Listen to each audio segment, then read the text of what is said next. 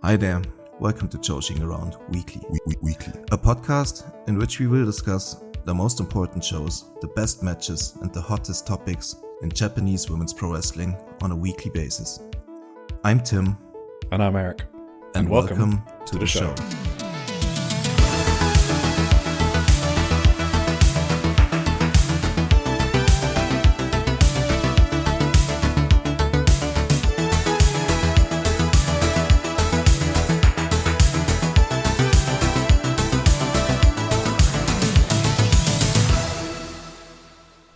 Hello everyone, and welcome to Joshi'ing Around Weekly, episode 24. We are part of the Social Suplex Podcast Network, a network dedicated to bring you the best coverage from all over the world, including Keeping It Strong Style, the Trish and Sarah Wrestling Podcast, One Nation Radio, Tunnel Talk, All Things Elite, Imp's AEW Adventure, Wrestling Out with Chris Things, and the AEW Match Guide. We also release the Social Suplex newsletter around once a month, which gives you an in-depth coverage from promotions all over the world. The best coverage you're going to find in all of wrestling media, and you will find it on socialsuplex.com. If you have any questions for our pod or for us personally, you can join the Social Suplex Discord, where you can find Eric and me in our channel. I put the link into the description for the last couple of episodes because I heard some people didn't find the Discord or whatever. Oh. So you can find it there now. Yeah. Should have mentioned it earlier maybe. So, today is March 24th, and we're already done with March. That's crazy, isn't it? It's so insane. It's so crazy how time works. Yeah, it's hard. On our agenda today, we got like a news section. We're gonna talk about Stardom a little bit. No way. We don't have any extra Stardom shows, but we're gonna have like some extracurricular news items we have to talk about. We have a reputation to maintain. That's true as well. After that, we are gonna go through the Tokyo Joshi Pro shows in Texas. Then a Marigold preview before we go into the Indie Zone. Where Eric is gonna lead us through the 10th anniversary Sareee ISM show. 15th. Sendai Girls. Sorry, what? 15th anniversary. Oh, true. It's chapter 10. It's 15th anniversary. 10, yeah. Sorry. Sendai Girls, SEAdLINNG, Ice Ribbon, Diana, Actress Girls, Pure J. And then we're gonna have some previews before we discuss our match of the week, as always. Hello, Eric. How are you doing? Yeah, I'm doing great. It's always a good sign how our episode's going to be, depending on how you do the promo read at the start. What do you mean? Fuck it up? No, it's going to be a great episode. I'm looking forward to it. Yeah, I'm having fun. How are you doing? I'm good. I had a weird day, man. I slept for like 8 hours, which is a lot for me. But I was so tired the entire day. And now I'm full of energy all of a sudden, which is good. So maybe it was just like my body keeping me ready for the recording or whatever. I don't know. That actually happened to me. Well, okay, I slept 6.5 hours, which is insane for me, because I normally sleep like 5. And then I was tired all day, and I was like, okay, I'm going to have a nap before the podcast. And then I just didn't. So I was like, oh, I am fucked. And then now I'm just completely fine. So it's revitalizing once we hit record. That's crazy. Yeah. Did you know that I mentioned in the intro, Tunnel Talk, they had their 5th anniversary, I think. Yeah, this week. They did. They got drunk as fuck. It was funny as hell. I Yeah. loved it so much.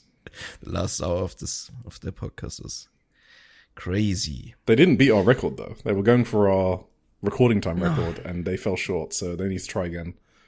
Not quite. It would be like a solid mid-tier. A low tier, I would say, for lengthwise. I don't think we've ever done an episode as short as 2 hours, 50 minutes, or whatever it was. Probably not. What would a 4-hour Total Talk episode sound like? Like, how deranged would they get in that last hour? So deranged. more deranged than us. Yeah. I'm pretty sure. Yeah, for sure. Do you know another podcast which started during this week? Are you like 5 years or just a year? Does it matter about the anniversary? I'm gonna guess. Did you start a year It ago? has anniversary this week. Was it you? Yes. Oh, okay. I actually had my first podcast with Emmy on March 20th. Emmy. That was cool. That was great. I haven't gone back to listen in like probably about a year, so I hope it holds up. I haven't figured out all the audio stuff and all that yet. I think it's very low in volume. I only figured that out after we joined the network, to be honest, when Jeremy helped me greatly with that. So you already know this, but my confession is I haven't listened to it yet because I'm deliberately saving it. Yes. For when we do a full run through of Tam's career, because it's gonna hit even harder, I guess. So, and I don't like spoilers. Sure. Like Chris Whitehead, who organizes all the newsletter stuff, he was telling me to watch Okada and Shibata, right? Because spoilers, we might have an upcoming feature on that, and I was like, no, I want to save it all for when I've got nothing else to watch. That is my philosophy. So never. When current wrestling sucks, I will have a huge war chest of shit to get through. And I'm going to be laughing at you all because current wrestling is going to suck. And I'm going to be watching Okada Shibata from 2017, all of the insane Kazusada Higuchi matches who announced his retirement this week. And yes, that is my strategy. So, except Tam. I do want to watch Tam before current wrestling sucks. So that is a more current thing that I'm going to do. Yeah, that is basically our next plan for the next extracurricular special bonus, whatever. When we have a quiet week, yeah. Activity. Yeah, probably. Which will never happen, so that's kind of sad. Yeah, well, we'll see. We had a quiet week the other week and we still did 5 hours on random shit. So. What even happened that week? We had no shows and we went 4 hours. Yeah, that was the most classic Joshi'ing Around Weekly episode we've ever had. I was thinking, no, one thing you have told me yourself, actually, so it's not like a spoiler for the Emmy episode or whatever. You noticed that how time coded Hangman pages, right? Yeah, I've been DMing you when I was I don't know, because people will say, and I don't want to say it in public because people will think that I'm that fucking crazy Joshi freak that just needs to relate everything to my personal obsession, and that's not how I am.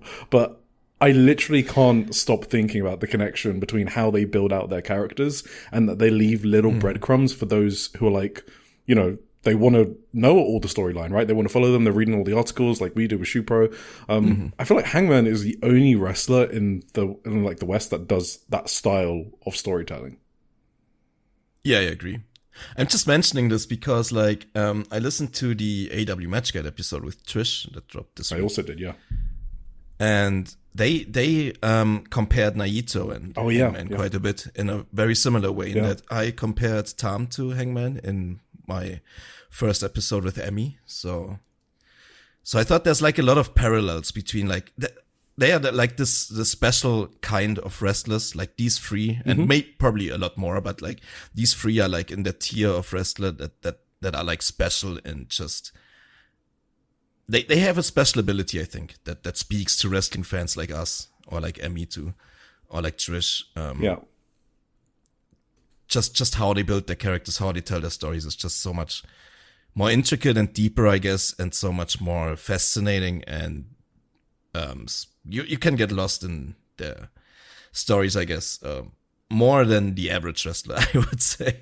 Yeah. So that's the triangle, and there's a reason. Those three have been my special guys in these specific promotions. I was always a Naito guy, I was always the Hangman guy in AEW, and Tam Nakano. And it's so revealing to see or to find people who have the exact same blowbles in these respective companies. That's not a coincidence, right? It's just that's just the ability these wrestlers possess, I think. So, no, and I found that personally, the more wrestling I watch, the more I want that style of storytelling. because I feel like Yes. it's so unique that you don't get it very often. Like, I can always see a good match. Like, I saw a good match in a random Diana House show, like, a few days ago. So, like, you can get worn out by good matches. I don't just want to see people hitting each other. I want something to hit me different. That's why the Aihuzan Mimamono match will be my match of the year. I just know it will, because it was different and it made me feel a certain way. And those three wrestlers that you mentioned, they do that better than anyone else did. Maybe Naito doesn't do that anymore, but Peak Naito, Yes. he did that better than other people, like Trish explained. I didn't know any of that Naito lore, by the way. I've only seen the Kenny matches, the G1 ones, and that Okada match I think I've seen. And that's it. I have so much New Japan to watch. That is my biggest backlog by far. Like 2016 to like 2020 New Japan, I basically don't know anything. You haven't seen a single Ibushi match? The which one? Ibushi? And who? Naito. Yeah, I don't think I've seen that. Damn. That's like yeah, exactly. It's like maybe the most iconic matches to me anyway. The Naito matches. I know, that's Ibushi. Yeah, and I'm deliberately stalling, so don't tell me to watch it, because I will not do it. All right. No, I just thought that was very fascinating. No, and, it is, yeah. Being this is the anniversary of the Emmy episode, I just thought I mention this because Shout out to Emmy. It's cool. Shout out to Emmy. She's a wonderful person and editor. An editor, yes. Don't forget that. That's important. So I was going to ask you something. Can we trade questions quickly before we get into things? Of course. I've been dying to ask you this for like a year, and I just keep forgetting. And I finally remembered. So this time I noted it down because I was like, I have to ask him. Oh wow! Yeah. Okay. So, is Lena Meyer Landrut popular in Germany, or is she like a Z-list celebrity? Oh. Well. Honestly, I have no idea about current day. Like, what's popular in current day pop culture? Obviously, around like 2008, 2010. 10, okay. Like, she was the biggest thing, obviously, but okay, but you don't know nowadays. Like, they kind of fucked it up. Like, I don't know if you know all this. It's like Stefan Raab is like this big like entertainment guy in Germany who basically made Lena Meyer Landrut. He made like this whole campaign to find like the next Eurovision Song Contest star. Yeah. And obviously it worked. And so it worked the first year. So he insisted to send her back for a second year. Yeah, and she did completely taken by a stranger, and then she got owned. Yeah. Yeah. She got owned by that. And I think that kind of buried her because like fucking Stefan Raab tried to repeat it. He's like he's maybe like a Tony Khan who like once something works once, so he has to like do it again and again. Yeah. And it stops working immediately. So I haven't heard about her in a long while, but it might be that she's like popular again or something. I think she did release something. She still releases stuff recently. So the context is, growing up, I loved Eurovision, but I got obsessed with it. Specifically obsessed with Lena in 2010 with a Satellite song. I literally had a huge celebrity crush on her for like a fucking decade. I still listen to her music now, but it was crazy how obsessed I was as a kid with her. So yeah, I guess I was just wondering if she was like still in the German pop culture sphere, but I guess she's sort of like diminished a bit. Interesting. I would say so, but I'm really totally not sure because I don't give one single... I haven't given a fuck about like German popular culture in probably like close to 20 years, to be honest. What do you consume? Do you consume anything German? Because I feel like I've never even heard you speak German, by the way. You're basically not German to me because of how little like you talk about German culture or language, except beer. Let's not talk about beer. But except all that. So like, so like in my early teens, I pretty much very fast became like infatuated with more like punk rock culture and stuff like that. Yeah. So I used to listen to a lot of German punk rock. Actually, there's a lot of great German punk rock bands. Actually, it's like a whole scene with a lot of brilliant bands.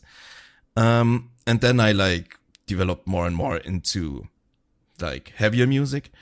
But, you know, like punk is generally more like the counterculture thing, you know? Yeah. So when you're into punk, you stop giving a fuck about any like anything like popular culture related, you know what I mean? So that's why I never gave a fuck anymore. Like since I've been probably like 13, 14 years old about like anything in popular German culture. Still though, we did always kind of fucking, I don't know if it was ironically or kind of sincere probably. Like the Satellite song, we kind of celebrated that one as well. Like, I mean, that song's a banger. It's that cool. song Like, is crazy. When we were like out drinking, we were singing it nonstop, bro. Hell I yeah. remember that so clearly. That's like the song of my 2010s. It's cool. That is one of my favorite songs. It's a bop. Yeah. Anyway. For sure. Oh, there was one other thing I wanted to mention before we move on. I mentioned it earlier a little bit, but the retirement of Kazusada Higuchi. So, obviously, we're a Joshi pod, but I love Higuchi. I think you do as well, right? He was my guy in DDT, man. Yes. I'm so sad. Yeah, he got me into DDT because I basically watched his match same. against Takeshita from September 2022, 25th of September, and I thought it was so incredible. It's one of my favorite matches of all time. I just realized, if you think I say that a lot, what I mean is I actually have a list of 20 to 30 matches or something. That's like my list of special matches. That's like my ultimate list. If I were to be stranded on a desert island, which matches would I want to take with me to watch? And that Higuchi Takeshita match is on that list. So I'm not going to spoil it if you haven't seen it, but there's like an insane spot in that match that I will never ever get out of my mind. And it's a Higuchi classic because he's done it a few times. It's his ultimate I'm going to put you over spot. And he even did it with Daichi Sato, a 17-year-old. He did that in Sapporo, which was obviously Higuchi's hometown. I'm not going to say what it is. Just go watch it. It's like a legit 5-star match. But when I was at Shinjuku Face in January with Emmy and my wife, I kind of got sad because him and Yuki Ueno, who's like the ace of DDT, they were doing autograph signings. And Ueno's queue was like, fuck off big. It was huge, just full of women queuing up to see him. Higuchi had no one. Not a single person was in his queue. And I couldn't go up to him because I didn't have a photo to be signed and I didn't know you needed one. So I just kind of looked at him sad. Oh my God. Because it was like one of the greatest... Did he not sell any on the spot? I didn't go up to check because I saw everyone else having one in their hand already. So I just assumed you had to buy one from the stall first, the desk. But yeah, just one of the greatest DDT wrestlers ever. And none of the fans wanted a meet and greet with him. And he was just standing there proudly, no-selling it. And that fucking hit me. He went so hard. He never ever phoned it in. It doesn't surprise me that the neck injury got so bad, but I'm not sad because I want him to have a healthy life. He's married happily. He's done his time. He can rest up easy now. Oh yeah, for sure. And DDT's in safe hands, by the way. Like he did an amazing job in 2025 transitioning like the title and all of the major storylines to the younger generation. He lost the title to Yuki Ueno, of course, who's the ace now. So he did a great job, and now it's in the hands of the younger people. But I wanted to shout him out. Yes, he deserves his retirement, I guess. I don't know if you knew this about me, but like I had my DDT phase, I guess. We got the same brain. I got it in 2022.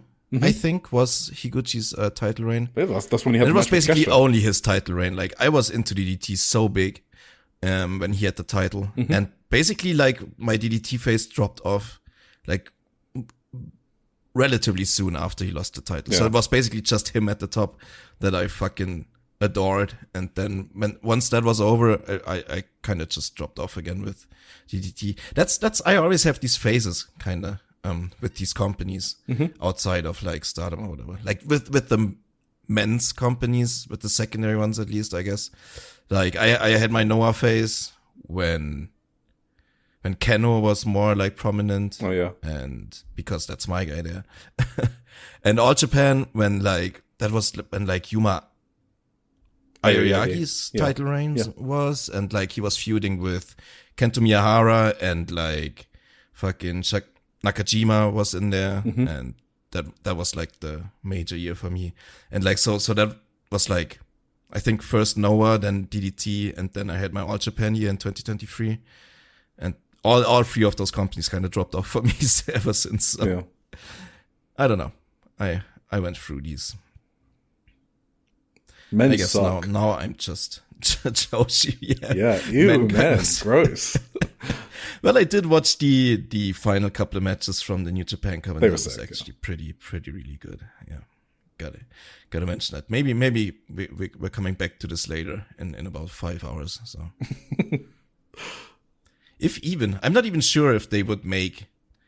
Yeah, if I have to shout out something. Oh fuck! I haven't done mine. Have I done my match of the week? Oh no, we are both gonna YOLO it when we get there. This is the first time I'm always YOLOing that one. Yeah, I know you always do. I don't, but yeah. All right, that'll be interesting. I just always say what I feel like. Well, Cool. anyway, should we get into? Let's get first into STARDOM. Yeah. So, well, we had a bunch of like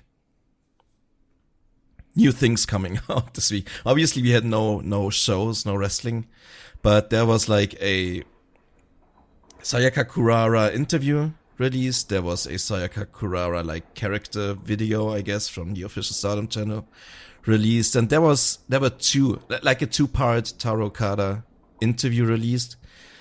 I'm seeing now there's also Hanan and Saya Sama interviews from today's Shupro, which I haven't read yet, but Eric is probably gonna take us through this. Yep. And just overall, I wanted to like maybe talk a bit more about this whole All-Star Grand Queendom thing, right? This little thing, yeah. Yeah.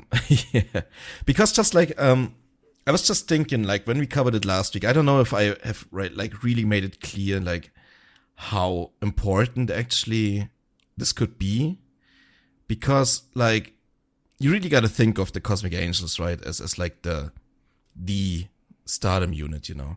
Like I don't even know if there can ever be a STARDOM without Cosmic Angels. I don't think there ever was a STARDOM without Cosmic Angels. I don't think anyone has ever seen that. So and I don't know if anyone wants to live in a reality of a STARDOM without Cosmic Angels. Wait, when were they created? I think in 2020. Okay, yeah, go on. So they are this ancient institution in like the that's like it's like rooted deep within the machinations of STARDOM. So you can't just like rip that out, and it's like Tam Nakano. She brought Unagi Sayaka and Mina Shirakawa and just to found the Cosmic Angels, and they were like this huge loser group for like the first 6 months. I guess they weren't losers. I think they immediately won the artists belts and held that for a while. But they weren't great wrestlers, let's say. Like work rate wise, they weren't like the greatest faction in STARDOM. But like the way Tam Nakano like built this group up in the following like 5 to 6 years is just an insane accomplishment. And it's basically her what's it called? Her legacy in a way in STARDOM. So Sayaka Kurara essentially putting this on the line, like on a whim, and most probably gonna lose it. That's a massive big deal, I think. And I just wanted to reiterate that because I don't know if it really came across like that last week, but so that's why I think I don't even think it's that unlikely that Sayaka is gonna win, honestly. Wow. Okay. I don't know how to respond to that.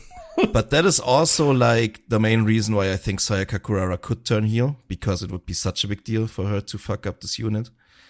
It's the most popular unit in the world. So I don't really know how they would handle that without. And about that we had like Are you laughing? No, it's fine. It's just on the agenda. We've basically put this as Sayaka Kurara therapy, and that's exactly what it sounds like. I wasn't expecting. to be so close to what I put there as a joke. You watched, you saw the interview. I haven't the interview and watched the video, right? I read the interview and I haven't watched the video. So I've got a thing to say. I hate watching videos in a different language. I know that sounds really weird. I don't like the captions, the auto captions. So if it's subtitled, yeah, it's terrible. Yeah, if it's subtitled by the person making the video, I obviously I love that. Like the Sendai Girls one are pretty good. If it's bad YouTube auto captions, I actually just don't watch the video because it will ruin it for me. So I'm weird like that. Yeah, what I did today is I took the transcript. Like YouTube does automatic transcripts, right? Mm-hmm. Like in the original language, and I just copied that entire transcript and translated it for me. So that's a lot easier to read, I guess. Well, it's like she's like sewing these little. Is it called sewing? She's like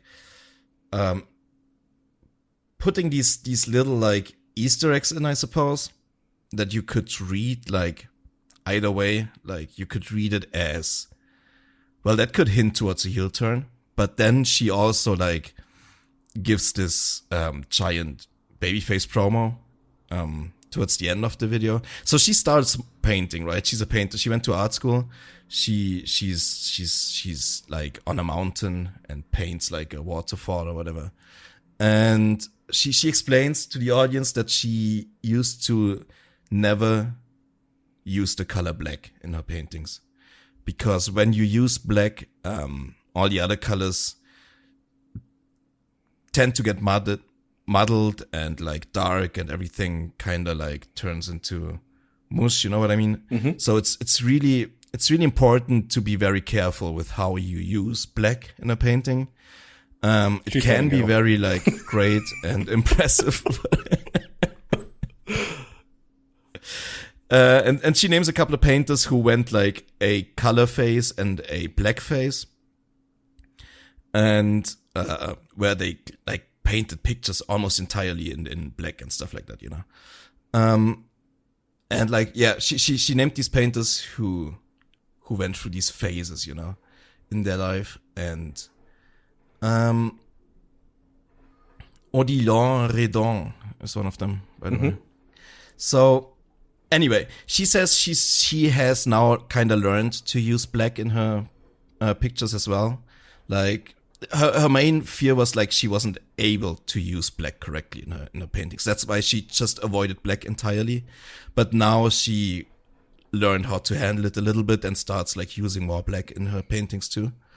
Tim, so that's obviously what. How is this like? So, like I said, I didn't watch the video, but I also never saw this being said anywhere. This is like, that is, oh my god. Sorry, that's even more obvious than the Osaka booing thing, which we'll talk about later. Like knowing, also mentioned you. Yeah, like knowing how to use black and people not using black correctly, like referring to maybe she doesn't like the way Sayaka Mitani wields her power at the top of Stardom. I'm not saying she will turn heel, but they could easily use all of this stuff to justify it, and she can pull out a totally different character. Yes. Yeah, that's kind of the thing, right? It's like really like there's these obvious clues in there. Yeah. But then she goes on to say like that Sayaka Mitani is the bright shining light in Stardom, but at the same time that throws a big shadow onto Stardom. Yeah. So she's basically the thing that causes a big shadow to Stardom because she's shining bright at the top. So she wants a Stardom without any shadow. She wants to be such a bright light that I guess there is no shadow whenever she's at the top. And she wants to become that light, I guess she says. Babyface Sayaka. Yes. So she says she intends to be like this bright shining and she wants to create a Stardom where like, which is a place for people she loves and where people can be happy and stuff like that. They can literally go both ways. I think she's doing it deliberately as well. Yes, deliberately she goes into both extremes, basically. She cuts this crazy babyface promo towards the end about how she wants to transform Stardom into this happy place.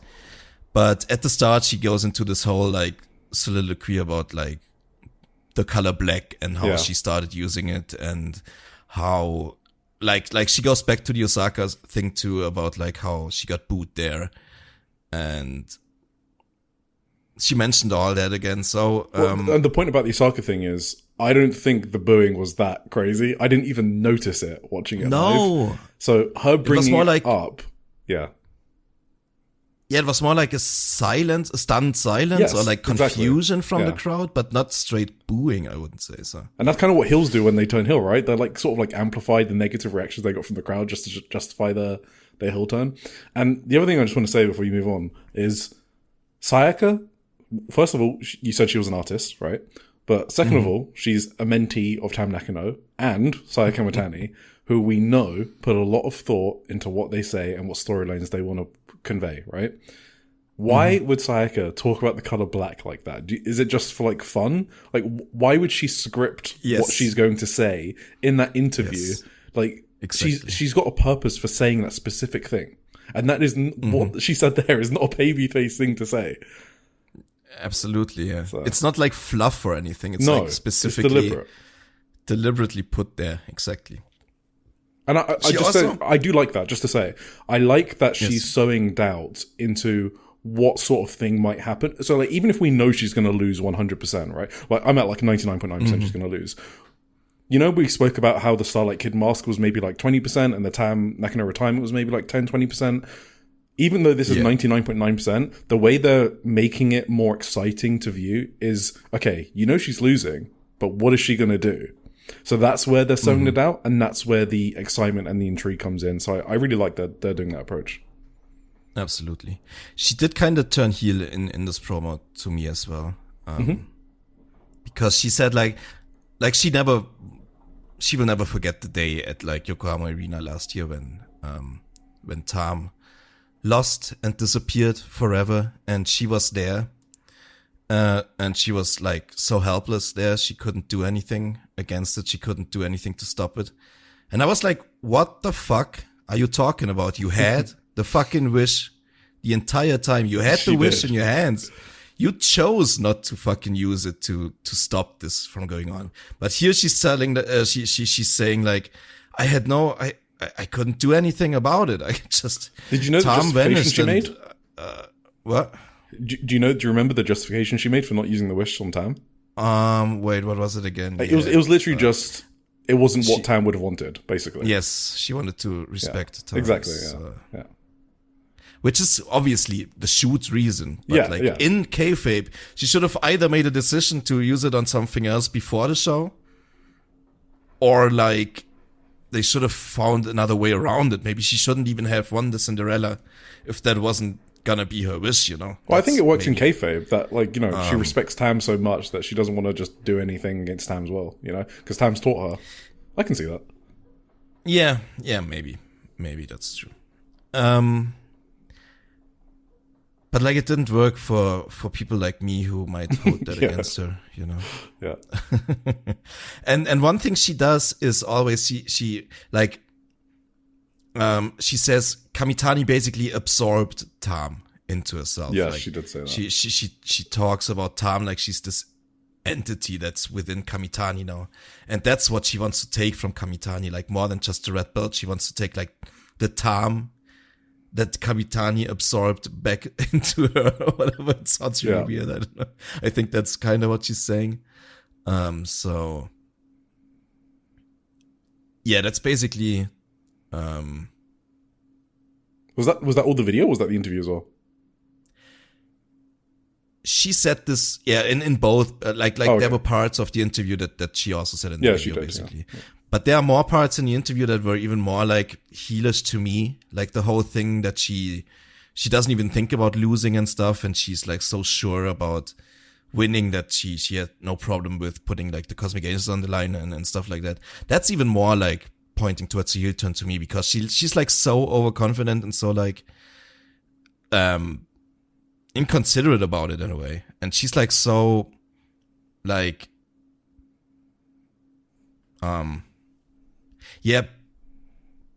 over the like top, a psycho. and she has she doesn't even have a reason to be, right. She's been on a losing streak before the Cinderella began, essentially.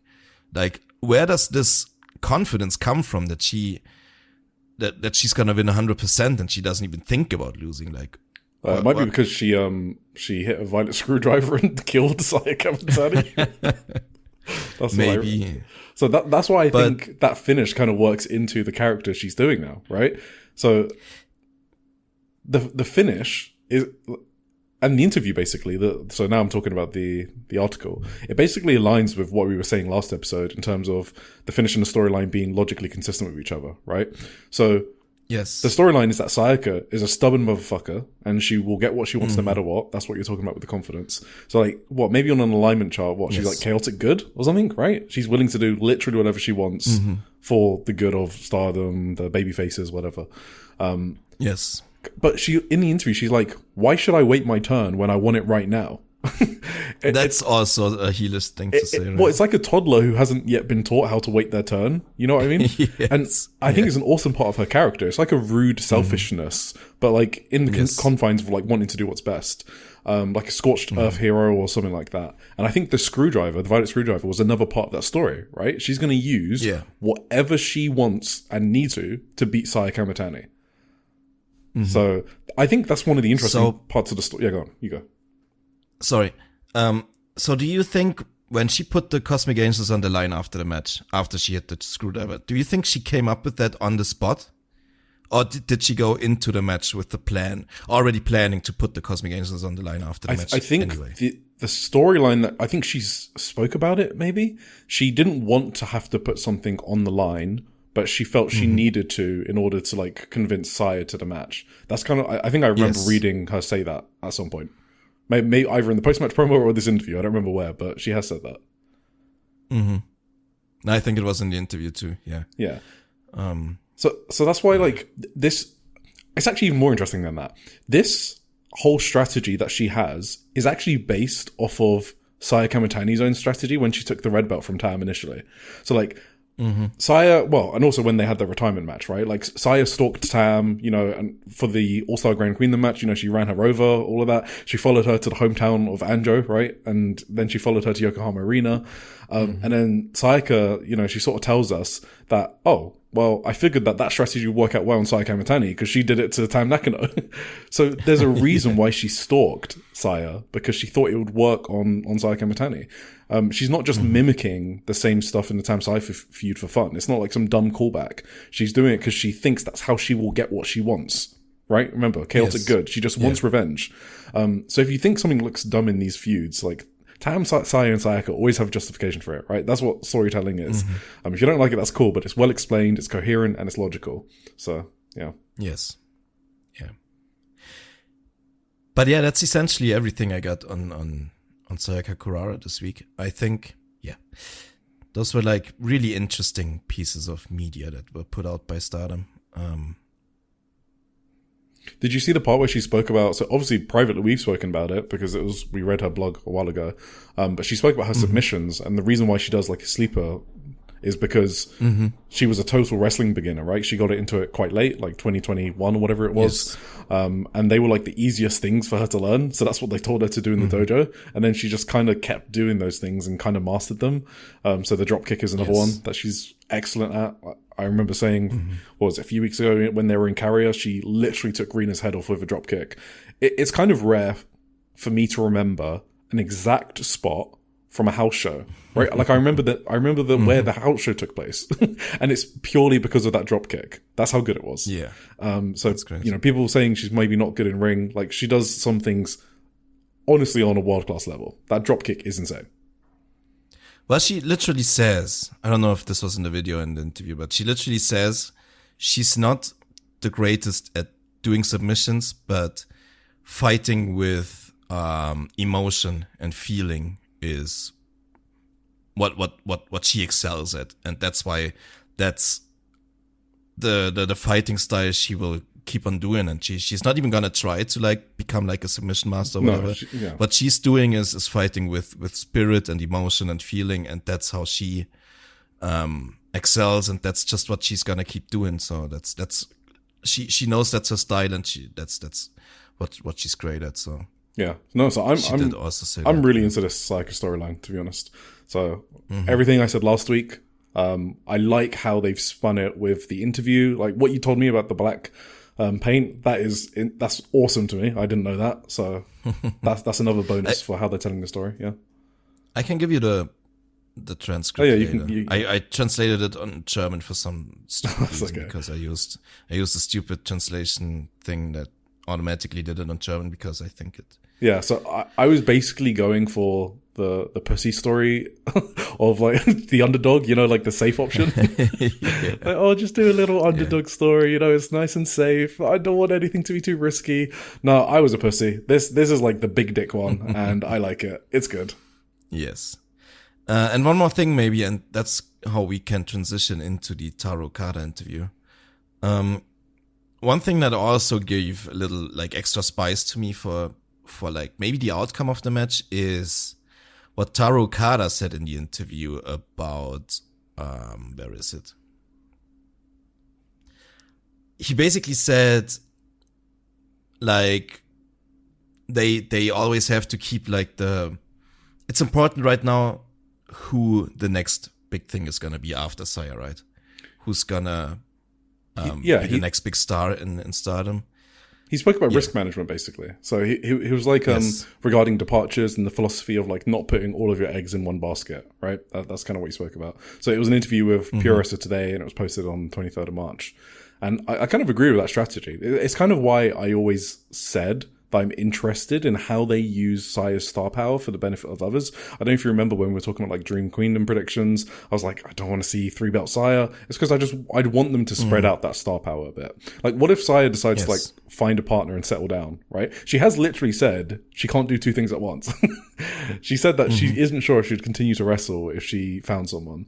And Taro Okada's strategy is basically part of the reason, in my opinion, that the Stardom product is so strong, in that they give people little mini pushes to get, to like here and there just to highlight them. So you had like Akira during the Tag League, Miyu Masaki during Cinderella, Azumi and Rina during last year's 5-star. It's like a signature part of the promotion that it's really difficult to do, and they seem to do it flawlessly. Like they do it so easily. Yeah, but what he said essentially, what they have in store this year might like surprise some people or something to that extent. I can't find the exact quote right now. I should have highlighted it or something.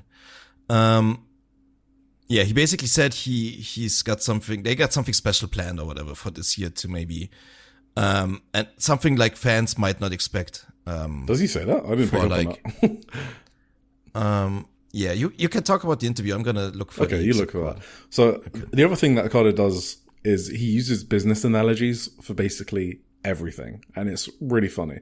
So like the interviewer is saying, hey, it's so awesome how you have constant dialogue with your wrestlers, and Okada is like, what? Why wouldn't I? They're the company's most valuable assets, right? So he's like, if you're a company handling precious cargo that generates all your revenue, you wouldn't just drop it and treat it carelessly, right? So some people might see that as Okada like commoditizing his wrestlers, but he's like very pragmatic, very logical, speaks to my brain at least. And the interviewer actually picks him up on this because the interviewer suggests that he's like objectifying them or like treating them as objects. And Okada's like, well, what's wrong with that? They are irreplaceable products, so I look after them incredibly well. I thought the wording was kind of weird as well from Taro there. So I got the same like question in my head, the interview did, but I guess he his point is like, why does it matter when I treat them so well? Yes, they are irreplaceable is the main part. Yeah, that he called them products is like another. Yeah. Whatever. And then, he said when he got into wrestling, he was like, as a business person, he was told how unique and special it was, but he thinks every industry has roughly the same set of rules. So that's what he applies. And that's his logic behind everything. He talks about, you just tell me when you found the thing, by the way.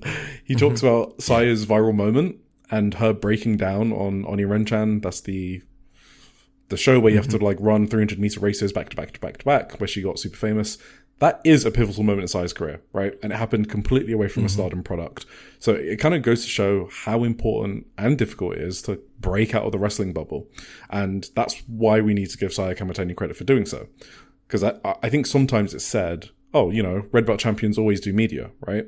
What's so special about Sayaka Mitani doing media? Well, it's the fact that she broke through like the Japanese media bubble in a way that none of the previous red belt champions have done. So they did media, but it was still within the wrestling media bubble, and Sayaka Mitani did break that. So I think that's interesting. Yes. Yeah. Basically, I found it here, but I'm looking at your translation. Like I had my own translation earlier in the day. What does yours say? Different machine translations. I don't remember the exact wording. So the point that I mean here is, now that Hate have swept up all the honors for Stardom, the question of how the other units will stand up to them, how far they can go, and who will be the next protagonist. That is the biggest turning point of 2026, and where all the excitement will lie. That's your translation. Mine said something like that is gonna be like the biggest surprise of 2026 or something to that extent. I would go with my one just because I just feel like Okada doesn't talk like that. You see what I mean?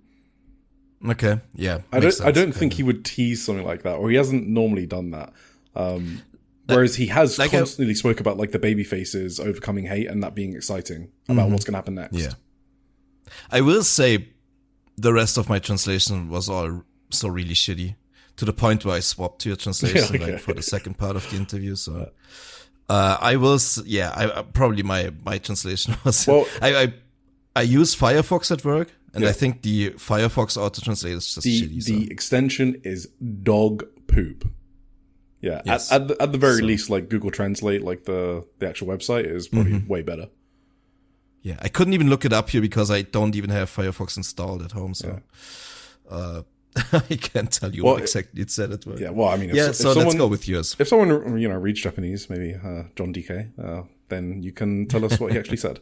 So just to jump to that point though, so about hate. So he speaks about basically hate versus House of Torture and what the difference is. I thought this was kind of interesting. So first of all, he says what we all know, right? Which is we're in a storyline or a cycle where the baby faces are teaming up against hate, and that storyline has fueled the company. And from that perspective, he finds hate indispensable. Kind of makes sense. They're very important. The interviewer basically says point blank, hey, House of Torture get criticized a lot, but hate doesn't. What's the difference? And I was surprised you would even answer that. Well, not only that, but this is why we read like the native media, because the House of Torture hate is not confined to Western circles. And I do think that sometimes gets said. Like, it does get above average criticism in Japanese media. So Okada responds that he thinks the main difference is that hate actually reached the top and they won all the titles due to their like genuine talent, and fans appreciated that talent. He thinks that New Japan's babyfaces basically stopped House of Torture from reaching the top. I'm assuming he's meaning Evil's G1 final, but he doesn't explicitly say that. But that's kind of what I think he's talking about. And he thinks that means that the babyfaces were strong enough in the end. But we haven't seen Stardom's babyfaces topple hate. And that gives hate some credibility, the fact that they reached the top, have all the titles and stuff like that. I think that's kind of interesting. So he doesn't even talk about like the match interference or anything like that, which we think are differences as well. Yeah, no, absolutely.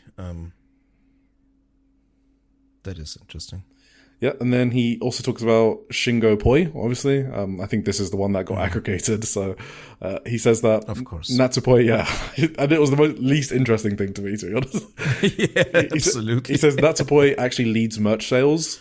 So that was a bit interesting because I assume he doesn't mean number one. I assume he just means she's in the top group. Because we know it's like... because it's Sayaka Mitani and Starlight Kid. We know are the top two. Like, they've both said... I think Starlight Kid literally wrote about it in Shupro. So... I remember it said, like, she's only, like, very strong. Or, like, she's fine. Yeah, that makes way more sense. Yeah, she's probably... that doesn't surprise me at all. He said they were careful about the announcement because Poi is kind of like an idol and they thought it might turn some, quote, passionate fans, unquote, off. He also says... this is actually kind of funny, that Stardom moved away from the extreme physical proximity business model after COVID, and that has worked out in their favor. He said that when the physical proximity is too close, fans' emotions can become overly intense. Okay. Then he says that when Poi told her, he said, congrats. Then a few seconds later, his business brain turned on, and they spoke about how to protect her in the business. So... That makes sense, though, right? Yeah, I mean, of course it does. That's literally his job.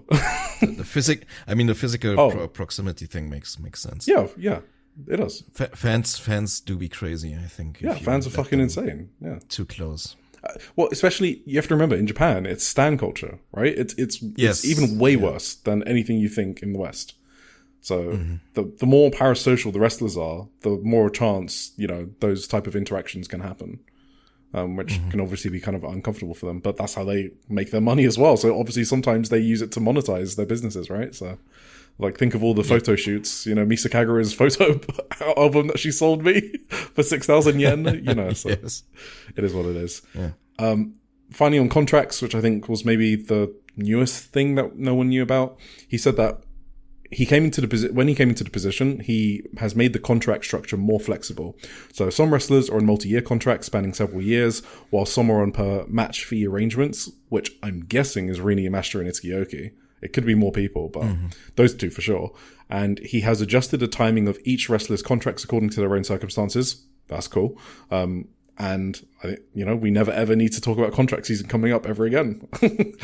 So I personally didn't like that discourse, to be honest. Like, every fucking April, like, oh my God, who's leaving Stardom? It was kind of tiring. So now we don't have to do that. I think that's awesome. Like, it was about time for like these fucking Japanese promotions to get to the multi-year. Multi-year contracts and just like.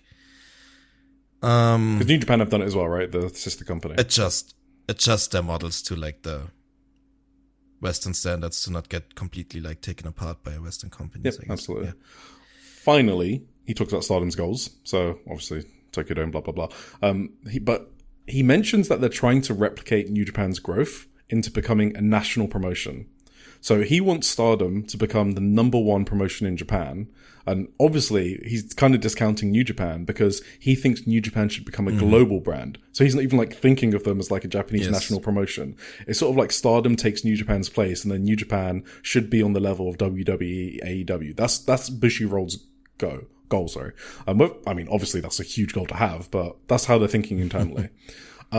Yes. I picked up that line because we kind of been talking about it when we talk about Korakuen Hall attendances, right? Stardom is so obviously trying to replicate the New Japan strategy of having like 1,000 to 1,200 fans without barely giving anything away. Well, obviously, when I say nothing, I'm comparing it to like other non-Marigold promotions that run Korakuen. They always put like 2 to 3 title matches on top, right? So compared to those, they're trying to give as little away as possible. In 2025, they'll put in red belts at Korakuen, right? You'll be crazy. It'll be crazy to see that in 2026, to be honest. I'd be surprised.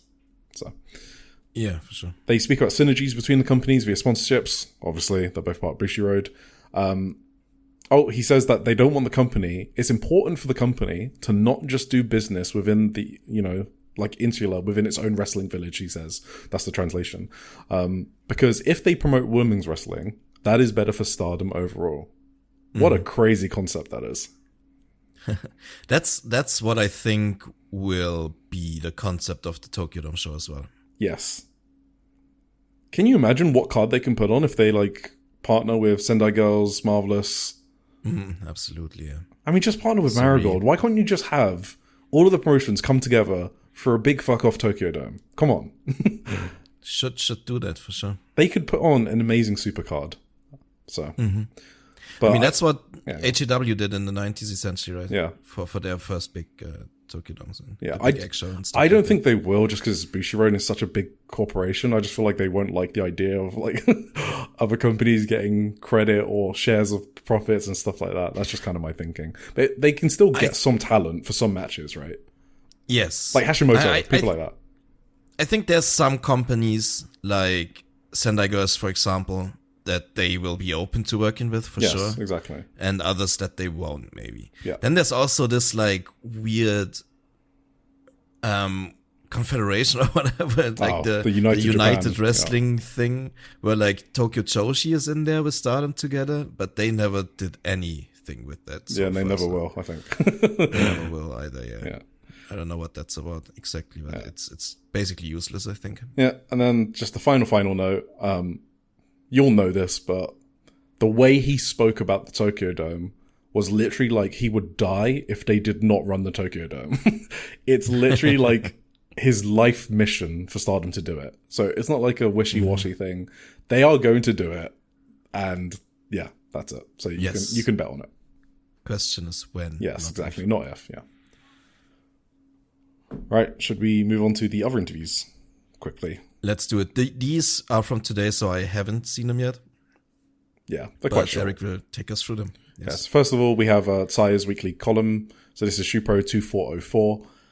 And yeah, so they basically talk about fan interactions, which, you know, ties in with the physical proximity we were just talking about. And I didn't really notice it or think about it, but Hate have been doing signings recently. So they had this big fuck off event. Yes. In a huge theater that was completely sold out, right? I think that's the Joshi'ing around catchphrase, big fuck off. We just love that phrase. Yeah, they did have a big fuck off event. It was like, I don't know how many people, it was definitely maybe over 1,000, I'm guessing. I think over 1,000, yeah, just for signings. There wasn't any matches or anything like that. And on top of that, obviously Saya's been doing these signings, which Sayaka's been following her at, but they're holding fan signing events. And they didn't do that because Saya was like, I didn't get to do it for a while after my heel turn, and now I'm doing it again. So that is kind of interesting. I don't know if it's because she's starting babyface at some point or what. Maybe it's just they want to capitalize on Saya's popularity, I imagine is what it is. So. She said she gets told a lot about people coming to the shows who are first timers, and they found her through media, YouTube or social media. And she's basically seen an increase in girl fans as well, which has made her very happy. The girl fans sort of like mimic her hair and her makeup, and she finds it very cute. Some of the girls, they tell her that they want to be a wrestler and they want to be like her or even design her costumes. And she's basically started to realize how many more girls are fans and how many more kids are fans as well. So that's all. Wait, what if Sayaka Mitani, right? If she wants to turn face, what if instead of destroying Cosmic Angels after beating Sayaka Kurara, she's taking the Cosmic Angels and she continues as the leader of Cosmic Angels. Yeah. Or maybe she turns the entirety of Hate into Cosmic Angels. She takes the name and they all turn face together. Brings back the dance as well. Yes. Delicious. Can you imagine Ruaka out there in the delicious dance? Fucking Ruaka. Then we had a Shupro. So this was a bigger interview with Hanan after her Cinderella win. She basically acknowledges that Rina is a great promo and that she herself is not so good with words, which I think we all know. She says she was out with physical issues and her mental state. So this reads more as kayfabe to me, to be honest. She basically says she found it difficult leading a unit, which I'm struggling to believe has any reality to it. But maybe. I remember her saying that before, though, in some post-match promos. But would she take time off because of that? I mean, that doesn't make sense. Yeah, exactly. She says that her ideal leader for a unit was Tam Nakano. Drink. Well, should I just stop the drink bit? It's true. Because I feel like now her name is just Tam Nakano Drink. That's just weird. Okay, anyway. She said wearing her down. Oh, she said it was wearing her down being a unit leader and not looking after stars the way that Tam looked after Cosmic Angels, which I thought was kind of interesting. So even Hanan basically admits, Tam Nakano was the best unit leader, which is what you said at the start of the episode. Yes, for sure. She wants to draft some. Yeah, she was. She wants to draft some people into stars because there's a lot of unaffiliated. So if you needed another hint at what's happening post All-Star Grand Queendom, there you go.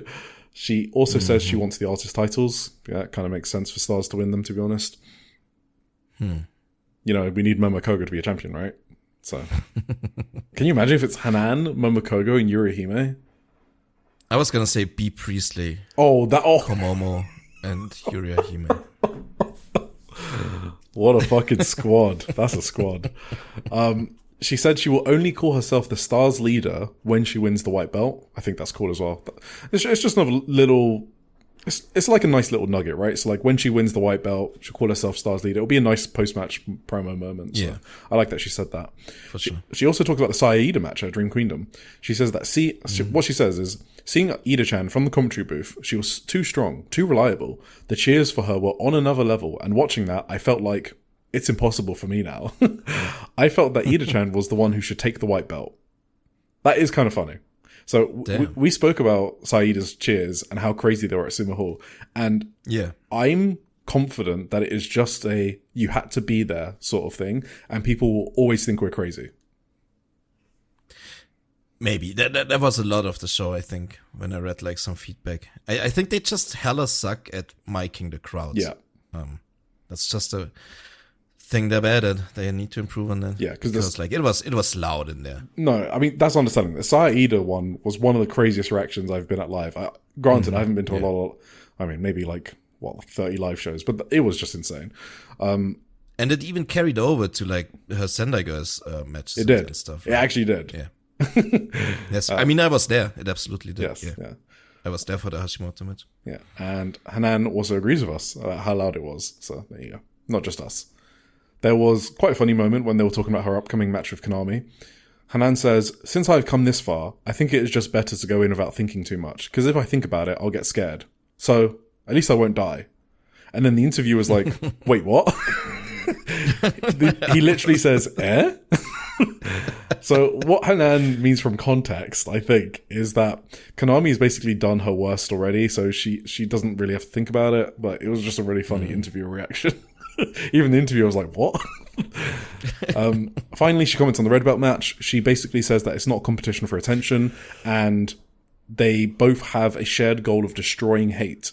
She says that she thinks Sayaka Kurara is the only one that can beat Sayaka Mitani, and Hanan is the only one that can defeat Konami. Okay. Wait, can you repeat that? Yeah, she thinks that Sayaka is the only one that can beat Saya. Oh, that's sick. Okay. That's crazy, actually. Because, so I actually had a whole thing planned out for like the last 4-hour episode, and then I cut it. I kind of wanted to talk, I kind of wanted to talk about how awesome it is that All-Star Grand Queendom is built around a theme. So you could put like a tagline on the show, which is like baby faces against hate. I mean, that's a shit tagline. What I'm saying is that is the theme of the show.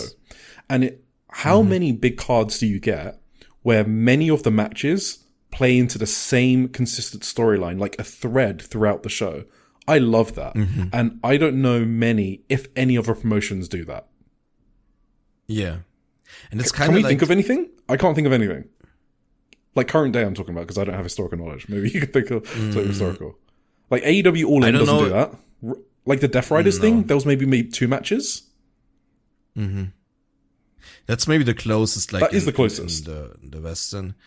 I think New Japan often have these shows where like 4 matches, so it feels like, are against House of Torture, but it's not really like themed that way, right? Yeah. The entire show isn't built around that. And the baby faces, like on the undercard, shitting shit up. Yeah, exactly. And it's because they got like 15 members, so they just have to split them up into multiple matches. Yes. Whereas this has a narrative going into it that set your expectations about what's going to happen. The baby faces are here to topple hate. And so every single match where a hate title is on the line, you're going to be screaming for that babyface because that's the theme of the show. They also have their individual storylines, right? Like O2 Line will have their individual storyline for the tag belts. Hanan has obviously her own storyline with Konami beating up all her sisters and storing them in her Pokédex. And then the main event obviously has the whole Tam connection. All individual storylines, but they build together to a coherent thread, and I love that. And it's very, very, very like evenly split across Stardom too, right? Absolutely. You have Neo Genesis for the tag titles, you have Stars going for the white belt, and you have Cosmic Angels going for the red belt, and that is what makes it even more awesome. Like the babyface team is not just one unit; they're literally splitting up and attacking hate from different angles. It is so good. Yes, yeah. And you know, when Hanan says that about Sayaka, maybe she means line, like in the grand scheme of like the story, like Sayaka is the only one that really makes sense, and like because of everything they've been building, you know. Because that's all around Sayaka and Saya and Tam basically. So she's the one to beat her. I agree with Hanan, I think. Oh no, I mean, bits aside, I absolutely agree with Hanan. Like narratively, they have built this very well for a 2-year, experienced wrestler who hasn't been at the top of the card to main event their biggest show of the year. If this isn't remember, have you listened? You did. You listened to Jesse Collins' podcast about rocket pushes, right? It was with Sarah? Yeah. Yes. This is a rocket push. It is, absolutely. And I can't think of one that's been done this well from a narrative point of view. We'll see business-wise what it does. I still think they're going to do lower than last year, to be honest. But if it does even anywhere close, this has got to be like in the conversation for one of the best rocket pushes. It is. And it's so weird because like we said last week, Sayaka is not traditionally the type of wrestler who a rocket push should work very well. Yes, exactly. Because she's like such a it's so interesting. Frail or well, I said it last week. I thought she should be an underdog. Like even I said right. Yeah. She's not the type of like explosive, spectacular fucking in-ring beast like an Ozawa or like, I don't know, Kenny Omega or whatever, who you can strap the rocket to. She's just not that style of wrestler. So we'll see how well it works. We shall see. All right. Yes. Hey, we're doing good on time this week. Yeah, let's not fuck it up. We are. So previews. So we only have one of the cards. So 25th of March, we have New Blood 30. We have Anna Kanaya, Emma Maeshima, and Motoi Hamabe. They're back. Emma and Motoi are back from injury. So happy. And they're teaming up with Ane to face Hanan Saida and Yurihime. This announcement came out of nowhere. I'm super happy. I kind of figured Motoi was going to be fucked. I thought she was out for a long time because it was injuring the same knee she had already injured. Yes. And I was like, oh shit, that's not good. It was so unlucky. So how long's it been? I thought the same. 3 months? Wow. 4 months? Yeah, before Dream Kingdom, I think. Yeah. Yeah, that sounds right. January 3rd. It was the first show after Dream Kingdom. Okay, that makes sense, yeah. January 3rd. Did I say first? I meant third. You said third. At Shinjuku Face. I remember that very clearly because like we were in Japan and when the news dropped, I was like, oh, fuck. Oh, yeah, and we were doing our daily. Our day out right, with the we gang. were on the trip. Yeah, Yes. yeah. That was a fun day, though. That was awesome. So, sure. Yeah, that's the first match. So, get excited for that. And then we have Masahiro and Moehiro versus Ryan and Yuna Mizumori. So, we got a match of the year contender. What the fuck is going to happen in that match? Yeah, it's so, like, you know, they've been building Ryan versus Yuna, right? And now they're just putting them in a team. Now they're teaming them. Not only that, sisters. But Ryan, I don't know how well she's going to do wrestling kids. That's all I'm going to say. I don't know. Oh, shit. She might literally kill someone. I don't know. So I'm excited to see what happens. So there we go. Then we have Echika Miyavi and Hanako, big tall girls, against Hina and Kyoko Katatsu. I'm looking forward to that. I'd love to see more Echika. That sounds awesome. Yeah. I am sad to say I don't think she's leaving the PPP Tokyo bubble because they announced that they're going to have a women's title and she's facing Chanyota for it. I think she might win. I don't know. Maybe Chanyota wins, but I don't think they would even put her in the match if she was leaving. So she's probably there for a while. Then we have Akira Kurigane and Kikiya Furusawa versus Fukigen Death and Saki Kashima. Cool. And the main event, which we've spoken a lot about, so we're not going to talk about it more. Future title defense, Aya Sakura versus Ran Yagami. We know the storyline there. So if Aya wins, she's going to vacate it. It's her last day of eligibility. Did you want to mention the other theory that we had someone relate to us? You know what? Let's do it. Because we need to, we're too on track with time and it's not like us. So we need to do a quick detour. So one of our friends, Kaze, he basically said how Aya Sakura may turn heel on Sayaka Kurara. The reason I like it is, so basically every week Aya Sakura does a blog and I translate it and give it to Kaze, and I now give it to Tim as well because he asked for it because I was hiding it from him. But she basically talks in there about, if you follow the blog, you can sort of start to thread how she might have some resentment for Sayaka Kurara. Specifically, even Sayaka Kurara, by the way, actually. Even Kurara mentioned it in her interview, yes. In the interview this week, she was like, yeah, I'm not really friends with Aya Sakura. We're just kind of teammates, and, you know, I guess maybe why we're not so close is why we work so well, all of that, blah, blah.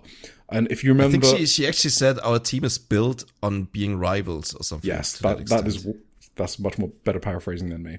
And I remember that when Aya Sakura won a match in Kobe, like last month, she basically said she was going to win the Cinderella, and she looked at... Yeah. It was in February. It was late February. And she looked at Sayaka Kurara right in the eyes.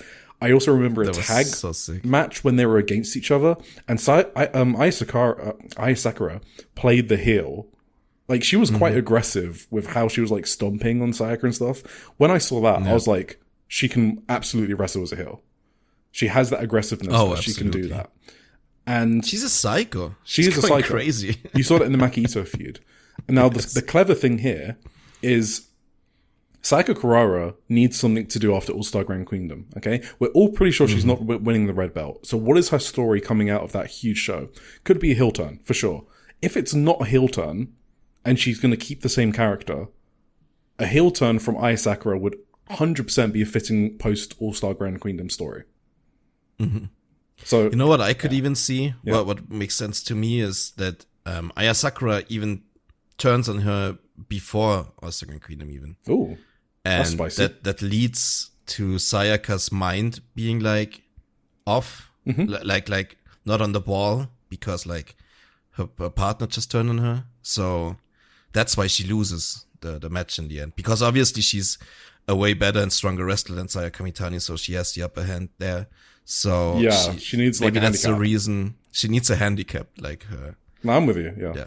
Yep, I'm with you. That would make even more sense. But yeah, either way, I agree with you. It would make a lot of sense. I don't know if it's too America wrestling brained in a way. A lot Maybe of these a tiny bit, fantasy booked storylines never play out the way we for sure. We fantasy booked them, but it would be awesome, I think. Just like Sayaka Kurara turning heel, where they've put the threads, like, you know, they've sowed the seeds basically. They've done the same here. They could do it. I'm not saying they're going to, but it would make sense. Absolutely. Right. You can tell, like, if you read through her blog, like, she's getting more and more negative in a way, the way she the things she talks about and stuff. So, dude, she buried the future the future title rules. She was like, why does it even work like that? I was kind of surprised how candid she was. Right, then we have a house show. So this is Stardom proper being back now. So they're back on the 28th of March. So that's like 13 days since the Cinderella finals. It's just a house show in Sendai. Who knows what's going to be on that card. And then the 31st of March at Korakuen Hall. So I think they need to ramp the fuck out of the Sayaka storyline on that show. And I'm kind of expecting a big angle, to be honest. That is where you do. If you don't do it there, I guess you can do it at the press conference, which is on the 12th of April, I believe. But either one of those two places, you need a bigger angle to build this, I think. No, I agree. They should do that for sure. All right, we ready for TJPW? Yes. Can I just... Yeah, you want to talk more about say Sayaka something Kurara? real quick? No. I want to talk about Tokyo Joshi Pro. Okay, yeah, go for it. Maybe just my overall thoughts, maybe about the Tokyo Joshi Pro shows in Texas. I think maybe we could do like the positives and the negatives, maybe. Yeah, let's do it. Because I thought, like, obviously the crowds were amazing. Like they had a huge turnout for Absolutely. them. I do have the exact numbers actually. 1951, 1561, 1481, and the fourth one isn't on Cage Match yet. So it was sold out though. It was sold out at like 500 or something. Very full. Yeah. Yeah, it was a smaller venue. Yes. And obviously the crowds were very like lively and entertaining and entertained themselves. And it was a very cool thing. Like apparently they attracted a lot of like casual fans as well, like who went there with their families to just have it like a cultural Japanese spectacle in their town or whatever. And it worked great. Like they sold it like that, they advertised it like that, and they also have a date in London soon that they advertise the same way as like a Japanese cultural happening, I think. Yeah. It's called. So that's obviously awesome. I myself, honestly, maybe, and the matches have been great too. I should mention, like there's a couple of really good matches on these shows as well. I myself had some problems with these shows. Honestly, I didn't have the greatest time watching them. Which is why I didn't watch a couple of matches on there. I tried my best to do like, I watched the first day complete, and then from the other days I kind of picked and chose from. Do you ever wonder like who listens to our podcast out there? Yeah, there are a few listeners of the pod for sure. Do you ever think like you can't be too harsh on people in case maybe they're actually listening or something? I recently listened to this podcast, which was like, I think like Mike and JD show on the Voice of Wrestling podcast, because he was like invited to Impact, and then he heard that like every single wrestler there listens to his podcast every time, and everyone knows exactly what he says all the time. And that's like, and they only have like 500 listeners or something as well. Yeah. And we have like 120 maybe, so we're like a fourth of that audience, but still, like, you don't know the reach that can have, you know what I mean? Yeah, for sure.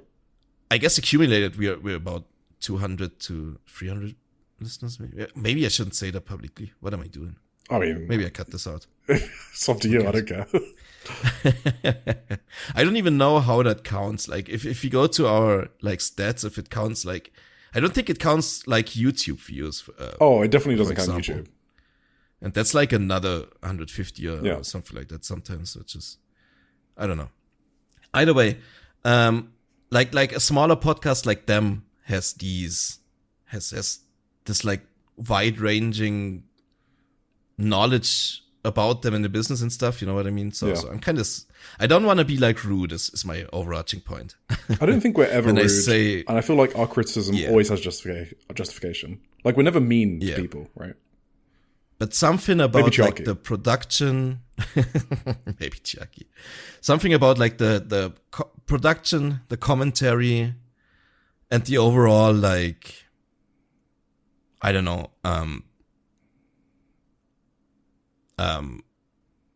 you didn't like the commentary, talent, but like just say it. Employees on the show. I didn't like the commentary. I thought the refs kind of made some stupid mistakes. I thought even the ring wasn't very good. Often it felt like the wrestlers often had problems with the ring itself. Maybe they're just not used to the American style ring. That's probably it. You mean like Suzume springboard stuff? Yes, for example. They kind of had problems like climbing the ropes and stuff like that. So overall, I didn't like the commentary very much. I'm sure they're lovely people, but they had a bunch of problems. They confused wrestler names, like basic stuff, you know. They didn't know about the basic storylines, I felt like, going on in the promotion. They didn't pronounce the wrestler names sometimes correctly, which always irks me. And all that kind of jazz, you know. Sometimes they just talked like gibberish in between and like didn't even make sense. Like, didn't know what to say. And sometimes there was just a break of like 30 seconds where nothing was said, which was probably the best. Like, I in general just have a problem with English commentary, I think. I always choose no commentary or commentary I can't understand if I have the choice. I think what would be great is if every promotion just had the option of no commentary on their streams. That would be amazing for me. But yeah, that's probably my main problem, which is like, I didn't have a great time watching the first show, which is like, I kind of dreaded to watch the other three. So I didn't watch everything on these shows. So I apologize in advance for that.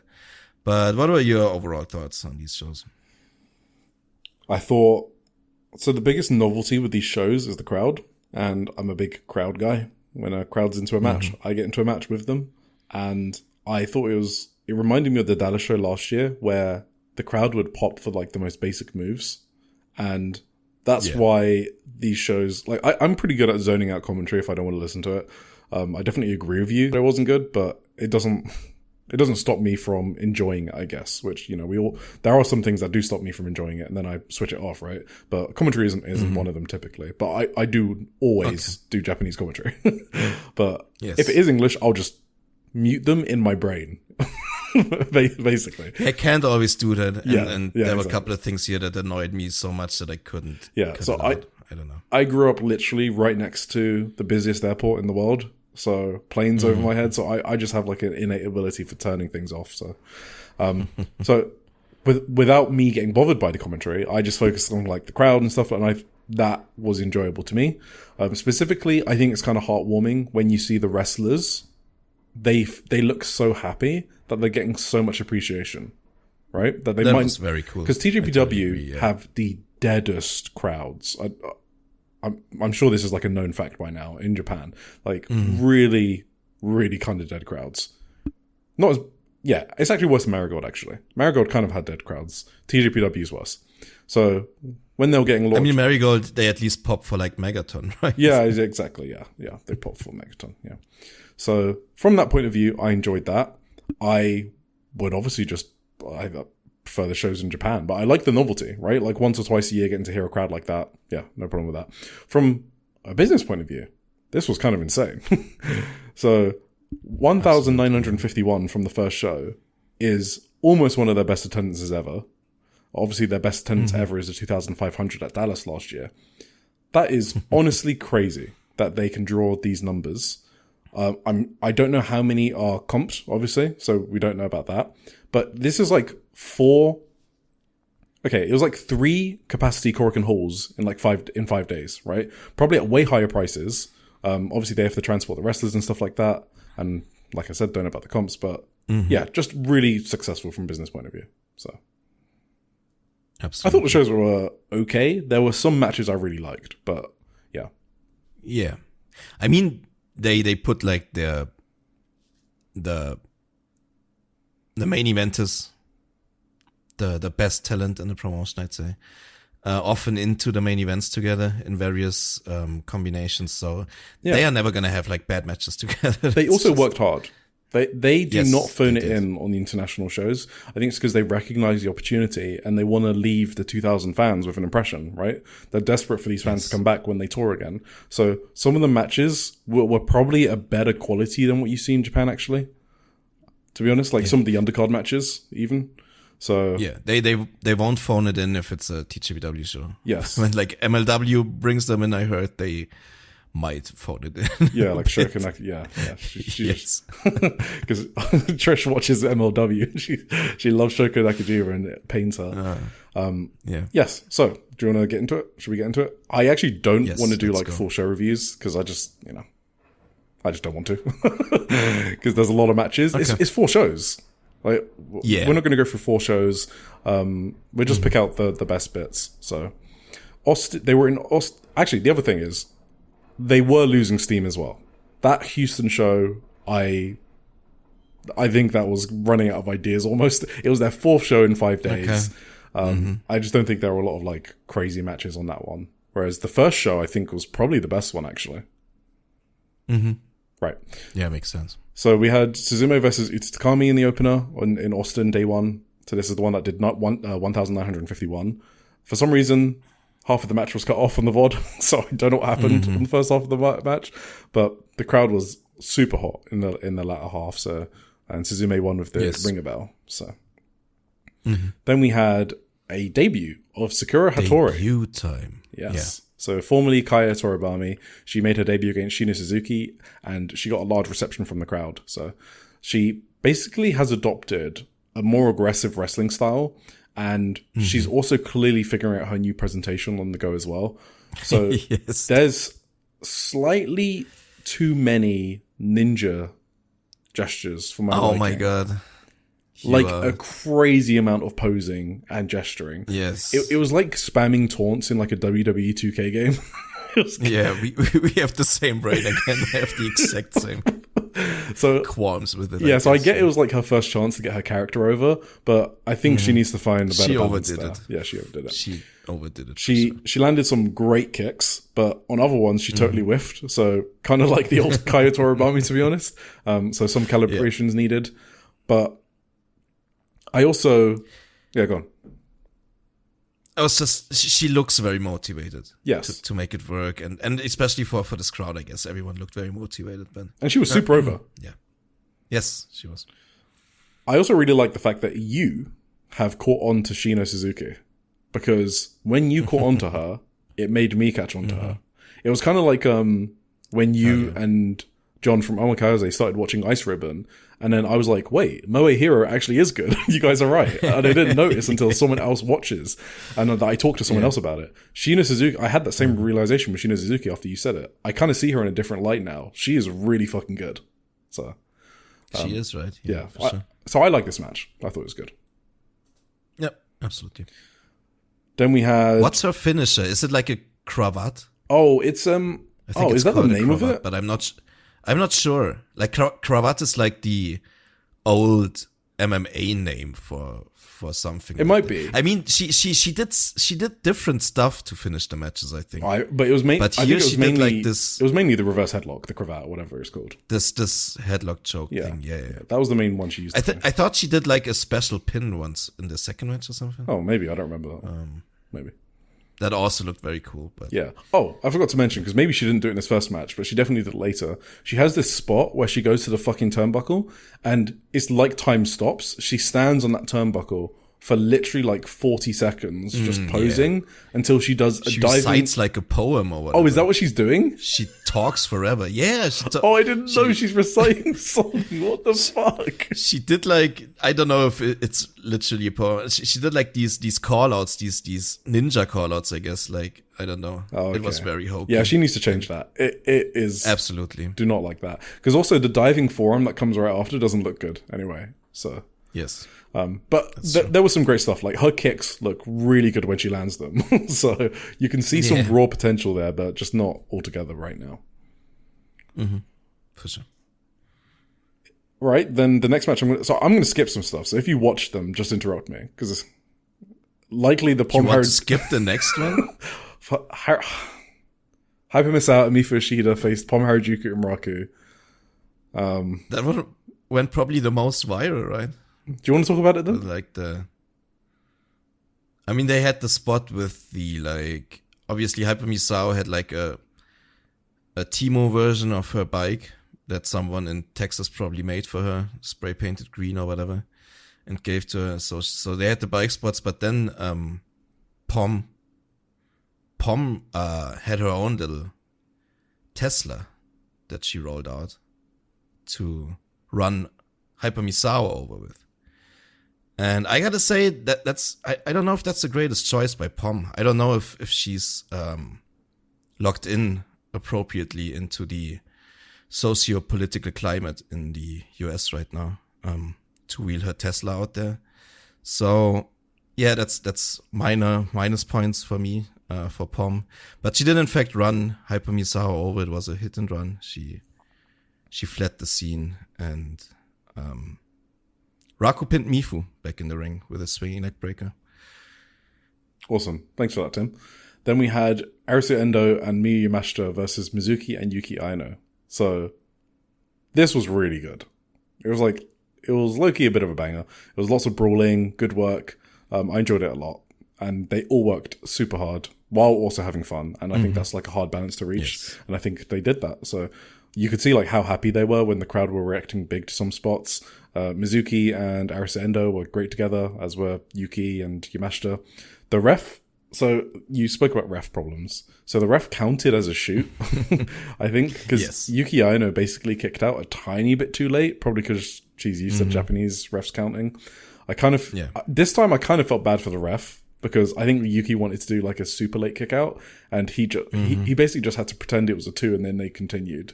And it did take me out a bit. Nah, same. Yeah. That was unfortunate. And Mizuki's whirling candy is incredible, as we all know. That was a great spot.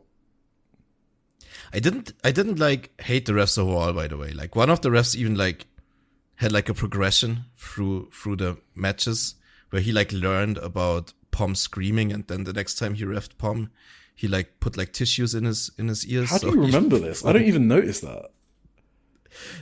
I don't know. It was a fun spot. I don't know. Yeah, you're a Pom enjoyer. So they played along well, the refs in general, with their gimmicks and their fun little shenanigans.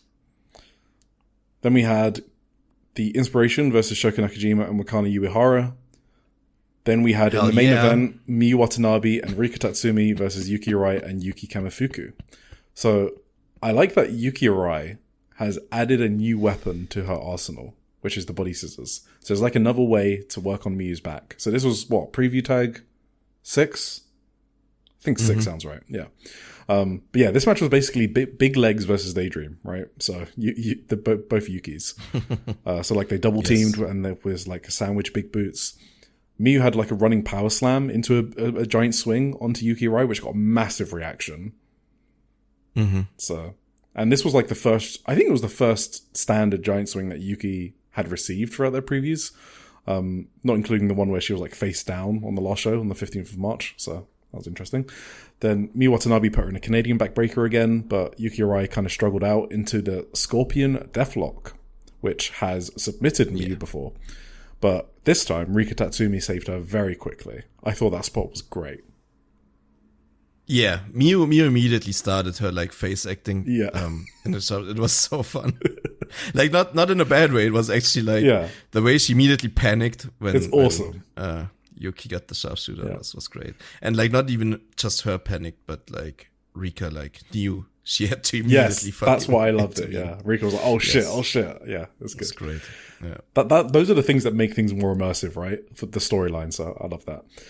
They had the forearm battle again, and Miyu Watanabe hit just a fucking really stiff forearm. Oh, yeah. And it's just so jarring because they don't normally do that in this promotion. So I love seeing that. Then Miyu hit the laser beam chop, which was as nasty as ever. And then she hit the teardrop for the win, which is the first teardrop of their preview tags. Oh, is it? Yes. I didn't even realize that.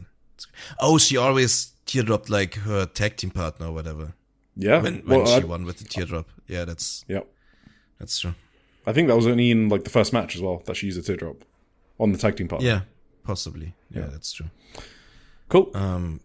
And also, like, did you notice like how Yuki fought out of the pin at like 3.1? She almost kicked out. Oh, really? I didn't notice that. Pin. Yeah. That's an she, actress like, skill special. tried to fight. It came across well. Like Yuki kind of showed that maybe the one teardrop isn't enough or whatever. Like next time she may kick out inside the free. Well, you know what Miyu's finisher is, right? It's not a teardrop. Is it like the avalanche? No, it's a spinning teardrop. Oh, right. The one she beat Suzuki with, where she debuted it. Yes. So she hasn't shown that at all yet. So yes, she's 100% kicking out a teardrop. But I'll say later, I actually also think she's kicking out the spinning teardrop, which hasn't been kicked out of before. But I'll say why later. Yeah. So then we have day 2. I have one more question for you. Yeah. So like a tag team like the Inspiration, right? Oh, for fuck's sake. The Inspiration. What do you think they do week in and week out as a wrestling tag team? I don't know. TikTok. I haven't seen them in probably 8 years. 2018, that sounds about right. Mm-hmm. They just don't improve at all. Because they don't care about being better workers because they can rely on their personality, which they are funny, right? Like, there's no doubt they are funny. That they're funny. They have good skits. So when you know you can rely on that, why even bother taking like bumps in practice? I mean, maybe because you like being a wrestler, or like the craft of wrestling means something to you, right? Then on day 2, we no, do you have anything else on Inspiration? No, it's fine. Let's move on. Okay. Do you think they're gonna win because they already announced them for? Oh yeah, I saw that post. I mean, we'll have a preview after. We got a preview after all this. Okay, let's do it in the preview. So day 2, I'm actually going to go quicker because that one took longer than I thought. So they had 1,561. Another very good. Don't worry about it. Yeah, another very good one. Day 2. So in the same venue, and they're still drawing like over 1,500. I think that's pretty great. The opener was Arisu Endo and Shina Suzuki versus Mifu Ishida and Yuki Arai. And the crowd was fucking hot as fuck again. There were pops for every single move. I heard a pop for a back body drop. Okay? A back body drop got a pop. The girls obviously didn't want to let the crowd down because we had Mifu Ishida pull out the German suplex again. And Yuki won with the spinning brainbuster. So it's crazy to me. She debuted, to my knowledge, a new move in the opener of the second show of the US tour. Yeah, I don't remember ever doing that. Yeah. I didn't watch this match, so that's crazy. That's how seriously they were taking this tour, by the way. So yeah, really cool. But she's obviously going to use that in the Miyu match. Sounds sick though. It looked pretty good. Spinning? Does she like spin while she has her up? spin while What? they're dropping to take the bump, sort of, Oh, like a rotation okay. during the brainbuster. That sounds sick. Okay. No, it's actually, I think she rotates before the brainbuster. Now I can't even remember which one it is. Which one would be cooler? The cooler one would be during the bump. I mean, during the I think it's before it though. Now that I think about it, which is still, it still looks cool. Yeah, that also sounds like hella dangerous. How do you spin a brainbuster during the bump? Now that I think about it, like that sounds crazy. I don't know. I'm gonna have to see it. Yeah, well, it's kind of like you have someone in the vertical suplex position, like they're upside down, right? And then you just turn around and then do the brainbuster. Oh yeah, that's the lamer version of spinning, I guess. Yes, exactly. But we'll find. Yeah. Anyway, so then we had Hyper Missile versus Sakura Hattori. Yeah, I mean the same comments basically as the first night with Sakura. Yeah, she's really lit in. Yeah, she's got some real cool drop kicks, but the diving forearm, yeah, same shit. Anyway, this is where she pinned her with this gimmick pin thing. Oh, okay. I didn't roll up. I don't know. Yeah, makes sense. Palm Harajuku and Raku versus Oberitz. Yeah, you could not pay me $4 billion to watch this match. It was Bucky the Beaver. Of course, out of all the fucking matches, you watched this one. I watched it until like Yuki Kamifuku rudely undressed one of the Bucky Beavers, and it turned out to be Palm Harajuku. Wow, what a shock! Yeah, and then I moved on because yeah, it was Overeats. What can I say? I skipped. Two. You know, that song is very catchy. It's very catchy. No? Okay. Rika Tatsumi versus Yuki Aino. I have no idea what this song is. Oh, okay. So Rika Tatsumi bought some popcorn and then she force-fed Yuki Aino. Do you know... So at this point, because I was obviously doing notes for the newsletter as well, and I was like, I don't know the UK word for a concession stand, which is what the commentators called it, where you buy the food in the fucking arena. In my entire life, I have never once referred to the food place inside a venue, like, as a thing. I just don't say that. I just say I'm going to get some food. I don't say where I'm going to get it from, because everyone knows.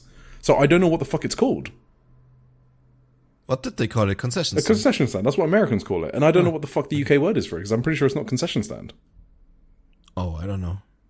It's like I've lived 30 years on this planet and I just don't know something basic like that. That's fucking insane. Happens frequently to me. But anyway, Rika won or something. Then we had Miyu Mashita versus Shoko Nakajima, which was the match of the tour. This was also the match that everyone was looking forward to. Guess what? It was actually good. So the interesting thing is obviously is that both provide classes for those wanting to learn wrestling. So yeah. Yeah. During the tour? No, just in Japan. They hold like they hold lessons for people. So, oh, that's cool. I did think at the start of the match or during the beginning, the opening minutes, it was a bit clunky for those two, for their standard, I guess. So I think I have seen them do better, but towards the end of the match, like once they started getting like warmed up or whatever, it was the old classic, like fucking incredible. Couldn't fail, but I don't know if that's maybe also the ring that was. Shoko had a few difficult moments during the tour with like her springboard, hurricane runners and stuff, flying head to the... Yeah, exactly. So yeah. Yeah, Shoko had like 2 insane suicide dives here, like landing on her feet both times as well. It was absolutely crazy. There was a pretty sick transition when like Miyu Yamashita countered a European clutch into like rolling backwards, then lifted Shoko up with a waist lock, and then delivered like a brutal German suplex. That was a beautiful sequence. There was just a lot of sick strikes, Northern Lights suplexes, great counters, near falls. I really like this match. Yeah. She just threw her with that German. It was that like a was the best German. spot by far. Yeah, that was insane. Shoko did her like double 619 in the corner, the second one like over the top rope. That always like fucking blows my mind. I have no idea. Like she can't even look over the top rope. How does she over the top rope 619 so flawlessly? I don't get it. Yeah, but was awesome. Then we had Miyu Watanabe and Suzume versus Mizuki and Uta Takame. I'll be honest, I got no notes for this because it was just a good match. It was like a really good main event. It was all action. Yeah. Couldn't really write down every move, and I wasn't going to do that anyway. It was basically as close to a party style match that you get in TJPW. That's basically what this was. Yeah. Miyu pinned Choco, by the way, after running it. Did you say that? I don't know. Oh no, I didn't. I agree with you on the main event. It was made for me basically. This was booked specifically for It Tim actually Hunter. was. This was it's your Tim 4 Hunter favorite took wrestlers in Joshi TJPW, Pro. right? It's basically, yeah. I mean, Uta Takami is like, I don't know if I would rank her that high, but I think she's fun. I would probably put Shoko Nakajima over Uta Takami or whatever, you know what I mean? Mio Yamashita. But like, I think her team with Mizuki is insanely fun to watch, so she's definitely up there. Like I said, it was just a very fun party match, and it was made for me, and it was so funny to watch. I loved it. Miu scoop slammed them both at once. The crowd fucking lost their minds at that. It is pretty sick. She held them for quite a while too. I mean, Miu's strong in as the fuck. scoop slam position. Like, she is like underrated strong. Like, I know everyone thinks of her strong, but she's even stronger than you think she is. That's what I wanted to say in I don't know in which one of the previews it was, but whenever Yuki puts Miu in the, what's it called? The Scorpion Deathlock? Oh my god. No. The, fuck, am I stupid? When Miu puts Yuki or when Yuki puts? The full Nelson position, you know? Yeah. Where she has like both, where she puts like both her hands on through Miu's arms behind her neck, you know what I mean? Yeah, are you doing the motion in person? Was that noticeable? I did. Sorry, go on. No, when she does that, like just not even slams her, but just holds her in the full Nelson, you can see how fucking jacked both these women are. It's crazy, actually. Like, so, yeah, Yuki is getting very over with me with how huge she is. I love how gigantic she is compared to the rest of the wrestlers. I didn't even realize it until this Miyu Watanabe feud, I feel like, where she's like towering over Miyu. Yeah. She's just so fucking big. Yeah. She is, yeah. I think that's a recent development too. Like, she didn't always look like this. She went to the gym, pretty sure. Okay. I've never really looked like observed her that closely in her matches because I've never been a big Yuki Arai fan, but I feel like she bulked up a lot for this feud, maybe. That would not like in the last half year or whatever. So yeah, she's huge, and when they do the full Nelson, that looks like two just fucking powerful women. Amen. In there. Right, 21st of March, Dallas. So this was actually the show during the tour that ticket sales looked very soft. And it does kind of look like that TJPW may have booked a bigger building than they could fill out. So it wasn't a small crowd though, right? They filled. It looked alright, yeah. I mean, they got 1,481. That's a good crowd. But the problem is the building was just too big. So it looked pretty bad. And I think they were just expecting more in this building because they did 2,500 in Dallas last year. So they wanted to do better, I guess. But yeah. But still, it was also the problem was basically they sold the bleachers, like from where the ring started essentially, and like where the entrance ramp was and the like stage. All those bleachers were completely empty because I don't think they even sold those tickets. And but the camera angles they filmed it from, you mostly only saw these bleachers like behind the stage at the entrance way, so that looked completely empty like for a lot of the match. But it was a solid crowd. Yes, it was. Whenever you saw the other bleachers, it was a really solid crowd. So yeah, right. So yeah, the opener was Fukushida versus Shina Suzuki. I mean, I like this match. Not much to say though, but I liked that the crowd were hot for this match, and I like both these wrestlers. So it was fun for them to have a singles match. Sakura Hattori versus Uta Takame. Uta was so over. It was actually insane how over she was. And to me, it was good on her. I think she's a really fucking great recruit for TJPW. So This was a... Do you think... Yeah, go on. Sorry, no, you go on. No, you go on. Okay. Do you think Hattori is going a bit heelish with her character there? I don't... Well, TJPW doesn't really do heels, so... No, I don't think so. But she released the cravat or whatever headlock thing very late. Like, she kept it on for a good 10 seconds after the ref called the match off. And Uta was struggling in there. Like, it looked very much like she was... That was a very heelish thing to do. Yeah, especially to someone like Uta. She's definitely like... Raised my eyebrows. She's definitely more aggressive. Well, I remember one time when Kira Summer basically did a similar thing. It wasn't a submission, but she pinned someone, and then she kind of like threw their leg down, and she looked like a total heel. And I was like, oh, where's that going? And then nothing happened. So I think sometimes they just do it. I don't know. Okay. So, cool. Yeah, please stop the forearm again, Sakura Hattori. Thank you very much.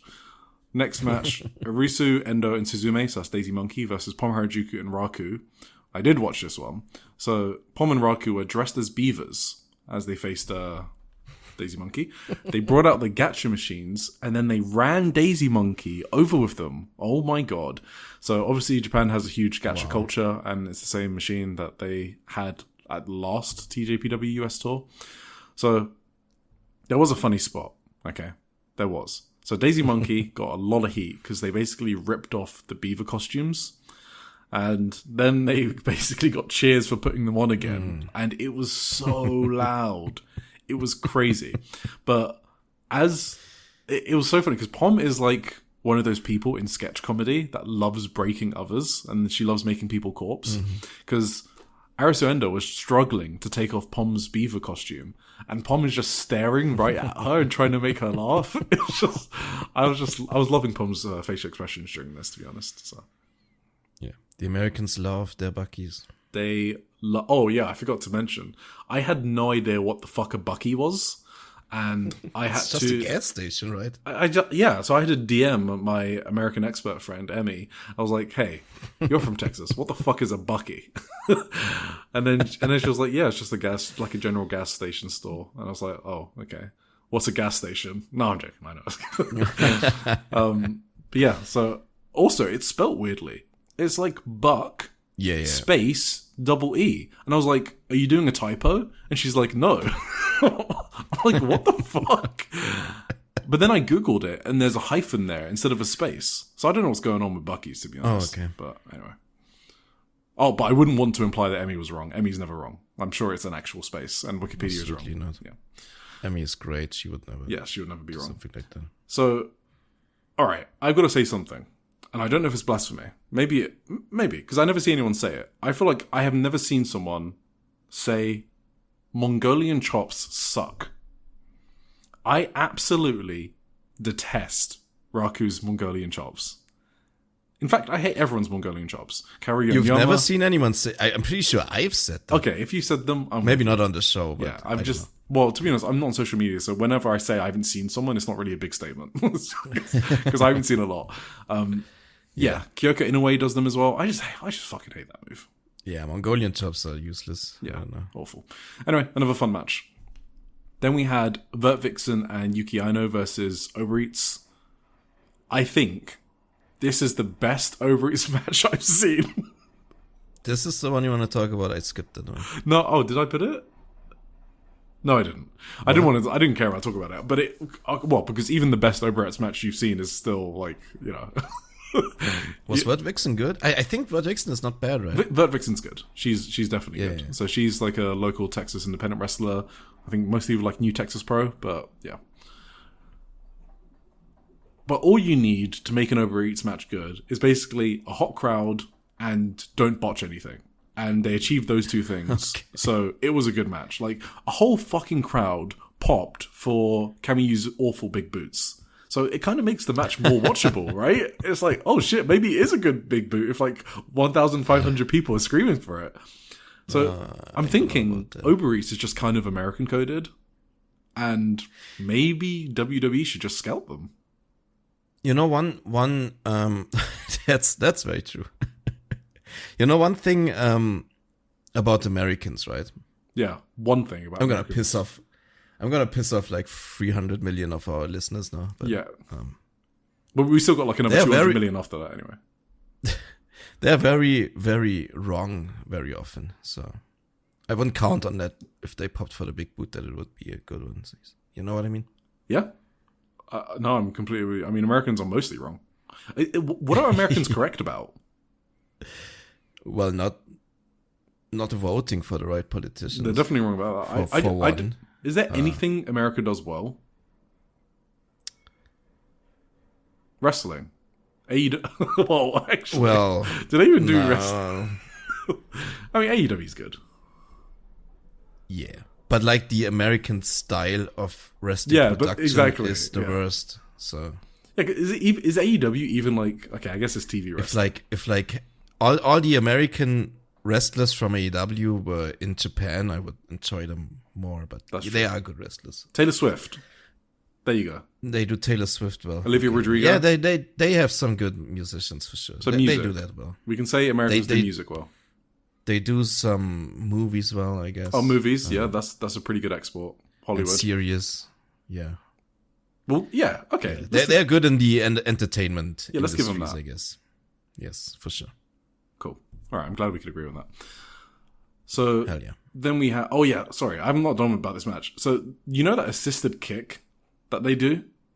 I fucking hate it. Yes. When it's like so Okada lifts Yuki Kamifuku up into the air, and it is like a slow motion Matrix like big boot, and the crowd completely popped for it. I was like, honestly, I think it's so bad and so ridiculous that it turns around to being to be entertaining. That's right. Yeah. God. Oh my God. She's gonna do that against the fucking Inspiration.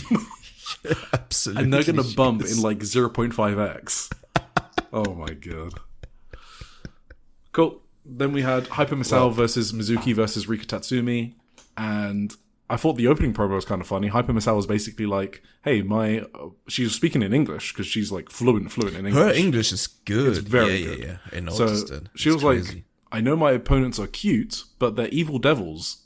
And then she told the crowd not to worry because they can't understand English. So it was funny. So that's actually one thing that annoyed me on the first show, because she thought her English is that good that she has to narrate half the match on the microphone while she was wrestling. Yeah. That was not great. Like, I love that you're fluent in English, but okay, just get to the wrestling, please. I'm not a Hyper Misao guy. I don't know if you know this. Oh, okay. You should watch I wasn't a Hyper Misao guy until I watched like a video on her, like how Hyper Misao became Hyper Misao. No, and she has a very great backstory, so I kind of like her just for that. I also love her produce shows, because I remember I wrote... that too. Yeah, I wrote a review on one of them, and they're all excellent. I think just as a wrestler, I mean.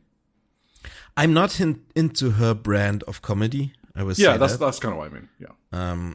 I think whenever, like, the 1 or 2 times a year where you get a serious Hyper Misao match, I think she can really rule as a wrestler if she's really like the one, I think we mentioned this before, the one match where she got unmasked and she just turned into a fucking I need to rewatch that monster. It was so sick. Yeah. She can be really good, I think. Yeah. So, yeah, this type of match is like the classic TJPW match that I don't care about, but I know that a lot of people love TJPW for this type of match. That's fine. Then we had, in the main event, we had the last ever preview tag between Miyu Watanabe and Yuki Arai. It was Miyu Watanabe, Miyu Yamashita versus Shoko Nakajima and Yuki Arai. This is my TJPW. Okay? This was sick. Oh, yeah. I want both Miyu Watanabe and Miyu Yamashita to go for the tag team titles, to be honest. I just want them to destroy Oritz when Yuki wins the Princess title. Shoko is the most over person on the wrestler on these US shows, it feels like, because I guess maybe she wrestles in the US regularly.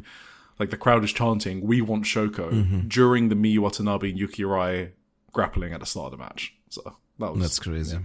But the first thing that kind of hit me is, I'm impressed that Yuki can actually like chain wrestle really well now, like competently. She looks pretty good. Like, she improved so much. Yeah, she looks good taking down Miyu with like a waist lock and stuff like that. So I enjoyed that. And then later on, Miyu dodged the full Nelson and she kind of powered through the Scorpion Deathlock, which was good. So now we know that she can dodged the Scorpion Deathlock. She also did a nice She giant did swing. that at the start already, sometimes. Yeah. Power out of the Deathlock, I mean. But I think it always depends. Like, she says it very well when she's worn down enough to not be able to power out of it anymore. That is like the story of a lot of the matches, right? Like, she initially powers out of, like, it was the full Nelson on the 15th of March show, right, in Ryogoku KFC Hall.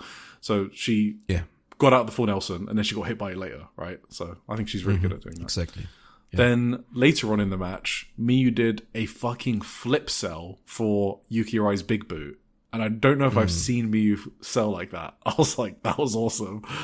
Really? She did that a couple of times. Okay, maybe, yeah. Maybe it doesn't happen often. But this is the time I was like blown away by it. That's the one time that I talked about where she landed straight on her face, where she did like a sideways flip. And Okay, so maybe she's the most trying insane psychotic landing that I've ever seen. I think that was very much on purpose. Like, it didn't look like a botch or anything. Oh, okay. Like, she just decided to land on her face on the flip bump. It was crazy. Yeah. So then we had Yuki Arai hit her finally axe kick that I can't take seriously anymore because I've seen a rookie and actress girls like perfect it in under a year. So it was the first time she had hit it on Miyu, and I think now they've hit everything on each other except the spinning teardrop. That's the last thing. Yes. So then she hits a full Nelson on Miyu. Obviously that. Okay, no, sorry. What I was going to say is, now that they've hit everything on each other, I think it's kind of cool to look back on what they've done. Just like a recap, because there's been 6 preview tags. So, firstly, she hit a full Nelson slam on Miyu Watanabe. That kicked off the feud, right? In 14th of February at Korakuen Hall. So that was the one where she had an insane selling performance, Miyu Watanabe, from that full Nelson slam outside the ring, onto the mat, right? From the apron. Then Miyu Watanabe tapped out Yuki Arai with the Canadian backbreaker on the 28th, right? That was the match that Miyu Watanabe was going full, basically, monster mode, and it was awesome. Then Yuki Arai tapped out Miyu with the Scorpion Deathlock in Shinjuku on the 7th of March. And then Miyu Watanabe hit the teardrop on the first show of the US tour. And then the axe kick here. So that's everything in their arsenals except the spinning teardrop. And that's why earlier I said, I think she's kicking out the spinning teardrop, because no one has ever kicked out of it before.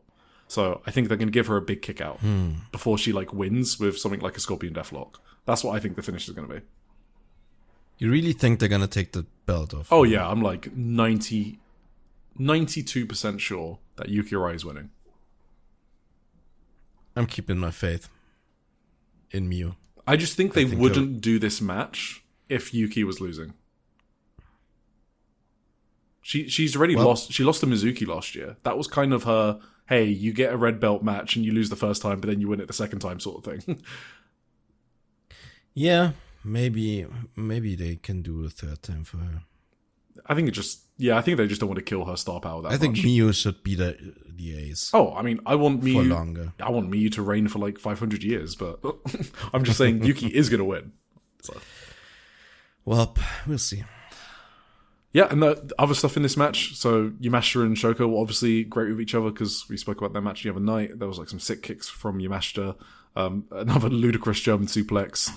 There was a nice 619 from Shoko where she sort of like kicked her Miyu's leg while Miyu Yamashita was going for the triangle kick attempt. I thought that was sick. And then Shoko Nakajima basically got her win back over Miyu with the senton. So yes. Fucking 50-50 booking. Hell yeah. And finally we had Houston, and this show didn't hit as much as the previous 3. I think there was weird audio. It was a very cavernous venue as well. It was like at Post Houston, which is like a shopping mall. Someone can tell me if it's the actual shopping mall. It looks like one. But yeah, the classic like hot crowd sounded kind of like echoey. And I feel like the production, this is when the production hit me. So you had it with the other shows. This is the one I was like, I'm not feeling this. So... okay. I thought the crowd was very hot here, though. They were, but I felt like I couldn't hear it as much as the other venues, I guess. Okay. And also, I guess it's a third of the crowd. There's only like 500 people. Yes, that's true. Yeah, but they were definitely hot for it, just like in the other ones where they pop for like moves and stuff like that. But yeah, but this was that cool venue with the stairs in the background. Yeah, it looks maybe like you saw X. it from last year. Yeah. The only thing I kind of want to mention, Kalia Capri was on this show. So it was Kalia Capri and Miyu Yamashita versus Uber Eats. I thought this was a mess. Like, there were so many messy spots. But like you said earlier, I don't want to be mean because I don't know who's listening. So I kind of had to turn it off, actually. I literally did. I didn't. Oh, wow. Yeah. Okay. I never even started watching that. No. So. But the crowd was hot, though. I did not like that match. We had Pom Harajuku versus Yuki Arai. So Pom got the gacha machine out. And it turns out that Pom put Yuki Arai's house keys inside one of the balls inside the gacha machine. So she forced Yuki Arai to leave the ring and go and get the key. And she had to gamble for her key. And she was getting kind of unlucky. She did like 6 tries until she finally found her key in one of the balls. And as soon as Yuki Arai opened the ball and Yuki Arai was excited she got her key, literally like a split second later, Pom just fucking throws the camper machine right at Yuki Arai. And the camera angle was so funny because you see Yuki Arai be so happy and then immediately, bam. Yeah, that was funny. Pom is growing on me, I will say. I do think she's like an S-tier goblin. Like, if we're doing goblin ratings. Oh, yeah. She is so good at that. Mm-hmm. In the main event, we had Arisu Endo, Miyu Watanabe, and Rika Tatsumi versus Mizuki, Shoko Nakajima, and Uta Takami. Yeah, good match. I only watched parts of this. That's the only thing I watched from this show. So yeah, the Whirling Candy. But only parts too, like mostly the finished stuff. Yeah. The Whirling Candy got literally one of the biggest pops of the entire night. It was fucking crazy. Mm-hmm, and then Miyu had an incredible giant swing on Uta Takami. That was great. Oh yeah. Her swings the entire tour were insane. She just goes ham. She just does. Yes. She goes full speed swings. It's awesome. It's crazy. All right, I'm done. Yeah. And like just, yeah, I guess Rika, Tatsumi, and Mizuki are so good together. They have such a great chemistry. That was my main takeaway from this. I mean, obviously, they had great matches together, but yeah, loved their interactions here. Yep, so there's your Texas Tour roundup for TJPW. So a lot of great matches, but the main theme is the crowds are so hot that if you're into hot crowds, you will probably enjoy these shows if you like TJPW already. A lot of classic TJPW comedy in some matches, but also they just went balls to the wall in other matches. So this was like classic TJPW show. It's not like, oh, I'm in America, I'm going to do something different. They kind of actually leveled it up a tiny bit from their normal house shows. Not a tiny bit, a lot. Yes. Yeah, I agree. Good wrestling. Suboptimal other viewing experience for me. So yes. Right, so upcoming, we have Grand Princess next week. Well, on the 29th of March, so we'll review it next week. So it's TJPW's biggest show of the year. So we'll do a little quick preview for the full card. So in the opener, I think this is the card order, to be honest, but I actually don't know. I'm trying to find the card right now. Okay, I think I got it. Yes. I don't know what the order is, but I'm going to guess it's something. So the opener is, it might be a dark match, is Shion Kanzaki versus Uta Takami. Cool. Okay. That sounds okay. I mean, that's could also be a house show opener, so I don't know. Yeah, exactly. So to be honest, I would like Uta Takami to have a bigger spot, to be honest. Especially after like the tag run she just had with Mizuki. They should have just won the fucking tag league. 100% should have just won. That's the biggest booking misstep in a long time. They were getting super over. Yeah. They're a really good team. They could have had a great defense on this show because the semi-main event that we're going to come up to is a blight on this card. It is fucking terrorism. So if they just swapped that around, this card would have been a lot better. But anyway, the second match, we have the DDT Iron Man Heavy Metalweight title. So this is the 24/7 title from DDT. It was in TJPW custody for months. I think it's got to be it was like 8 or 9 months or something like that. So what happened on the 11th of March in DDT and Shinjuku Face is Antonio Honda pinned Rika Tatsumi, and then it got announced that Antonio Honda was going to face Yo from New Japan on a show next month, and the GM of DDT was like, I can't risk you losing the title to New Japan because we're never going to get the title back. Because the joke is that the New Japan roster is so strong that they'll never be able to pin anyone. So the title will just stay in New Japan forever. So the GM betrays Antonio Honda and becomes the new champion. And so he defended it So he went to the press conference for Judgment because DDT had one of their biggest shows of the year last weekend. Mm-hmm. And in that match, it was like a 6-person tag with like all of your DDT old guys like Danshoku Dino, Super Sasadango Machine, Toru Iwashi, all of those. But also in that match is Minoru Suzuki. So at the press conference, basically Imabayashi, who is the GM, he's doing this whole rah-rah speech about how he will defend the honor of DDT. It's really important to keep this title for business, for risk management, all this stuff. And then Minoru Suzuki just chokes him out and then becomes the new champion and then walks off. So Minoru Suzuki is the champion heading into Judgment. And then at Judgment, I'm not going to recap the match, but it's a really funny match. And what ends up happening is Minoru Suzuki ends up wearing Imabayashi's glasses because it protects him against the Gongetsune attack, Antonio Honda's Fox attack. So Suzuki becomes immune to the attack because he's wearing the glasses. But he finds out that the glasses are too strong, so he faints, and then everyone pins Minoru Suzuki. And what happens is there's like a 6-person pile on top of Suzuki, and they slowly get off him one by one, and they celebrate that they've defeated the evil Minoru Suzuki, and then they realize that the glasses are the one that are actually on the bottom of the pile. Oh. So the glasses become the new champion. So then at the end of the show, the glasses are like, the camera shows the glasses and the belt behind the glasses, and the glasses are like posing with the belt, I guess is the joke. And then you just see Antonio Honda pick up the glasses. He goes to the ring, and this is after the post-show credits, by the way, so fans are leaving Korakuen Hall. And Antonio Honda snaps the glasses in two, and then he's declared the new champion. Wow. So, because he killed the glasses. So, Antonio Honda is the champion. Sorry, that was a long way to say Antonio Honda will defend his 24/7 title against Chika Nanase, Kirasama, Mahiro Kiyu, Matcha, who's the... I don't want to be... Singapore. I think she's the one from Thailand. Sorry, I get confused between her and Alexis Lee. So Matcha's from... She is known as a comic artist on Twitter, right? Really? Okay, I got no idea about that. I think she was known as Tapla on Twitter. Okay. She made her name as like a... All I know is she had a great match with Miyu in Bangkok. That's all I know. So then also... Maybe I'm confusing her. But... Mifu Ishida, Minmu, who's like a mascot, I don't know. Someone will correct me on Japanese comic culture, pop culture. Momo Sato, who is the sister of Daichi Sato, who is like a DDT prodigy. So she's making her debut. She's an idol. She's like 15, 16? I think she's the younger sister of Daichi, who's 17. So she's making her debut there. Raku, Rika Tatsumi, Sakura Hattori. So she does her new gimmick, and then she ends up in the 24/7 Rumble. Sure. And Sumire Uesaka, who I'm not familiar with. I don't remember if she's someone important. I'm sorry, I don't remember. Damn. Bunch of celebrities in this match, I guess, is what you need to know. Yeah. You know me, like, knowers of the podcast know that I'm an Antonio Honda guy. So. Yes. I mean, I love Antonio Honda, so. Me too. Then we have Himawari and Shina Suzuki, so that's bumping gritters, against Ren Kanatsu and Toga. Cool. Ajikong, Max the Impaler, and Pom Harajuku versus Haru Kazushiro, Shoko Nakajima, and Yuki Aino.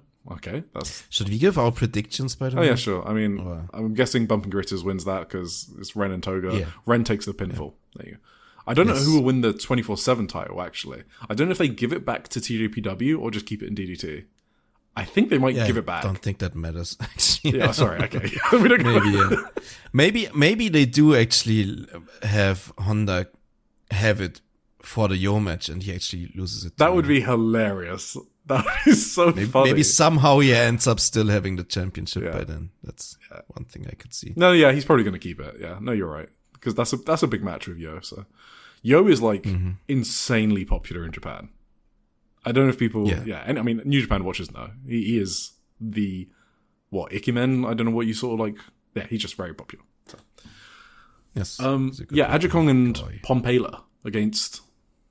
I'm just going to call them Team Okayama. I know they have an actual team, I just don't remember it. But yeah. I guess Pompela and Ajikong wins that? Ajikong wins. Yeah, but who she picked? Oh, like Harakuza Shiro, obviously. Yeah. Yeah, something like that. Then we have Andres the Giant Panda versus Mizuki. I mean, that's a repeat of a classic. Yes, this is classic feud. I don't know. I mean, Mizuki wins. I think, yes. but that'll be fun. We have a special tag. It's Hyper Misao and Super Sasadango Machine versus Konosuke Takeshita and Yuka Sakazaki. And Yuka is going to debut a new song, I believe, which I don't know what that means.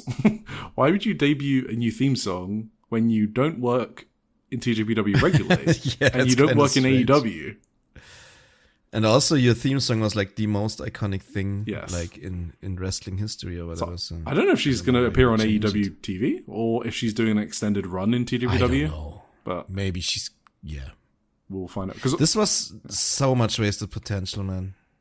oh yeah, you wanted them I think. to go against I mean, yes, I agree. Put them against like Spark Rush, you know? That would have been kind of great. That would have been Sareee against Takeshita. That would be kind of great. So it's like, fuck it, why not? But yeah, obviously this is going to be a bunch of comedy. This is not going to be a wrestling match. So, but anyway, Takeshita wins. not that that's bad, by the way, because my match of the week is going to be a comedy match with Takeshita. So I knew you were gonna, yes. So, I knew that but from specifically the Hyper Misao brand of comedy, I'm not sure. And Super Sasadango. I watched it actually. Yeah. We're gonna talk about it later. Okay, cool. Oh, awesome. Wow. You're surprising me. Then we have a special tag, which is, after the main event, this might be the match of the night, competing with Mirai and Suzume. Oh yeah. But we have Arisu Endo and Miyu Yamashita versus Spark Rush. So it was originally going to be Lei Ying Lee, right, from TNA, who's the TNA Knockout Champion or whatever that title's called. But she couldn't make it because TNA pulled her. And Sareee was like, hey, Takumi, do you want to come see another promotion I work for? Please, bestie. And then Takumi's like, sure. Because now it's Stardom and then TJPW. Saree's just like holding Takumi around the hand and getting her out of the marvelous bubble. I love it. That's funny. It's like the E-Inspiration signed with AEW and all of a sudden TNA pulled their talent from the TJPW. That is kind of curious, isn't it? I don't know if I'm making that connection. I don't know if that's a conspiracy theory from me or if that's the logical. Always assume the worst with the Axis powers, I guess. Yes. Yeah, anyway, that match is going to absolutely rule. Obviously, Spark Rush are not losing, so that is Arisu Endo probably getting pinned. Yeah. But match is. I'm so excited for the match, and I'm really happy that Endo is getting this spotlight as well. By the way, so she's the perfect person to be put in this match. She is. That's true. She's such a good underdog babyface that she's gonna absolutely kill it when she's getting beat up by Sareee or Takumi. Like Takumi, like lighting her up with kicks. Arisu's gonna sell it like $1 million, and obviously Yamashita is just there to go 100 miles an hour with Sareee and Takumi, so she can do anything. But yeah, and I'm looking forward to Endo getting beat up, basically.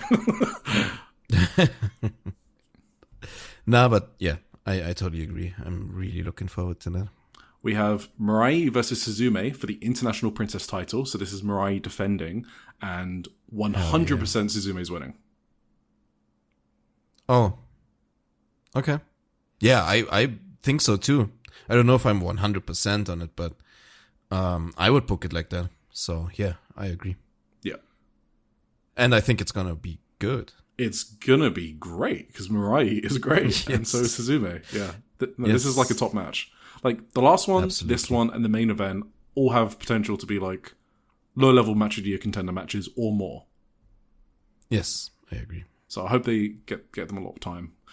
Then we have the Princess Tag Team title, which is the Inspiration versus Uber Eats, and this is absolutely disgusting that you would put this in the semi-main event of Sumo Hall. This is insane to me. You know, maybe they do the classic, like, WWE move. Maybe they think, like, Suzume and Mirai is gonna be so hot that they need, like, to cool down before Yuki Arai and Miyu Watanabe. I never thought about that. Yeah, I never thought about that. That is the toilet break match, for sure. That's hilarious. Yes. Yeah. I do actually think the Inspiration wins. Is that because of the advertising thing? Yeah, kind of. Okay. They get a short run here and then lose it back or whatever to someone else. Maybe to Miyu Watanabe and someone. Okay, do you want a spoiler of another match that has an advertising spoiler? Not really. Okay. Then I don't know. If it's important for the analysis and preview, then you can say it. But Nah, it's not. It's fine.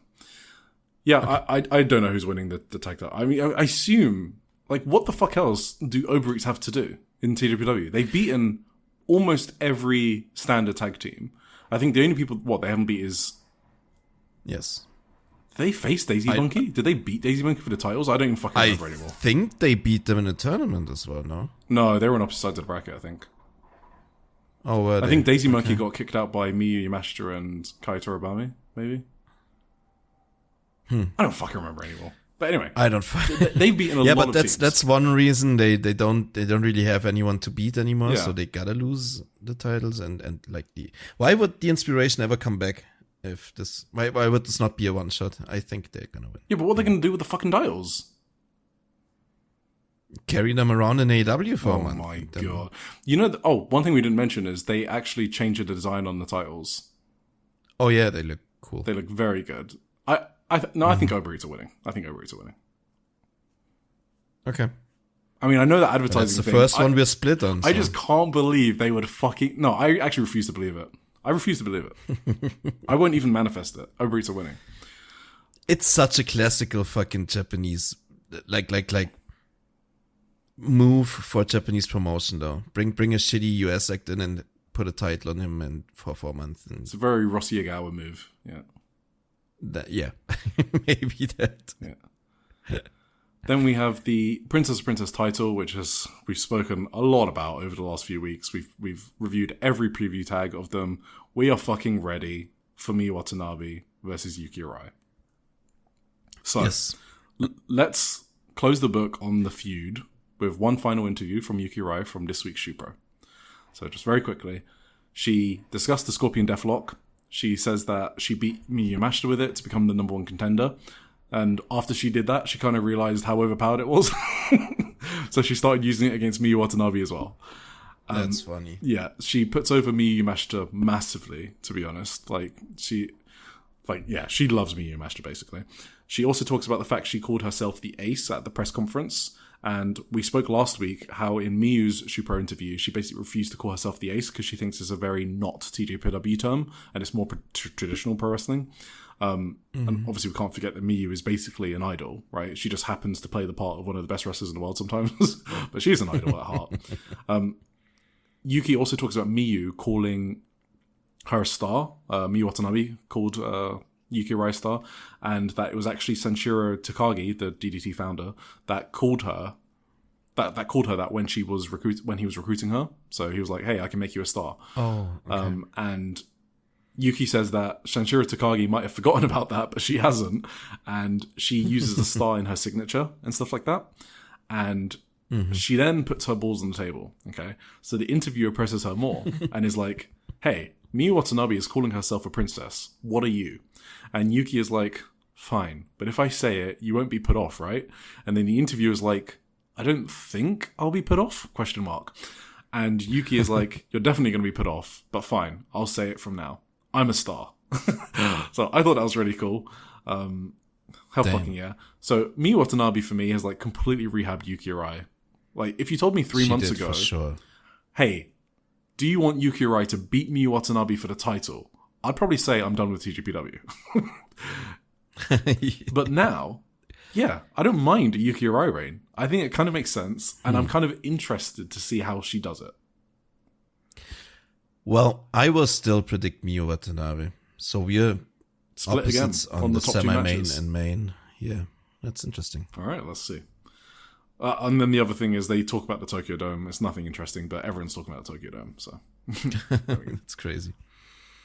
Marigold. Okay. You wanted to preview a show here? Quick preview. Shinjuku face next week. What day is it? Yeah, no, this weekend. We got Lady AI. That's her name, Lady AI, against Misa Matsui and Naomi Ishikawa. We have Komomo Minami. Hey, huh? The Lady AI, no? Yeah, but Cage Match only has it as Lady AI. But yes, it is the Lady AI. Cage Match just couldn't be bothered to do the whole thing. Yeah. We've got a 6-person tag, which is Komomo Minami, Nagisa Tachibana, and Victoria Izuki versus Sareee Yamaoka, Shino, and Yuka Yamazaki, who is the same trio team that is going for the title belts the day after on a VOD show. Chika Goto is the 4th person to face Shoko Koshino on her 7-match series. Wow. Can't wait for that. Cool. Angel Hayes, Maddie Morgan, and Megaton will be taking on Hummingbird, Kuki Amare, and Utami Hayashishita. Can't wait for that. What a match. In the semi-main, we've got Darkness Revolution, which is Chiaki, Nagisa Nozaki, and Ria Seto, versus Mai Sakurai, Mayumi Ozaki, and Miku Aono. So this is the first ever Marigold appearance for Mayumi Ozaki. It's kind of a big deal to say it, I guess. So Miku really wanted to make this team, apparently. Miku Aono, the Marigold champion. I have no idea why, to be honest. Okay. I don't know what the connection is. I don't know if it's some deep actress girls lore or something weird like that. Probably right. We've both complained about how stale or isolated the promotion is. So I'll take this. We can't trash on this because this is a good idea. So bringing Ozaki in. Sure. Maybe it's to teach Darkness Revolution how to brawl, to be honest. All right, you want to brawl for 5 minutes at the start of every fucking match? This is how you do it. Fucking blade Chiaki, see what happens. Let's go. Then in the main event, as in Chiaki should blade herself. I'm not inciting violence, just to be clear. In the main event, we have the Superfly title defense. Mayu Iwatani defends against Natsumi Shizuki. That is going to be a banger. Oh, 100%. Okay. Yeah, I'm going to tune in for that. Yes. Don't miss that match. Wait, this is a busy weekend, eh? Yes. Yeah, it's an insane week. Natsumi's going to be unleashed. She already looks good in some of the trio. So obviously she's part of the trios champions. She already looks good. Yeah. I'm really excited for this match. As much as we joke about Marigold, this is a certified banger. Yes. Let's go. You know what's next? Is there no Mayu Iwatani on the show? Wait. Are you okay? Who holds the Superfly title? I meant Victoria Yuzuki. Oh, okay. No, she's in the second match. She has the other. Oh, she's in the second match. Yeah, she's not doing much.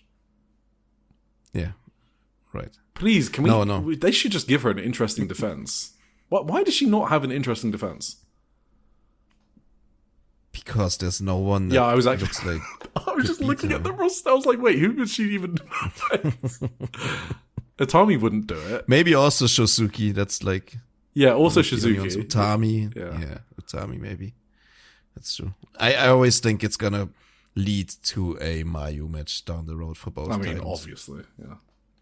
Because Mayu's doing the Grand Slam, right? They're chasing the whole storyline is that they're racing each other for the Grand Slam. Okay. I didn't know that, but well, they haven't mentioned it since Mayu debuted, but so maybe they dropped it. But okay, I don't forget storylines. Hell yeah! All right, now you know what's next. The Indie Zone. There is a 5th dimension beyond that which is known to Tim. It is a dimension as vast as space and as timeless as Tony Storm. It is the middle ground between light and shadow, between science and whatever AJ Styles believes in. And it lies behind the pit of man's fears and the summit of Eric's knowledge. This is the dimension of imagination. It is an area we call the Indie Zone. Right.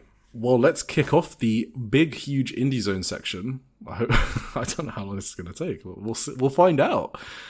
We've got Saree's 15th anniversary review, and it was the cover of Shupro 2404, the recent one. Mm-hmm. They did do a quick article about Saree's dad, basically, which I thought was kind of interesting.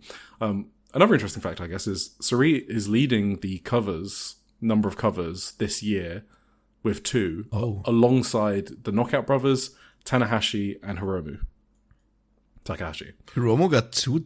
Yeah, because he left New Japan, right? Yeah, that's one. Well, he got spread over 2 because he did 2 interviews, basically. He knows how to maximize that publicity. So let me look at something here. Yeah, you go on. Yeah. So the iColumn this week had a really short feature on Saree's dad. Basically, the first show that Saree went to was a Neo show at Tokyo Cinema Club. His first live match was Inoki versus Kentaro Oki, and that's where his and Saree's Inoki love comes from. He also visited Inoki's residence and was given a meal because he was basically one of those fans that would stay at the hotel of wrestlers, and he became very known to the wrestlers. So Saree's dad was a super fan, and basically got in with wrestlers that way. And apparently he's like very influential in like Saree's planning right now, along with her two older sisters. Oh, for some reason I assumed he passed. No, he's got bad health, so he's still in there. Yeah, he's got bad health, so he can't travel to every show, but he was at this show. Okay. Oh, that's good to hear. First, I always thought like Saree lost him or whatever. I don't know why I thought that. Maybe well, because he had a health accident. That's probably why. Yeah, maybe I read just about the health accident. Cool. So who do you think leads the Joshi'ing Around weekly covers? What, in 2026? Yes. Shit, it's got to be Miyu Watanabe. Oh, you're actually right. But she's tied.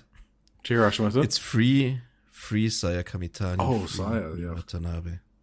Hey, we did say we need to... Wait, didn't we say we need to pump up the Hashimoto numbers? We did. Okay. It's always... It's kind of strange, like... For some reason, people don't really put many photos online of like Senjo shows, like good quality ones of like Hashimoto or whatever. It's always kind of rare to find a really good Hashimoto pic. I found maybe they have rules like, about for the newsletter and for the. No, I think I've noticed that as well. Yeah, they probably got some rules or something. Yeah. Right. So maybe let's get into the show. Let's get into it. I want to start with the attendance. Can we do that? Yes. So for sure. It's important. 2,693. So if that's true, then it is an insane achievement for Sareee. I am doubting it a tiny bit. Like, I think it's over 2K, but I also think it's less than 2.5K. Because if you remember, she used to announce above capacity in Shinjuku Face. So I'm just finding it hard to believe like how many seats there were that she beat Stardom's record at the venue, which was like 2.5K for the 5-star finals in 2023. That makes me come off like a Stardom homer, but I'm just saying there were a lot of empty seats and the arena has a capacity of 3K. But if it's a real number, it's insanely good and she must be very happy. The worst case scenario is that it's above 2K. There's no way that crowd was less than 2K. So even then, it is a big success. And I think we said if it was anything above 2K, it would be a big success, right? Yeah. I think I was the high man. I think I won the bet in that. What did you? I don't even remember what you said. I think I just said 2K. Or something. I think I'm not sure if I went actually 3K, but that was probably too much. Yeah, that would have been a sellout. I remember that I said it would be higher than you did. Yeah, that's probably fair enough. Yeah. So I mean, it was definitely over 2K for sure. So yes, yeah. I will say there's probably few offices in Japan that are more carny than like the Sareee. Yeah, team. exactly. Yeah. But I will also say if someone like Velke, who hates Sareee and is like a professional seat counter, he said that this looked like a legit number. So yeah, okay. He said at most they exaggerated by 10%, which would be like 250 around. Okay, that's what I think. Yeah, I would. So when Velke says something like that, I say it's legit. Yeah, I would believe like 2.3, 2.4 easily for sure. Yes. Right. So, yeah, awesome stuff. So, I mean, honestly, it's a crazy... She's a freelancer, right? I don't remember what Unagi Sayaka's numbers did. I think she did maybe similar at Sumo Hall. Maybe a bit less. I don't know. I think a bit less. Okay, I don't think she cracked 2K. I'm not sure. Yeah. I don't remember. But Sareee is like the premier freelancer in the scene. And probably along with Unagi Sayaka. We have to give Unagi some credit for what she does as well. Unagi used to be like 2023. She was insanely popular, and she sold out like several Korokens like easy. Every time she announced a Koroken, it was sold out. The Shinjuku you were at, was that like packed or the Unagi Sayaka one? That was, that was pretty full. Okay, yeah. There were a couple of empty seats where I sat, but it almost looked like it was so like spread out that it seemed like people that just didn't make it to the venue. So Saree's probably number one right now. I think we can safely say. So. Yeah, I would say so for sure. All right. I thought we could just give general thoughts about match quality and some other general thoughts, and then we go match by match. Yes. Okay. So in terms of match quality, I kind of only enjoyed 2 matches a lot, which I don't know if that's surprising because I'm a huge Sareee guy. So we'll talk about it, but the Chi-Chi tag and the main event, I like those matches. Everything else didn't hit for me, and that's a low hit rate for a Sareee ISM show. So I watched this show after the fact because I was watching the DDT Big Show live, and when I was watching this Sareee show on VOD, I was like, I'm kind of happy I watched the DDT live show live because that was an incredible show. This show was good overall, but I don't think it will make my top 20 shows of the year. And like I said, that feels like blasphemy for me because Stardom got me into Joshi, but what really turned me into an obsessive loser was the Sareee ISM show in September 2024. I literally remember being so excited about that main event that I actually rewatched the match the next day with Alex, my wife.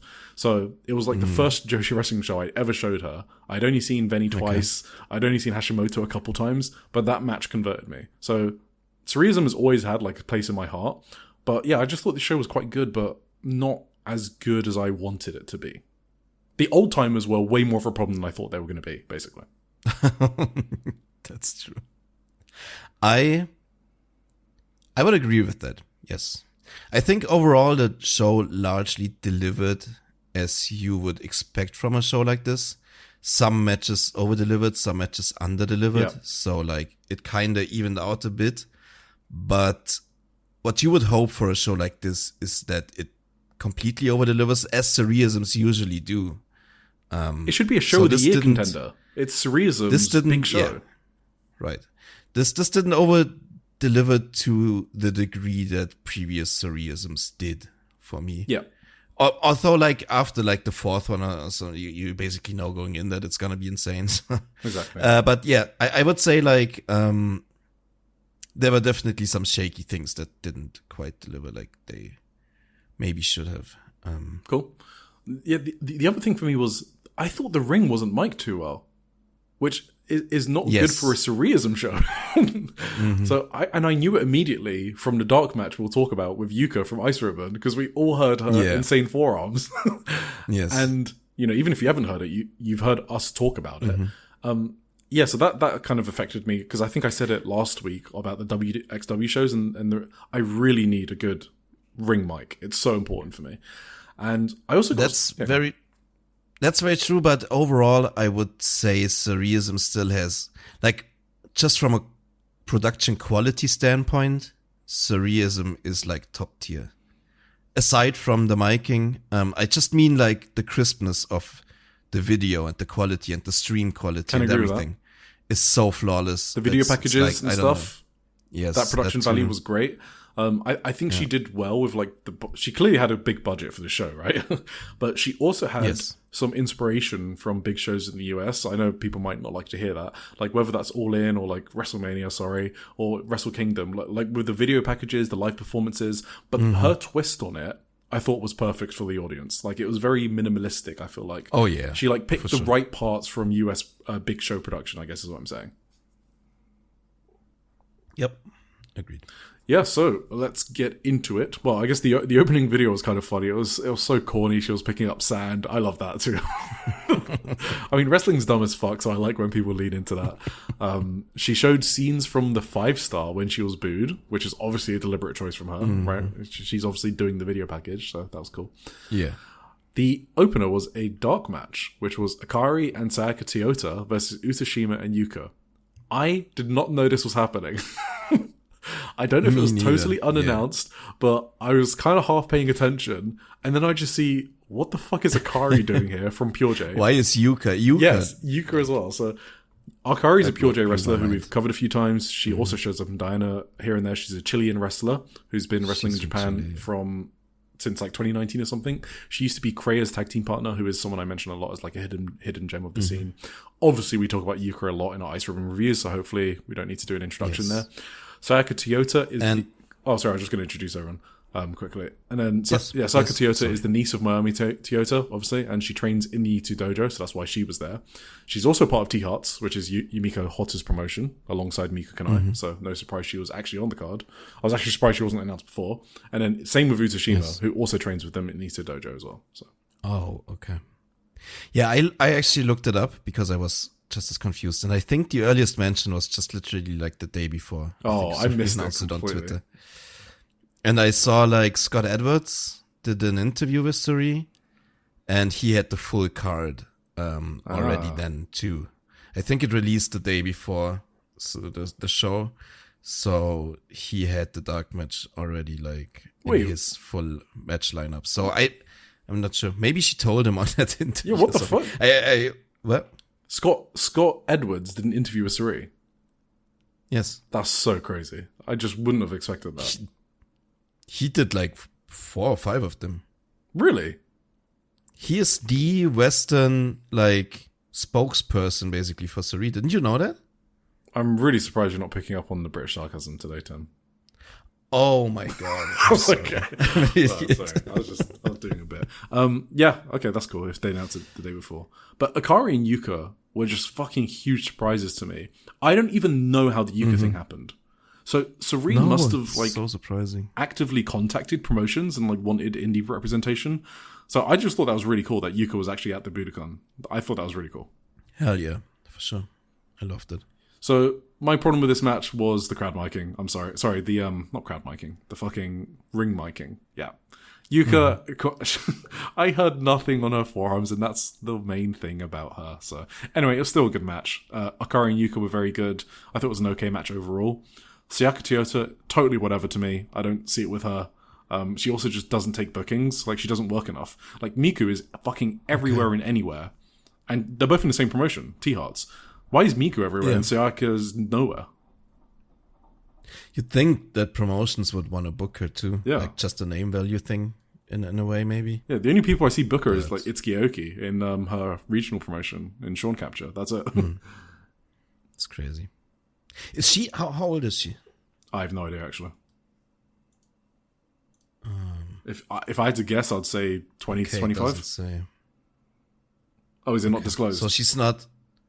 No. Oh, she's already been wrestling for 4 years. It's just crazy. I was thinking maybe she's still going to school or whatever, and that's why she can't take many bookings. Or, I don't know. Oh, yeah, that would have been a good explanation, but I don't think that's the case. But anyway, what do you think about the match? Okay. Just kind of... yeah, I was just... Let me actually look at my notes here. I thought it was okay, I guess. I didn't have too many notes on it, honestly. Yeah, same. Toyota won with a missile dropkick, which kind of surprised me, honestly. No. There was a cutie special kick out, which also surprised me. Like, do they need to kick out a cutie special on the opening dark match? That's kind of whatever to me. Yeah. But yeah. Toyota's music goes hard. She has good entrance music, so. Right, and then the first match of the show proper was Kikyo Furusawa versus Celine Mizora. So, everyone knows I love Celine. And everyone knows how excited I was for this match. I just don't have many notes for this one. I struggled with like a few different things. First of all, I don't think it's the type of match that's suited for a big building. To be honest, I think they did okay, but it's just not the type of match. Like, it's not the rookie versus rookie type of arena. I feel like you kind of want an intimate building where people really get into the underdogs, right? And they want one of them to win. The crowd fucking died a death. That's kind of. Also, they just didn't feel. They didn't look comfortable with each other. I don't know what it was, but something felt off to me. They were just kind of slow with each other, and. What's painful about this is I've seen Kikyo go before with Starlight Kid, where she was able to like keep up speed-wise with some submission transitions and stuff. So that's why I think Celine was a slow one in terms of like not adapting well enough to Kikyo's style. Because Celine isn't really like a submission transition sort of wrestler. She's more of like the veiny style. Like she likes to hit hard. She's got like an attitude and stuff like that. You don't really see her do any like complicated moves yet. She's obviously still like 15 matches into her career, so she's super green with stuff like that. And it kind of showed here how more polished Kikyo is in that department in terms of like just general like chain wrestling and all that stuff. Yeah. Yeah, I just think this match showed very clearly how important it still is to have like a vet in a match. Oh, like for how sure. risky it is to put two people who are this inexperienced against each other. In an arena with this no big, one yeah. to really guide them. In an arena this big, yeah. Because, like, we have often said how, like, good Kikyu looks. But that's always when she's, like, in there with an Azumi, with a Sareee. Starlight Kid, like, she looks brilliant, and Starlight Kid. But that's obviously, like this match made it very clear that this is still, like, because she's led by one of the greatest wrestlers in the world. Do you not think it was a Celine thing? Am I being too hard on my Blorbo, my special little rookie? Maybe. I think it was like a mutual thing almost. Yeah, I think you could very clearly see at times how slow and hesitant Kikyu herself could be between, like, spots. I'll take that. So I wrote it down for Kikyu for sure. I wrote Kikyu can still be very slow and hesitant at times. And maybe that's just because, like, she's not comfortable enough yet with someone this inexperienced. You know what I mean? So, yeah, no, for sure. At some points it just kind of fell apart. Some stuff they wanted to do, and they just started forming each other. It was very clear that they started, like, communicating with each other when like things fell apart while forming each other, and that was kind of like obvious what happened. And it was like these typical rookie things, you know, that you wouldn't notice in, like, with a proper veteran in there. Maybe they would have done well to put, like, two more experienced wrestlers with them and make a tag match out of it. You mean like the next match? Maybe like the next match. Yeah. So last thing I'll say is also Celine. Not only is she still, like, really green when it comes to, like, mat wrestling, but also she missed the Seed show like 3 days before because she was ill. You don't miss a show with your home promotion in a big match to build up for your first title match unless you're feeling really bad. So I think I'm just going to conclude by saying I think she was perfect and just feeling a bit down from the illness. Yeah. It was a time limit draw in the end. Yeah. So I thought Kikyu's ankle lock still looked very good. Like, she had Celine's foot in all kinds of directions it shouldn't point in, so that looked gruesome. And Celine was selling appropriately, so that's a positive. Yeah. Then we had, we're going to go like half an hour on this match, okay? I swear. We had LLPWX, Ami Fujiwara, and Rina, who formerly Nori, against Chi-Chi and Miku Kanai. Yes. Where the fuck do we start with this match? So, my hot take is this was my match of the night. Oh, yes. I kind of expected something like this. Yeah, that's how much I like this match. So let's quickly talk about the story of the match. So, Amu Fujiwara is 14 years old. She has had, so before this match, she had had 2 matches. She debuted against Miyu Momono on the 7th of January, I think.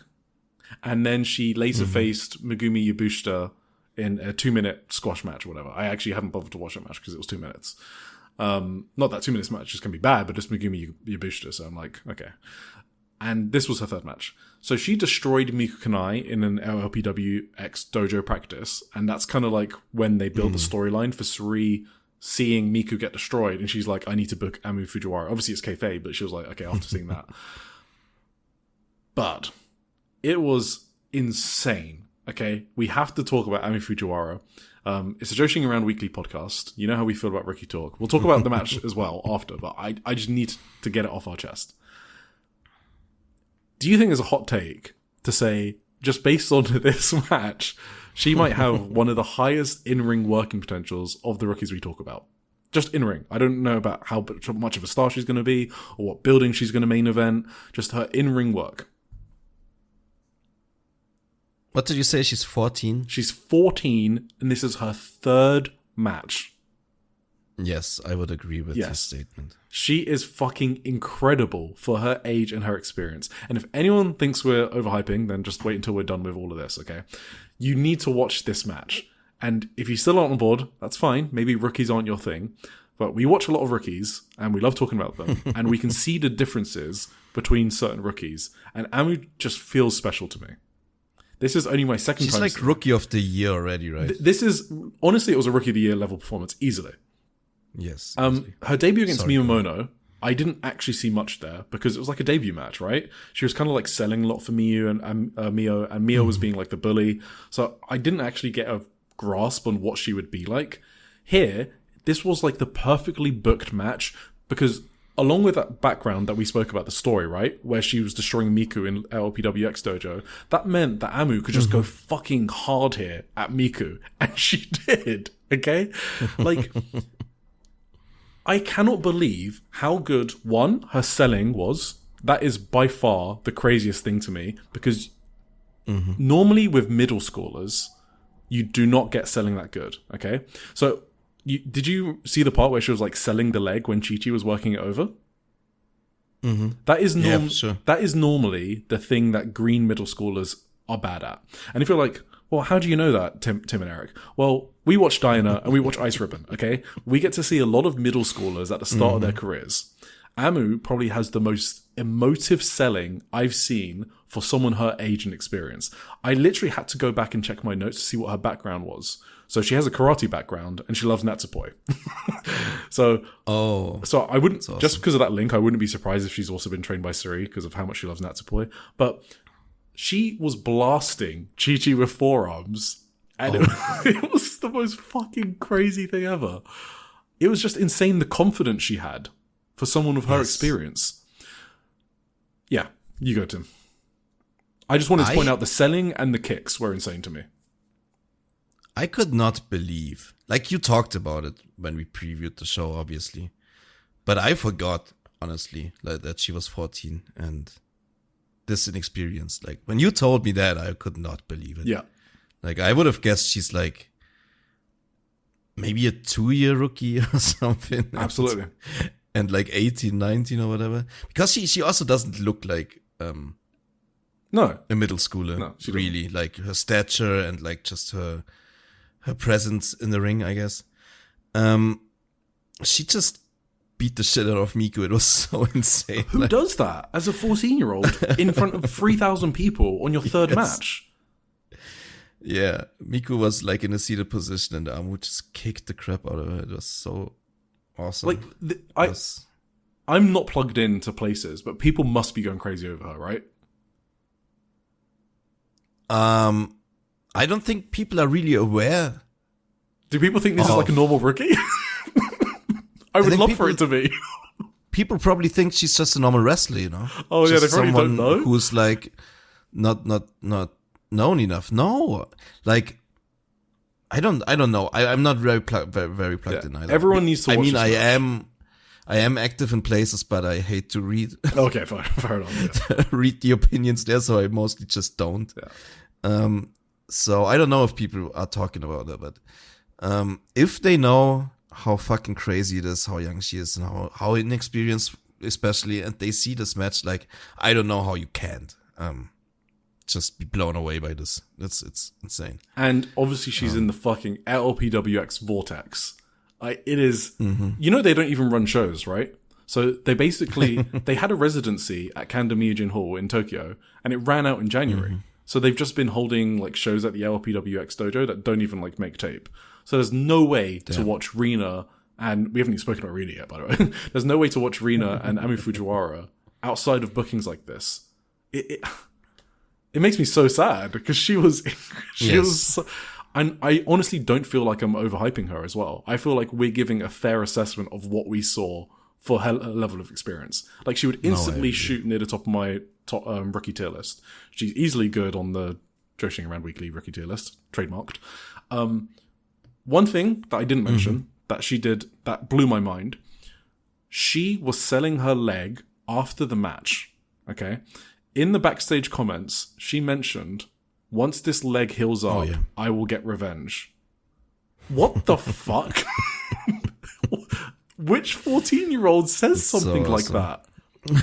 Who is thinking, like, guys, remember what you were doing when you were 14. I've already told the story. Like, a few years before I was 14, I jumped out of a window, okay? Like, think when you were that young, and she's thinking, oh, Chi-Chi worked my leg over during this match, so I need to keep up the performances, even when I'm doing backstage comments. This is fucking crazy! It's awesome. Fucking hell. All right. Should we talk about the match? Yeah, just... Yeah, let's talk about the match. So, just about Rina. I feel like we could talk about every performer in this match. Yes, that's what I was going to say. We haven't even spoken about Rina, Chi-Chi, Miku. Yes. Rina's spin kick is fucking crazy. Oh. Okay? Oh, it's so sick. I just need to remind everyone, by the way, that 99% of you voted for Tim's draft. I drafted Rina, okay? And she would have been an upper mid-card hill. Thank you, okay? I'm not a sore loser. She looked so good. I just need to see her more. I want to see more of her matches. She's so crisp with her offense. Yes. And she's even better when there's like a storyline where she can like be a bit more aggressive. Because in a lot of her LPWX matches, she just had to sell a lot for old people, honestly. Like against veterans and stuff like that. Because, you know, Takako, Inoue, Shinobu Kandori, they bring in Yumika Hotta a lot. What other oldies that got there? Yabushita. Yeah, whatever. Ryu Mizunami, right? Aniki, she had a match against. And it was just a lot of selling. Mm-hmm. And the best performance she had was when she was in a tag beating the fuck out of Miku Kanai in LPWX. And again, here again, she looks so good when she's dominating on top. Pause. Yes. Sorry, go on. Yeah.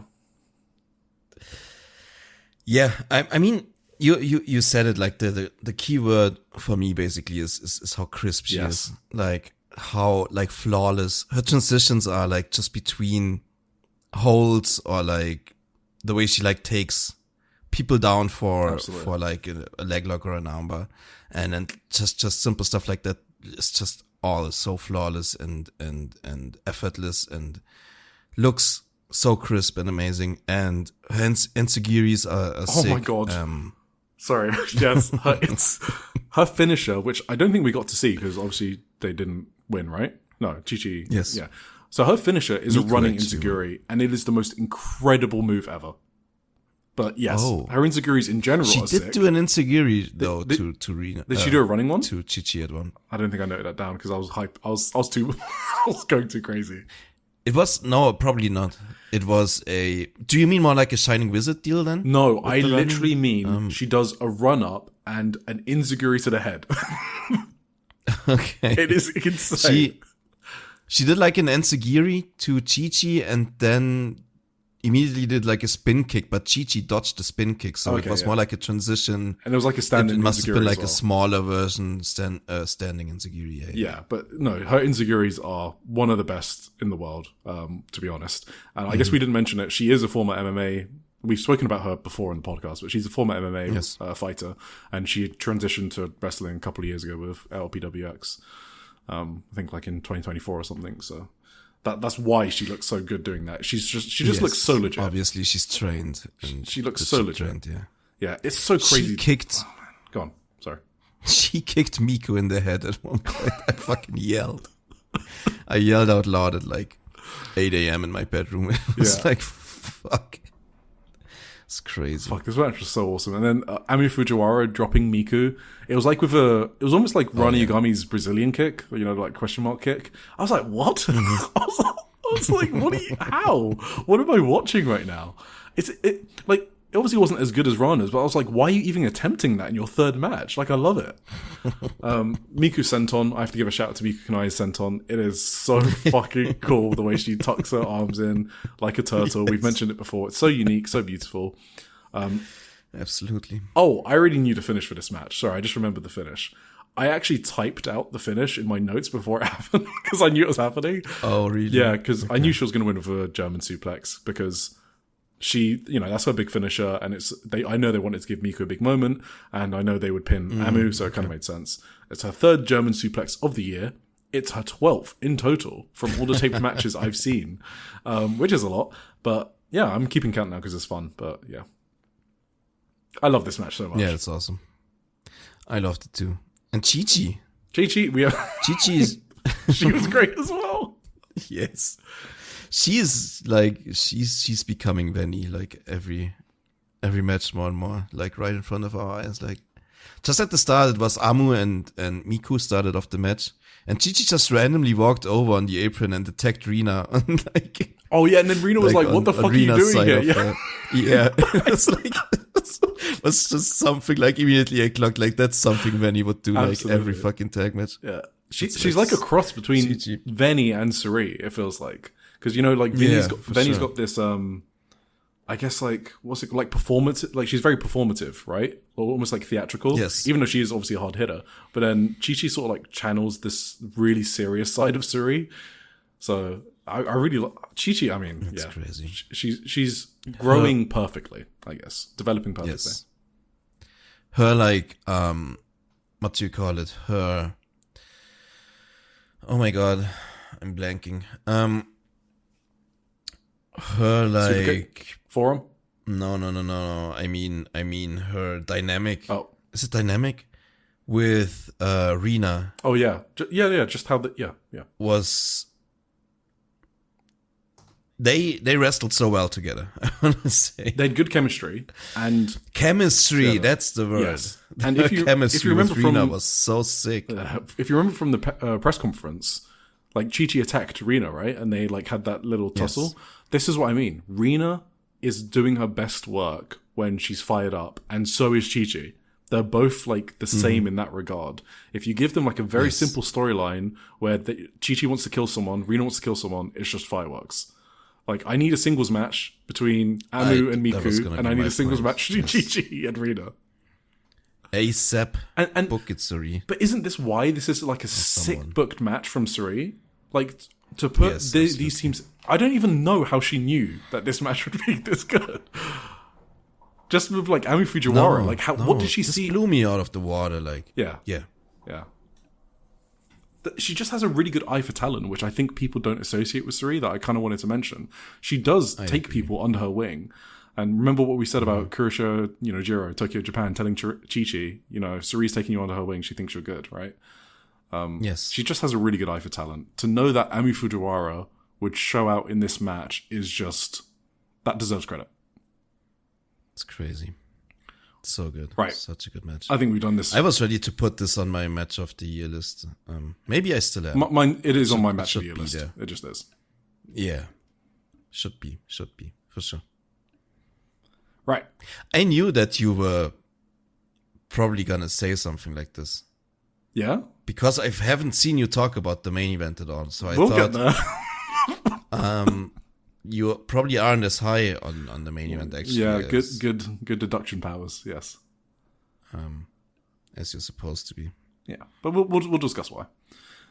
Then we had All right. Hanako versus Venny. So we've already spoken about how this was basically a Bazilla replacement. We said it in the preview. I wanted to see if Hanako could have a good match with Venny.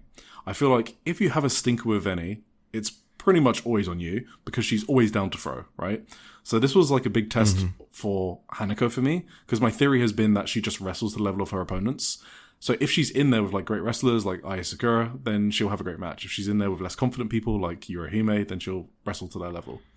If you ask me, my view is I think she did fine, but I don't think you're supposed to do fine against Venny.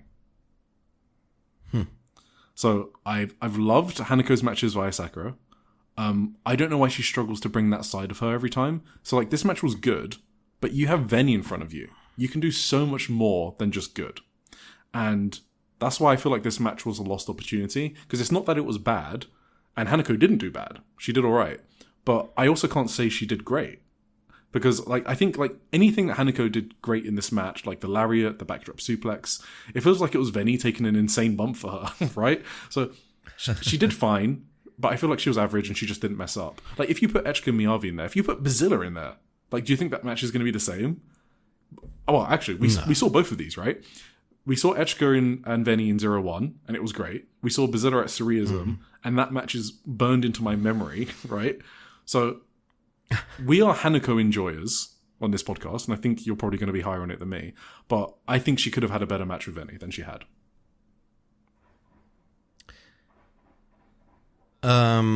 Yeah, probably. But she didn't do bad, right? No. I would agree she did fine is a good description. Yeah.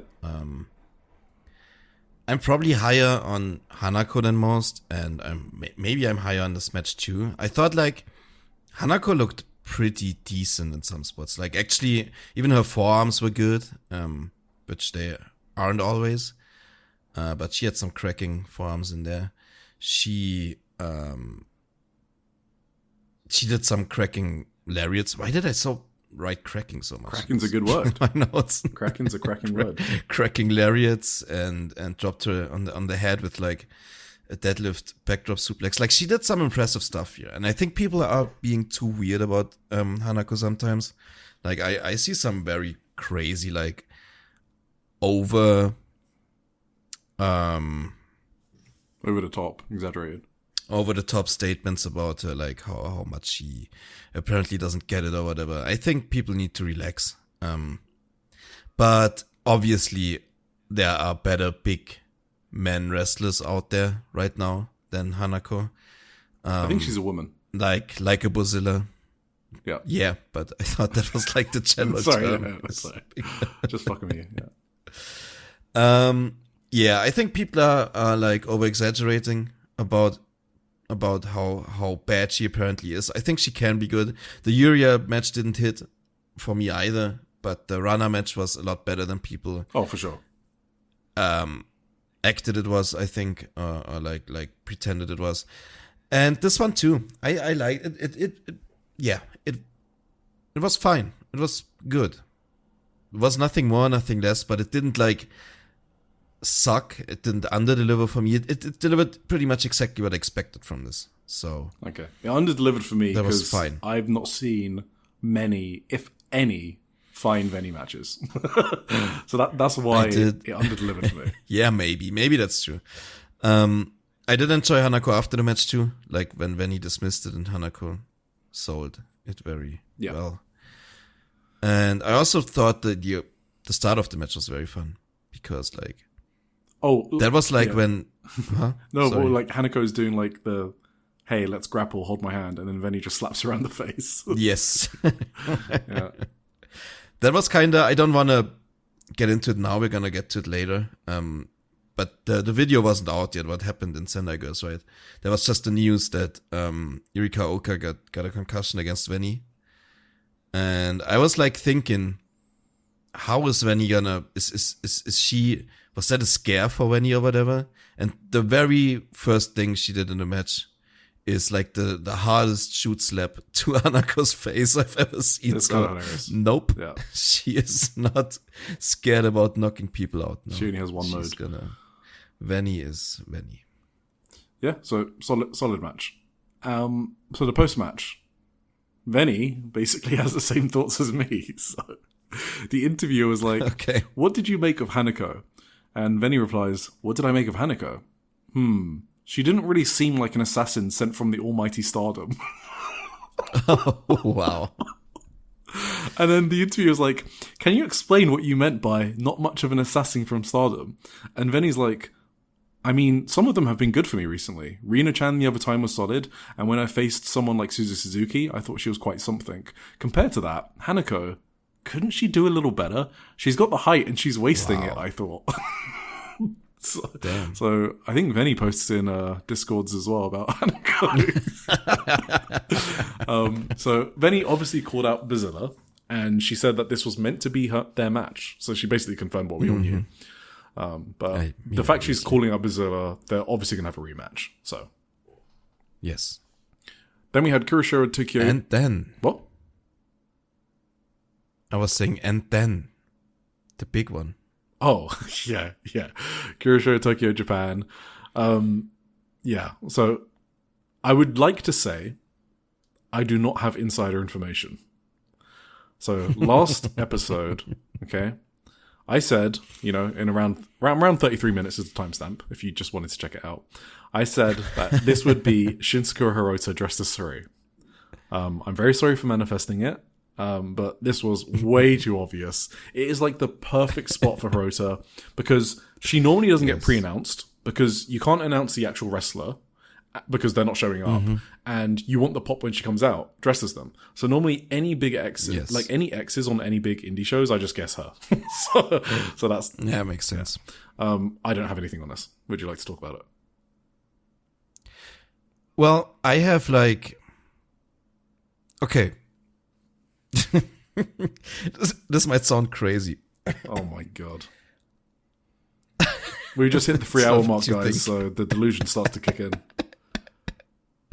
I just swallowed the wrong throat or whatever you say. Yeah, I get that a lot. I think somehow Kuroshio Tokyo Japan is kind of growing on me lately in a weird way. I don't think I hate him as much anymore. Like, I'm kind of vibing with him lately. It was the Megaton match, wasn't it? He over-delivered in the Megaton match. I thought it was... I had fun here, honestly. I don't know. I've said this before. I've never... Like, when I saw him live, the first time when I was in Japan, I thought it was fun, too. I didn't have a bad time watching his fucking 10-hour entrance. Like, when I saw him for the third time, it was a bit long in the tooth, but, like, can be fun sometimes, I guess. And I thought Shin Sakura Hirota, Shin Hirota Sareee, she's called here. I thought she actually had the Sareee mannerisms down pat. She did Sareee so perfectly. She's a very good impressionist. Didn't you think? She's a very good impressionist. Like, it was so funny to me, honestly, how fucking 1-to-1 she could impersonate Sareee and all her mannerisms here. The Uranage spot was very funny too. So all in all, I'm positive on this match as well. For a comedy match, it made me laugh, so it achieved its goal, I guess. People are going to think I don't like comedy and then not realize DDT is one of my favorite promotions. This was fine. I have the same notes that she had the mannerisms down. I actually literally said Sakura Hirota has the mannerisms kind of down, which is almost what you said word for word. Yeah. But we kind of already know that she can do that. So yeah, it was a good match. And I'm kind of glad they cut this kind of short. I thought it was going to be way longer. They only kept the actual match like 4 minutes. So yeah. Saree's like, I'm not going to have this going on for 10 minutes on my show. So right. Then we had Fuwa-chan, Shinobu Kandori, and Yumiko Hotta versus Jaguar Yokota, Senka Akatsuki, and Takako Inoue. So in the preview, I said I was fine with this match because I was mostly hoping it would be Fuwa-chan. And because I'm fine with Fuwa-chan against Jaguar, Senka, or Takako, because I think all three are okay. Like, Takako can still go. She normally still hits quite hard at LPWX. I had no hope for Shinobu Kandori and Hotta in the preview, if you remember. And they stunk up this match. Oh my god. Shinobu in particular, yes. I haven't seen her do anything good in the LPWX, well, ever since I've been watching. It was bad. Yep, this was the big under-deliver of the show, yeah. I guess you could call it the stinker match. This just didn't work. Yeah, I don't. There's no point in shitting all over it. It was just pretty bad. It was too much Shinobu and Yumiko Hotta, and they just weren't good at what they were trying to do. I think at one point Shinobu literally pulls Fuwa-chan by the hair and gets her to tag out, and Fuwa-chan's like, "What?" Yeah. It was just really weird energy, to be honest. So weird. Yeah. Anyway. It was bad. I will say, like, the post-match was great. Yeah. The post-match was so much better than the match itself, so where are you going to get to it anyway? You talk about it. No, you talk about it. Well, Uno. Essentially,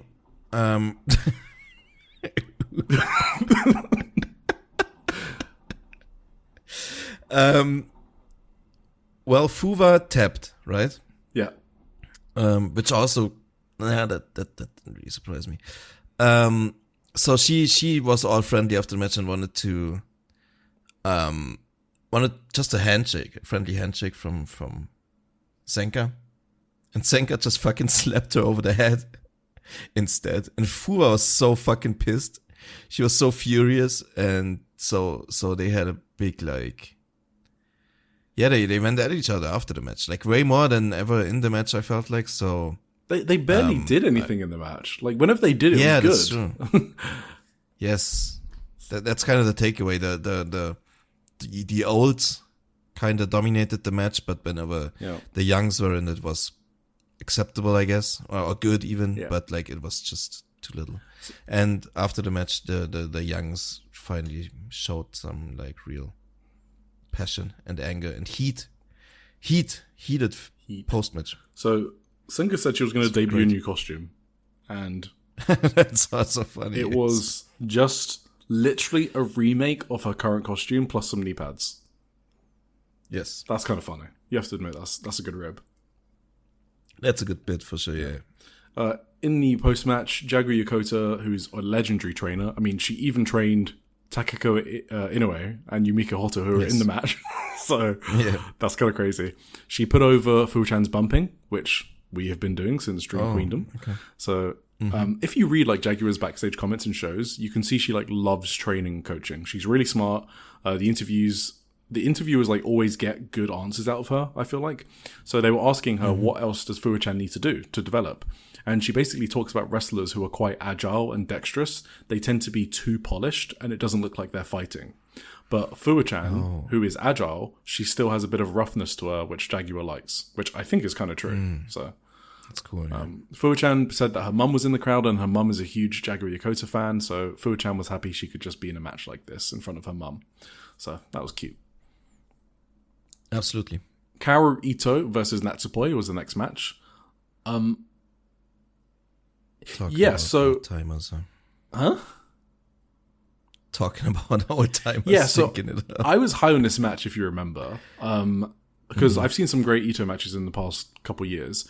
You were on board once you figured out that Kaoru Ito was not Yumika Hotta, but this match might as well have been Yumika Hotta.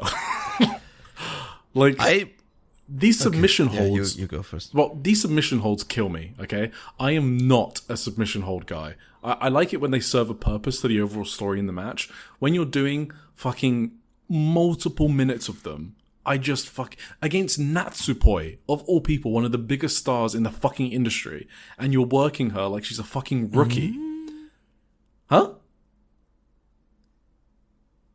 What are you about to say? I disagree. With Natsupoi not being a rookie? No, I agree. Oh. I agree. I disagree in the way that one thing Natsupoi excels at extremely well, like maybe more than any other wrestler in the world, is selling. I just don't want to crazy submission. I don't want to see her sell a single leg Boston crab from Kaoru Ito for like 7 minutes. Yeah, but when you go crazy like Natsupoi, she literally cried. She literally cried in the Boston crab. Like that's some true like emotion. You know, okay. That's something only Natsupoi can do. Yeah, okay. No, that's fine. I can accept that. I didn't like it. I think I just definitely have a block with really long submission holds, to be honest. Okay, I get that. So, by the way, after that, I was done. So, I don't think I can review this match from an unbiased lens. Yes. Yeah, that was going to be my hot take. Like, I didn't actually hate the match. Okay, so you take it. I was really into the match. Kinda. I thought it was kinda exactly what I expected it to be from like Ito obviously like dominating her early on and then like Poi getting these cool hope spots and stuff and slowly taking over. And I expected Poi to win too. But then this fucking Kaoru Ito fucked up the pin because her fucking ego doesn't let her like just lay the fuck down. It's not like this night is not about you. This is not your night. You don't need to kick out at like 2.9 or she basically kicked out at 1.5, but the ref just forced the pin to continue. She didn't lift her shoulders up properly. Yes, but I thought we said she's not supposed to lift her shoulders up. It was the fucking finish. Oh, was it? Oh yeah.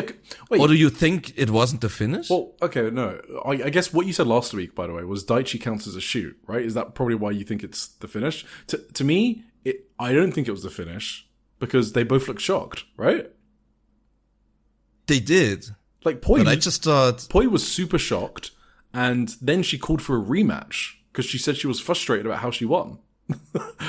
So I just I didn't have this translation. Yeah, so maybe it was just a botch then. I feel like it was a botch, and Daichi did count this as a shoot because just because like I don't know. Did you see Poi's face after the count? I just thought she was super disappointed because Ito kicked out on her and then wasn't like. Oh, I thought she was putting her over properly. I thought she was surprised that Daichi counted as a shoot because Daichi went over to like kneel over like Kaoru Ito and like explain to her like what was happening. Well, that's what it looked like. And also, Poi, she was just staring at Daichi after the finish. She was But, just like, looking no, at him, and then he was like 3, and then she was just staring at him, and obviously she can't say something because he's obviously a big senior and he's like a big official, but she was just looking, and her mouth was open. I thought Natsupoi looked super disappointed. I thought it was because of Ito. Maybe it was because of Daichi. Maybe I have to take it a bit slower with like the Ito hate here. Maybe it was actually. No, because I think Ito I blame it a bit on Ito because she didn't kick out properly. That's where I thought you were going with it. She had her shoulders up at like 1. Yeah, she did, but it was. I think she did kick out. But it was like properly. she was flailing, right? You know I what? thought she wasn't supposed to. Yeah, but you know, what? Flailing. Yeah, you know maybe. when people like flail around in like a cradle. That's kind of what it looked like. It didn't look like she was actually kicking out. That's why. But what I actually said about Daichi is that he sometimes holds pins up when he shouldn't. I think. Yeah. Like, we have evidence of that happening. Like, in the trios match with Rian, where she couldn't kick out because she was dead. So yeah. We had evidence of that in the Sakikashima vs. Saori Anu match. So you think because he hold a pin up. So because he counted, that's why you think it was the finish, I guess. Because we've had... Yeah, basically. Okay, fine. I mean, I think when he doesn't think it's the but maybe he thought it's the finish, but he had it wrong in his head or whatever. Maybe he just misremembered what the finish was. Yeah, because remember the Sariano? Yeah, you remember, you just mentioned it, right? And they just repeated the exact same thing and counted. Exactly, yeah. Maybe he sometimes just messes up and forgets something. That's just human. Anyway, I mean, so yeah, if it was Daichi, then I take it back about Ito. I actually liked the match more than you did then, but the finish pissed me off so much because I thought it wasn't Ito. I thought it was just her fucking old timer ego wouldn't let her lay down for 3 fucking seconds. But I will say, in the post-match comments I saw, no, it was the post-match promo, right? So when Poi was calling for a rematch, Kaori Ito was basically like, I don't consider that a loss. And the crowd reacted to it. And then she had to say, fine, it was a loss. So you're not totally wrong, by the way, about her ego, maybe. And the crowd had to correct her. The things about Ito I did like in this match was the running senton and like the double foot stomps. That Ito, I'm all for. Yes. That's what I want to see. I just don't want to see the Boston Crab, that's all. But I get that you liked Poi's expressiveness because she's a very good seller. So. Yeah. Okay, let's talk about this main event. Chihiro Hashimoto and Syuri versus Spark Rush, Sareee, and Takumi Iroha. Who goes first? You liked it more, so what does that mean? I go first and then you talk about what you liked, or? We can do that. Okay. Yeah. So, everyone knows I'm a huge Takumi Iroha stan. I rated her as the 6th best wrestler on the 2020, for 2025 on the Social 50 list. So, I would also, if you would like to plot the views on Takumi Iroha on like an x-axis and poll the general population of Joshi wrestling fans, I think I'd be considered a Takumi extremist. I've been very, very high on her. And Spark Rush is obviously my favorite team. I've got a signed t-shirt, all of that. And I think Hashimoto is the best wrestler in the world. I did love this match. But the reason why it won't be like high up in my match of the year rankings is because it was an incredible match, but it didn't hit the level of the Veni, Mayu Iwatani, and Hashimoto one. And in my head, I have to compare those because like I didn't have my heart in my mouth when I was watching this match. The action was flawless. There's nothing I can pick out from the action that was bad, but there's like no spots that I'll remember like 1 year from now, like I do with that Sareee ISM tag. And like we've spoken about this, I know how much I liked a match from like how much caps lock I have during my notes, and I have no caps locks in my notes here. So if I'm being really honest with myself, I liked the Chi-Chi match more. I don't want to feel that way, but that is the way I felt after I watched this. I felt this is an excellent match, but none of it emotionally gripped me, or there was like no spot that hooked me. There wasn't that one thing that made me go crazy, I guess is how I'd put it. Okay. And I think one of the things is maybe that Sareee ISM tag, that's the September one, I'm super protective of that match, so it's natural for me to compare it to it. And maybe that's why I'm lower on this, because of how much I love the other one. And just the final thing, I do think I have a thing about big arenas. I think I have a personal preference. for matches to be in like the more intimate venues like Shinjuku Face and stuff like that. And to me, it's amazing that Stardom big shows are as good as they are to me, because they don't feel as intimate, but they've sort of like perfected how to do those big shows. And the classic Joshi indie style that I watch and love, I feel like it doesn't translate as well to the big arena. That's the only thing I could think of as to why this didn't grip me as much as the other one. It was like some je ne sais quoi, I guess, that I can't really word. But no fault with the match itself, just to be clear. It was just missing the hook for me. Part of it might be, we spoke about this on the first ever episode of Joshi'ing Around Weekly, you need to be like emotionally ready to accept a match. So maybe I was like in a different mood. So, you know, like the Miyamoto Aihozan match, obviously it hit me perfectly. I think wrestling is just kind of funny like that, and it's very subjective. And yeah, I guess I really like this match. But for comparisons, I would take the Hashimoto Yuna match that we're going to talk about after. I would take the Rina Sayaka Kurara match from the Cinderella. And I would take the Chi-Chi match over this one. All right. I will say I don't disagree with you. On basically anything. No, your specific preferences. Oh, okay. I would have the Mayu Veni match higher than this. Yeah. That's not really a question for me. That's like one of the greatest matches ever. Yeah, exactly. For me. Yeah. This didn't. I kind of agree with you that maybe this didn't reach the pantheon of one of the greatest matches ever. Yeah. I think like you said, the action was completely flawless. Yes, it was kind of like what if you imagine these four wrestlers all bring in their absolute A game. Yep. This is what it looks like. For sure.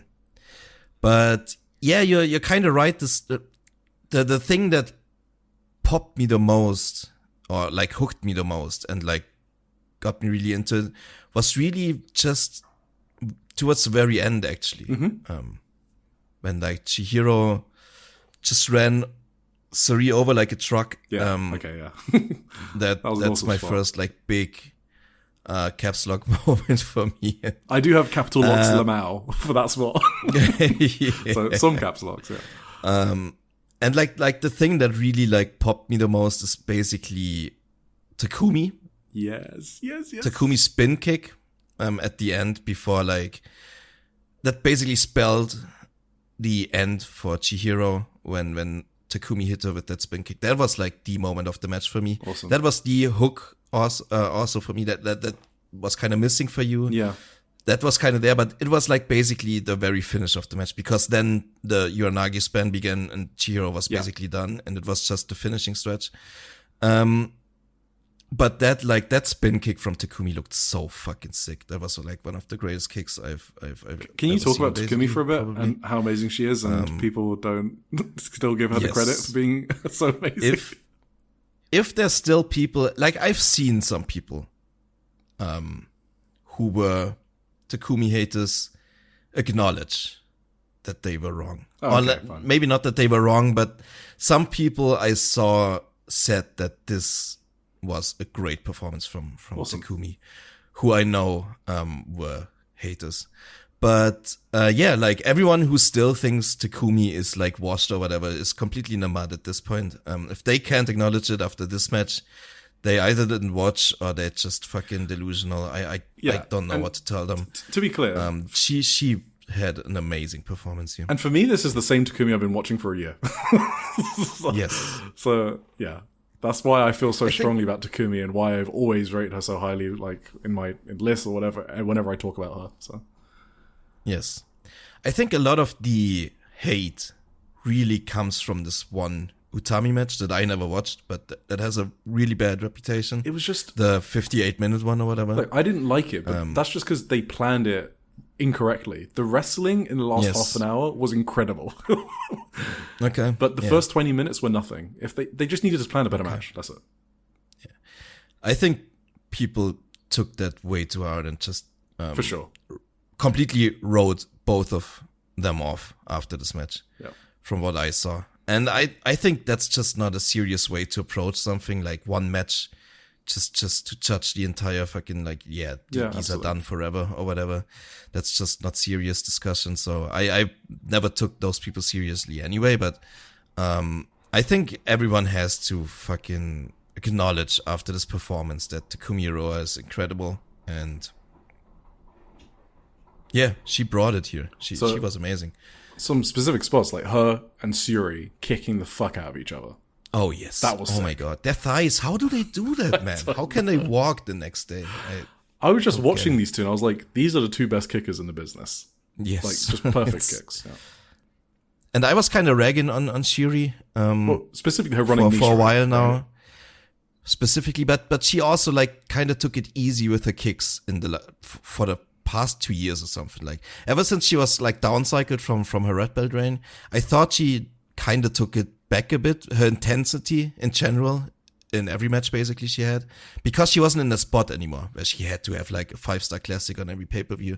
She was mostly like put into undercard matches, and she just kind of like maybe relaxed a little bit on her like being the greatest kicker alive.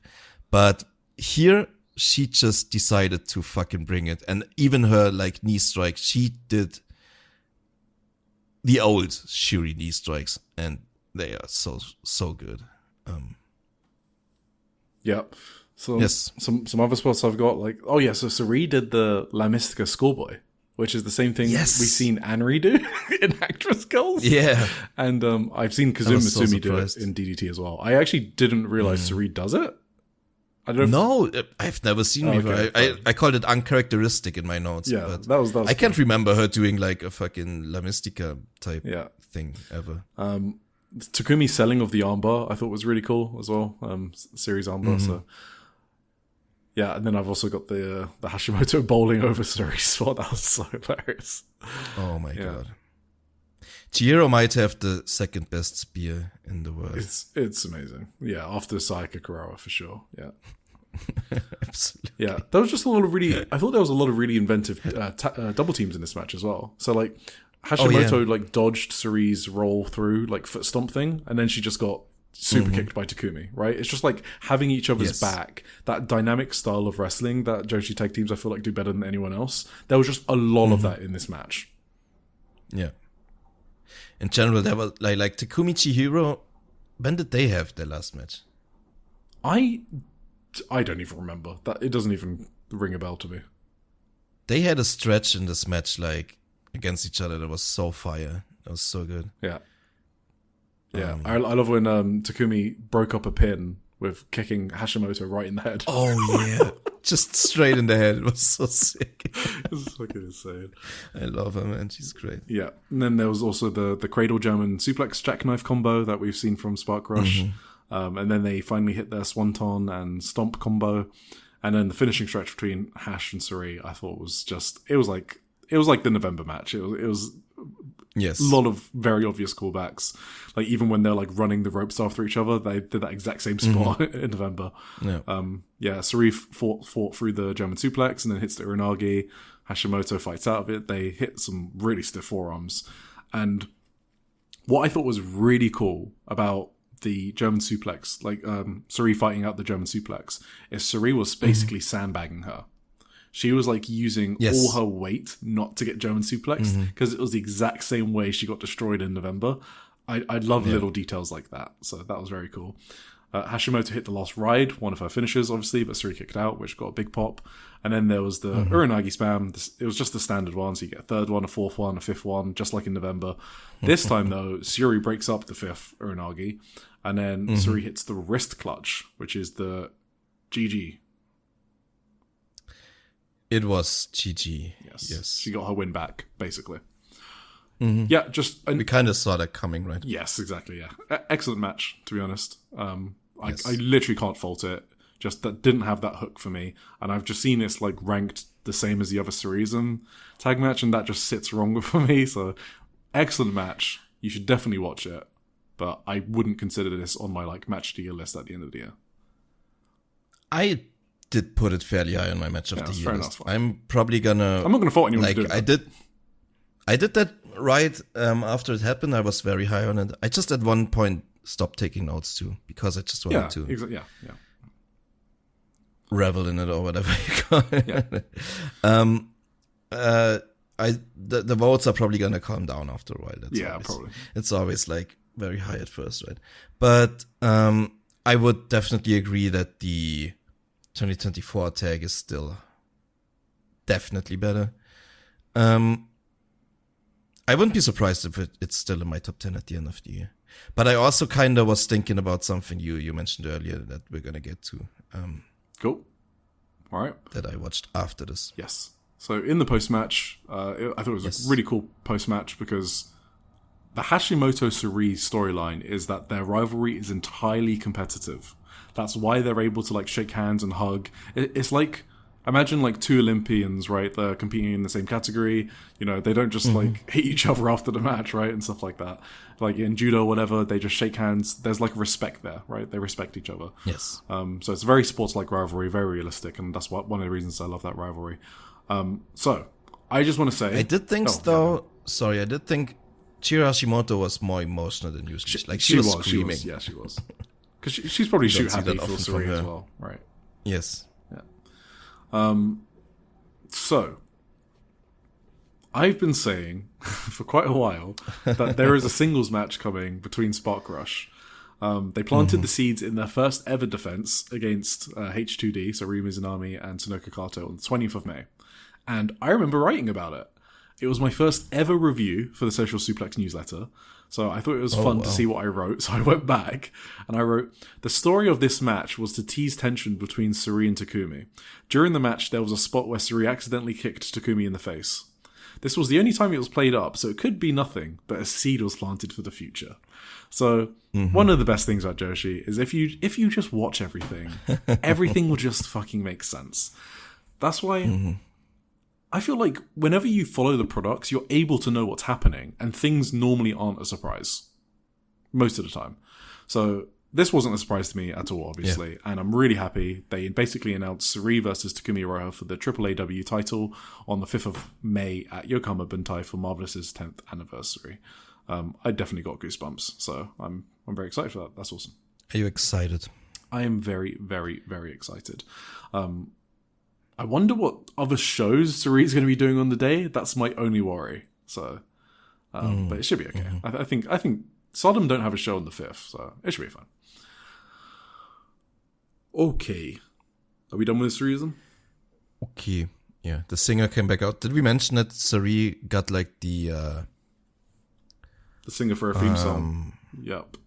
So she did a live performance for her entrance. Yeah, we did not mention her entrance. I wrote her name down. I can't find it. I don't know. She's I think she's like a legit pop star over there. So yes. She linked up with Sareee and they did their new trademark song. Yeah, but Saree's entrance for the main event was like a total like big special entrance. She had like a live performance and stuff like that. It was a very cool entrance. So don't skip the entrances for the main event if you're gonna parachute in. Yeah.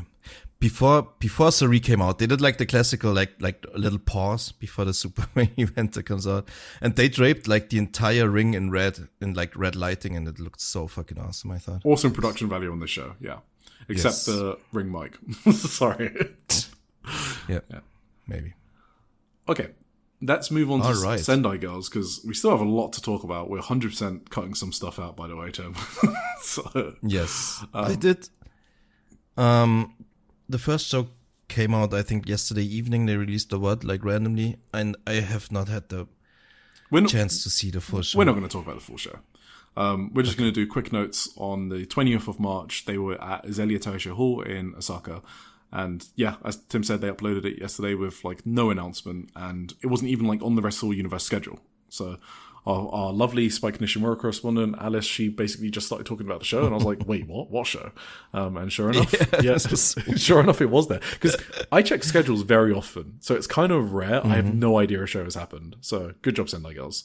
Yeah. This was the show that Yurika Oka got injured on. So I checked out the match. Did you watch the match before the injury? No. Okay. I just saw the spot. The match was actually really fun before the incident. It was like my type of match. Yurika is such an underrated worker for like being able to effortlessly weave in funny spots into her wrestling. It was going to be such a great match because Veni knows how to get Yurika over and Yurika knows how to wrestle Veni. So they have like a really fun chemistry because Yurika is playful enough to like get some really fun spots out of Veni. So honestly, it was on track to be like a favorite of mine. Like I just really love the chemistry.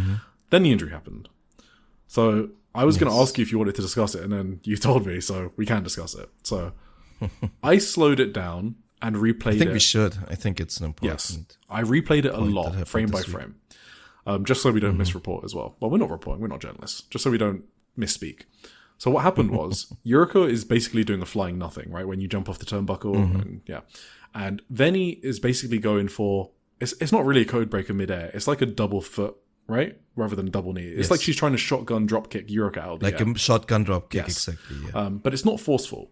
So, but it is a spot that needs to be done carefully, right? And it looks like Veni is doing it carefully. The problem is I can't see Veni's left foot. So I don't know if Yurika's head accidentally hits Veni's left foot or not. I think it doesn't. I think what happens is she just lands awkwardly and then smashes her head on the mat. That was my impression. That it happened on the landing. I think it happened on landing itself. But I can't rule out that she might have been knocked out before because you can't see it from the angle. Maybe, yeah. But anyway, either way, her head definitely hits the mat and she's knocked loopy instantly. Like, you see her arm is kind of like... She, I don't know how to describe it. Like, her arm is like floating in the air a bit and then it like slowly drops. She's breathing really heavily and there's like spit coming from her mouth because obviously she's like not in control of like, it's probably like involuntary breathing. She's like knocked out. And the worst part is the fucking referee. All right. Yes. So I was disgusted, literally disgusted that this match continued. And I don't think it's just because I knew there was an injury. Because Yurika is clearly out of it because Veni tries to lift her up by the hair twice. And Yurika does not cooperate each time. Veni can't get her up. So at that point, I'm kind of wondering, Veni must have figured it out by now because she can't get Yurika up. But Veni clearly hasn't figured it out. Yes. She just moves off into the corner. The referee does not check on Yurika a single time during this entire sequence when Veni is lifting her up. He just keeps on counting to 10 while Yurika is struggling. Veni even goes into the corner to just wait for the referee to check her. And the referee still does nothing. So then Veni is probably... I'm just guessing that Veni is probably like, okay, the referee's not checking her. Maybe she's fine. Veni goes up to Yurika and then lightly slaps her and then does a spin kick. But the spin kick doesn't hit her at all for sure. The slap, I think, does connect, like very lightly, but it still hits her. And still at this point, so Yurika is just standing there. She's got to her feet from the 10 count. So somehow she made it to her feet. And then that's when Veni went up to her and gave her the slap and the spin kick. She's just standing there, motionless. She's not fucking moving. And then she goes down and the referee counts to 10. No, so Veni goes for a suplex, right? Is what happened, yeah. Veni goes for a suplex and Yurika just collapses. And that's when Veni's like, something's wrong. The suplex was when Veni's like, she definitely just walks away after that. And what does the referee do after the suplex? He counts to fucking 10. What the fuck are you doing? Stop the match. You just saw her crumple from a suplex. Why are you counting to 10? So the only reason the match stopped was because Yurika couldn't get up for the 10 count. So it was a knockout. What the fuck? It was honestly crazy. It was unbelievable. Yeah. Yeah, I was shoot mad about that. Go on. Absolutely. And like, just the way, like, I thought the way Yurika Oka landed the first time was like kind of a right of a position to be in when you're knocked out. But the other two times, when she dropped down, she was in such a terrible position. I was so fucking scared because like you have to stabilize them, right? In a situation, well, isn't it because like they have to like you can get on their stuff, side. Right? You can swallow your tongue. You can choke. You can like so many terrible things can happen. And they just didn't do anything of that. And she was like in such a bad position that like for the other two times she went down, that I was fucking like, that was very scary to watch. I wouldn't really recommend anyone like it's not a good watch. It's not a very comfortable watch. And I do think realistically Veni should have noticed it earlier, probably. I don't think she should have done the slap. If you struggle twice to get Yurika up, you should know something's up. She might have trusted the referee too much. That's my main takeaway, yes. Yeah. She went by the ref too much, and the ref just didn't give a fuck whatsoever. He didn't check on her So once. when he wasn't sure, he just told them to continue, and when he tried to continue, but obviously she should have maybe realized earlier that she shouldn't continue and just shouldn't have. But isn't there a thing about squeezing the hand? Yes. Like, why doesn't the referee just try that? Other referees do that after every little spot, like constantly, always, and he didn't even bother once. You saw like Hiroyo Matsumoto was on the outside. She registered it before like anyone else, I think, and she was just, she looked like she was very angry for once, and like she couldn't believe it. Like, what the fuck is going on in there? And when the bell finally rung and she could enter the ring, like she looked very upset. She was in there instantly, rightfully so. Like she was in there instantly, and I feel like she clocked it immediately what happened, but maybe she should have just immediately told something. No, I don't want to say that. I don't want to like blame anyone, other than the ref. Really, the ref is by far the biggest person to blame here. Yeah. Cool. All right. I feel like people are gonna try to cancel venue or whatever, or like blame it on her. I wouldn't. Like the incident itself had nothing to do with like Benny's stiffness or whatever. No, nothing to do with that. It was just the an only accident. thing Venny maybe made a mistake on was doing that light slap. Yes, she just shouldn't have done that. That's the only thing. But I hope people don't overreact to that. Yeah. I don't know. We'll see. Apparently, Yurika Oka seems to be in higher spirits. She started posting on social media again, but said some scary stuff as well. So I don't know. I haven't seen her post. We'll see. Okay. We'll see. She apparently posted something like she started posting funny shit again, but then she also said something like she posted a bunch of videos last night that she couldn't remember, so she deleted all of them again. Fucking which hell. Sounds definitely very scary. She can't wrestle. She's booked for the tag team title match on the 27th. No, that's way That would be insane if they go through with that. Yes. Mika Iwata also said that she's alright on social media, but I do think they have, like, Mika Iwata probably has a close relationship to her, but because obviously they do a lot with social media and stuff. That's obviously all work then. I think they are friends, so maybe she knows. She wouldn't just say that without knowing, I guess. So we'll see what happens. I hope everything's all right, but well, can't say. Cool. All right. For sure. Yeah, we're gonna start. I think this is the first week we've actually maybe run out of time, Tim. we are actually gonna have to skip. We have so many shows. Yeah, no, we're gonna have to skip stuff. What are we doing? Sorry, guys, if you didn't get a particular review this week. We actually did run out of time. Right. So the next show, the 22nd of March, Shinkiba review. We're reviewing the Shinkiba show. This was a banger, to be honest. I thought the show was great. Yes, a lot of really good stuff on it. The show was so good. Yeah, a lot of really good stuff on it. They obviously announced some stadium dates in the future. So 12th of July in Zebi Arena, 20th of July in Korakuen for Dash Chisako's anniversary, 28th of August in Yoyogi Gym, and then 10th of October in Sendai Sun Plaza Hall. So a lot of big shows coming up at the later half of the year, which is basically their strategy for last year as well. They did that. And I guess they're doing the Nippon Budokan at some point in 2027, like at the start of the year, I think is the suspected date. So we'll see. Yes. All right. So Honoka was in the opener. Honoka versus Yuna. I mean, Honoka's great. Yuna got a flash pin, which I assume is to set up a pop title match, but let's see. Whatever. Yura Suzuki. I did want to. I don't even know. I probably can't. Right. What? I was gonna like talk about the Sendai Girls documentary and stuff a little bit, but I shouldn't probably. Yeah. That's kind of. I started watching it more, and it's like very interesting. Actually, I'm really into it, but. Yuna reiterated her like story that we talked about that was also mentioned in Shupro, like her rough like teenager years, I guess, where she was like really, really not in a good state of mind, and how much like wrestling helped her, like how much Hana Kimura helped her, and then Benny subsequently, and how much that meant to her and all that stuff. She recounted it like in person. It was very like, I don't know, it was at the same time like heartwarming and heartbreaking to watch. Yeah. So it was like a very emotional scene.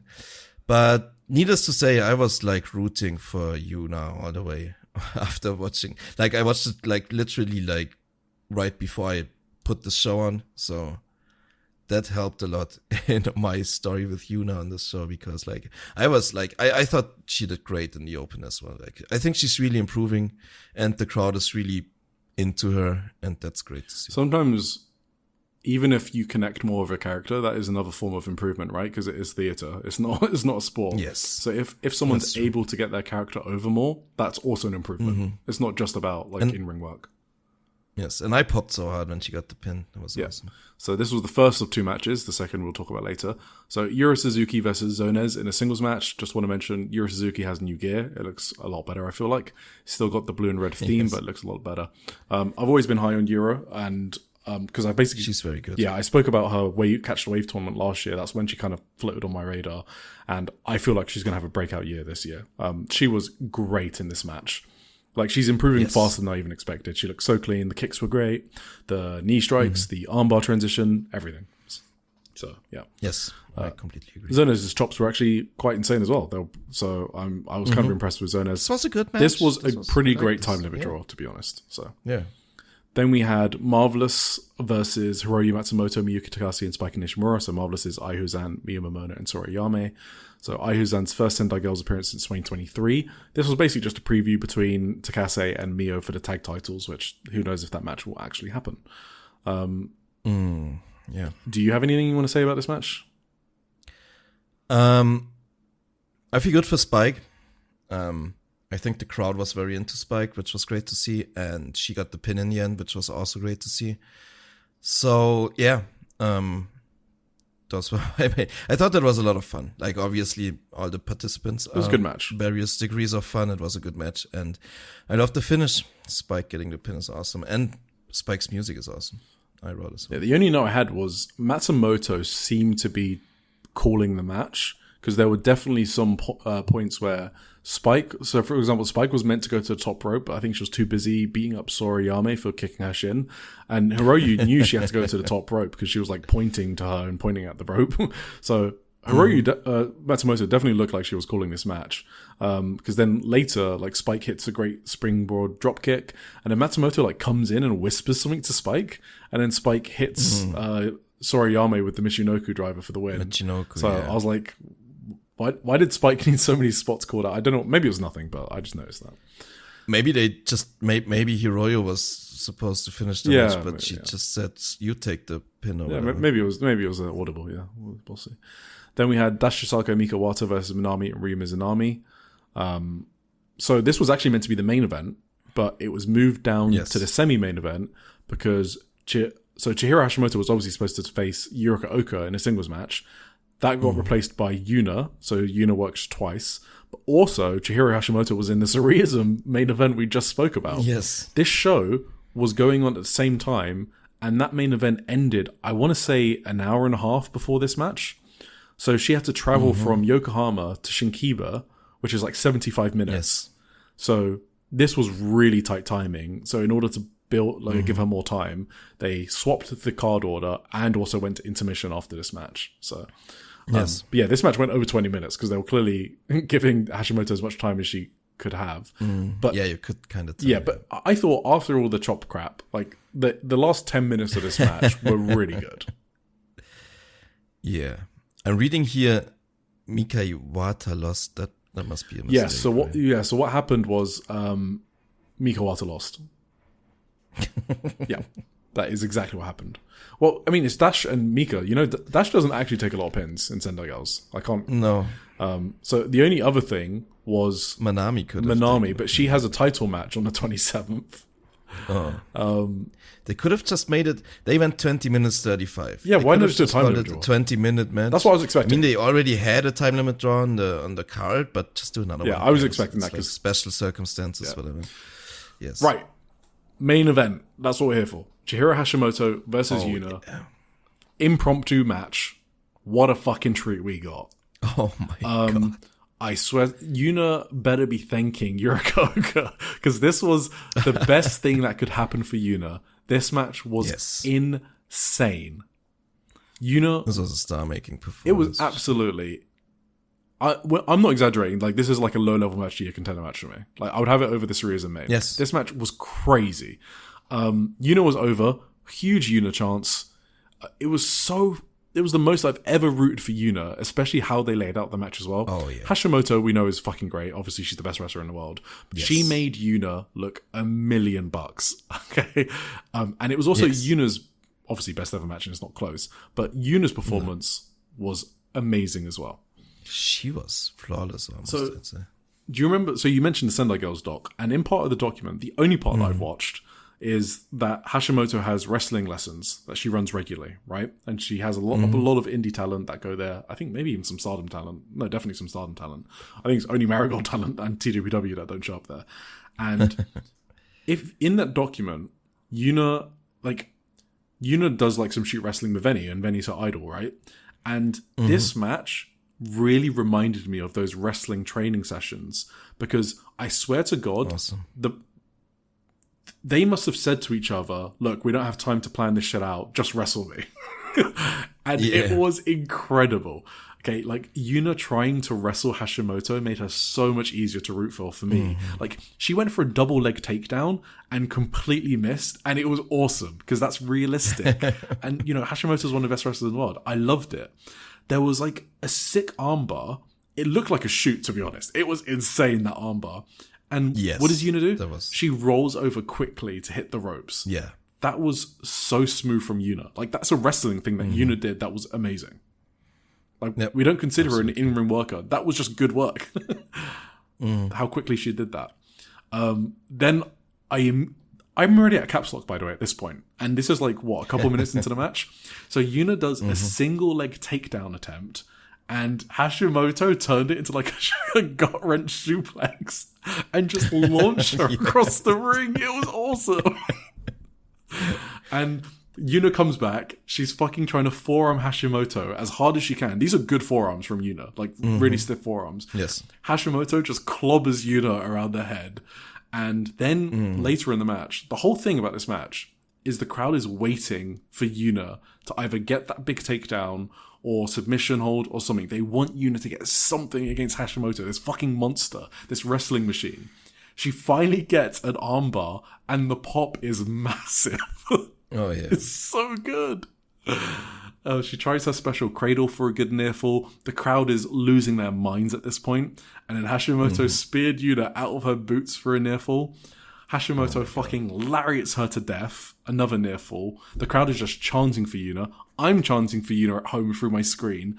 This is fucking wrestling. Yes. And then the fucking dickhead Hashimoto, she just starts clobbering Yuna, stopping her from standing up. And then Yuna still, she's steadfast, she's determined. She slowly gets to her feet. And Hashimoto just drops her with a running lariat. What a match. Incredible. Oh my God. Yes. I think one thing, you mentioned like the double leg takedown that missed. I think one thing that's important is that, like, for the first couple of exchanges, I'd say, Chihiro just completely fucking smothered Yuna. Like, she completely, like, dominated, took her down, and it looked like Yuna was completely suffocating under like the force of Chihiro. Yeah. And Chihiro did not play. Like, she showed no mercy, and she, like, I was surprised. I could have believed that they would just fucking end it in 45 seconds for the way Chihiro wrestled. But somehow Yuna always prevailed, like, but she was like so done. She looked like she was so done after like the first few exchanges already, that she was like struggling to get on her feet at this point already. So she was already in this position where she was like so wrestled down from like Chihiro's dominance that she could barely like coordinate herself, I guess, and that's how she missed like this takedown attempt and stuff like that. But it made like perfect sense. Like, it wasn't like a miss as in she lacked the skill to have to do the takedown. It was a miss because she was already so tired, worn down, so broken down. Her body was already like giving up, I guess. And so for every time Yuna still prevailed after this. Like, the crowd is also a main factor in this. Like, they were behind Yuna 100%, and they screamed for her, they exploded for her at some points. Like, just the simplest things made this crowd go crazy, and it was so deserved, because the wrestling in this match was excellent, and the story they told was so flawless. Like, the way Yuna just kept prevailing, like, when she kicked out of that spear at the end, like, I thought I couldn't believe my eyes. It was insane. But like, just the nature of this match, this is the typical, like, I think these are my favorite matches now. I'm with you. Yeah. Like, these just fucking complete underdogs against a complete overpowering force, and of course not winning in the end, but like still looking like $1 million, and that's what wrestling's about. It's kind of like, it's not the same as the Ai Husan match, but it is for me in the same kind of like corner of matches that I love, you know, just like the veteran beating up a rookie. But in Ai Husan's case, the rookie didn't really prevail. But that was part of the story. That right? long. Yeah. That was part of that story. They told a different story. Yeah, exactly. 100%. Yeah. But like the same dynamic, I guess, like the overpowering veteran versus a complete underdog rookie fighting for their lives, literally. You know what they have in common? They're totally unpredictable. Like, if you were to ask me, who is like, and you probably, like, who's seen these wrestlers hundreds of times, what type of match are these two going to have? We would never have predicted this match for both of those cases. So yes, exactly. That is why they're awesome to me. Like, just out of nowhere, that's the hook I was talking about. This is like, I got hooked here. Absolutely. Yeah. So, yeah. I got hooked like crazy from this. That's true. Yeah. That's why I would probably put it, maybe I would put it above this. That's so hard. Don't feel bad about really liking this so much. Sareee ISM. No, but I'm trying to decide, like, I did really love the Sareee ISM main event, you know. I don't know if I can really justify putting this over it, but I kind of want to. That means you should. If you want to, then you should. Maybe. I don't know. This blew me away so much. This felt so good. Yeah. This was such a happy fucking... Especially watching this Yuna doc just before it was just such a fucking 1-2 punch and crazy. We are reformed here. We are Yuna lovers. Absolutely. That's not even in question for me anymore. Yeah, absolutely. Yuna also did a really nice looking sling blade at one point. I hope Dr. Britt Baker, DMD, wasn't watching with us. So, all right. Then in the post-match, Sareee came out. Obviously, Sareee was in the Sareee ISM tag as well, so she also made the trip. And they announced a singles match for the 12th of April, Korakuen Hall, and that's going to be great. Hell yeah! Right. What do you think's going to happen? Oh, well, Hashimoto should probably win that. I mean, given that Alex wins a pin Sareee, I think Sareee open. I kind of wonder if Saree's losing too much then. Yeah, like, Hash wins, but I think she can lose. That's fine. She probably can. Maybe they have a rematch to set up a IWGP Championship match. Exactly. Yeah. Let's see. Good. Right, we're going to have to be very selective with the next few matches. Unfortunately, we watched more than we're going to talk about. Okay, so that is just what has happened this week. Yeah, yes, because we're not going 5 hours. We're never doing that. That is too much. Never 5 hours. No, that's too much. So 19th of March, we have SEAdLINNG. And this is obviously one of my favorite promotions right now because what they're doing with the rookies. So yeah, I thought this was a decent show. Yeah, there was some things I liked, but actually it was an okay show. Now that I'm looking back at my notes, it was just okay. In the opener, we had Itsuki Aoki and Lana Hisaki. So this was Lana's second match. She's an interesting rookie to me because she has a fucking torture rack submission that she's using already. And she's just slapping submissions onto Itsuki. She's stomping on Itsuki. It's like they aren't laying any of her matches out like she's a traditional rookie. So she's obviously green. Yes. But I find it's interesting that they don't want her to work as a rookie. I wouldn't have honestly known this as a second match rookie. Yes. Any other notes? That was a fine match. I didn't have too many notes. No. Like, I would have probably paid more attention if I knew that, but this was just a fun match to me. I thought she was just a worker who's not known and SEAdLINNG brought but it's very, so it is interesting. It was handled like it's just a normal match Exactly. between Itsuki Aoki Yeah. and So- another indie worker or whatever. Yeah. So if you like your rookies, then check out this match because she is quite interesting. I'm not saying she's like great or an insane worker. I'm not going to hype her like I did with Emi Fujiwara, but it is interesting how they're building her. That's all. Yes. Then we had Madison Marley versus Mira Koga. Madison had a new look. She looks great. She's obviously a Danish wrestler. She had a fun storyline in Seed last year. So, I mean, the storyline I will mention because it's just kind of funny. So basically, La Fresa de Egoistas, which is Nagisa, Nizaki, and Makoto, and Veni. But Nagisa and Makoto wanted her to join, but she was kind of put off by them because they were trying too hard. And it was like really good acting because she basically like got the ick. And it was like a cool dynamic because La Fresas are like the mean girls of SEAdLINNG, right? And then this fresh gaijin is kind of like, yeah, you're trying too hard. And, you know, so I just thought that was really funny that she could play that.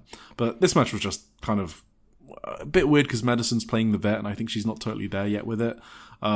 Miria, I think, is not good at playing the underdog. She needs to be aggressive, like when she's kicking the head out of people. I think that's probably when she's at her best because she just seems lost sometimes, basically. Like, I feel like both Yuki Funa and Celine Mizora have kind of like passed her by a bit. So, anyway, any notes? Wait, did you watch that? I don't know. I didn't even watch it. Mei Suruga versus Yuki Funa. So, speaking of which, Yuki's confidence has gone through the roof in the past few appearances. Mei played heel again, and I am so happy she's taking more external bookings and playing this role. It's fucking awesome. This is what we've been waiting for, everyone. Like, you got no excuse now. Mei Suruga is making the rounds on indies outside of her Choco Pro bubble, and she's being awesome while doing it, playing a heel. She's done this in 0-1 now. She's facing Honoka in Wave on the 1st of April, by the way. So now she's doing this in SEAdLINNG. There's no excuse for not witnessing Mei Suruga's greatness anymore. If you didn't like, but I could see people go like SEAdLINNG. Yeah, oh my god. Okay, no, she's awesome. Yuki Funa basically has the most complicated cradle I've seen in a while. She like grabs the arm during a 619, does an arm drag, rolls them onto their back, spins over, rolls them onto their front, and then rolls them again into a cradle. It's pretty crazy for a rookie of her experience, but it also was kind of a bit messy. But you know, she'll get there. But she's improving a lot. So I also love that she instantly tapped out on the armbar, and I thought this was good. Yeah, that was good. Yeah. Mei is excellent. One of our listeners, Kaze, thought it was kind of a mistake on the finish, but I didn't really notice it. So maybe on the finish? Yeah, maybe he can tell us in the Joshi'ing Around Discord channel. We'll look forward to hearing it. Then we had... I didn't notice either. Semi-main event, we had Honori Hana, Misa Kagura, and Nanami Hatano versus Makoto, Celine Mizora, and Veni, but Celine Mizora couldn't make it. This was going to be like the Joshi'ing Around weekly six-person tag, but yeah, it's a shame Celine couldn't do it, but she was ill. So during the crowd brawling, Veni is just destroying Misa Kagura. She like threw a bottle or a can at Misa's head. It was a can. It fucking clonked. That is when I would maybe, safety police alarms. That was kind of rough. She is... I thought the chair shots were more brutal. I think like a regular can can't really hurt, I think. But it sounds great. It did sound great, yeah. She's just so stiff with weapons, in particular. I know she's stiff in general, but with weapons, she is crazy. Yep, that's true. Yeah, she brained Honori too, right? She did brain her. Yeah, at the start. Haven't we had this discussion about what brain means? Yeah. Oh shit.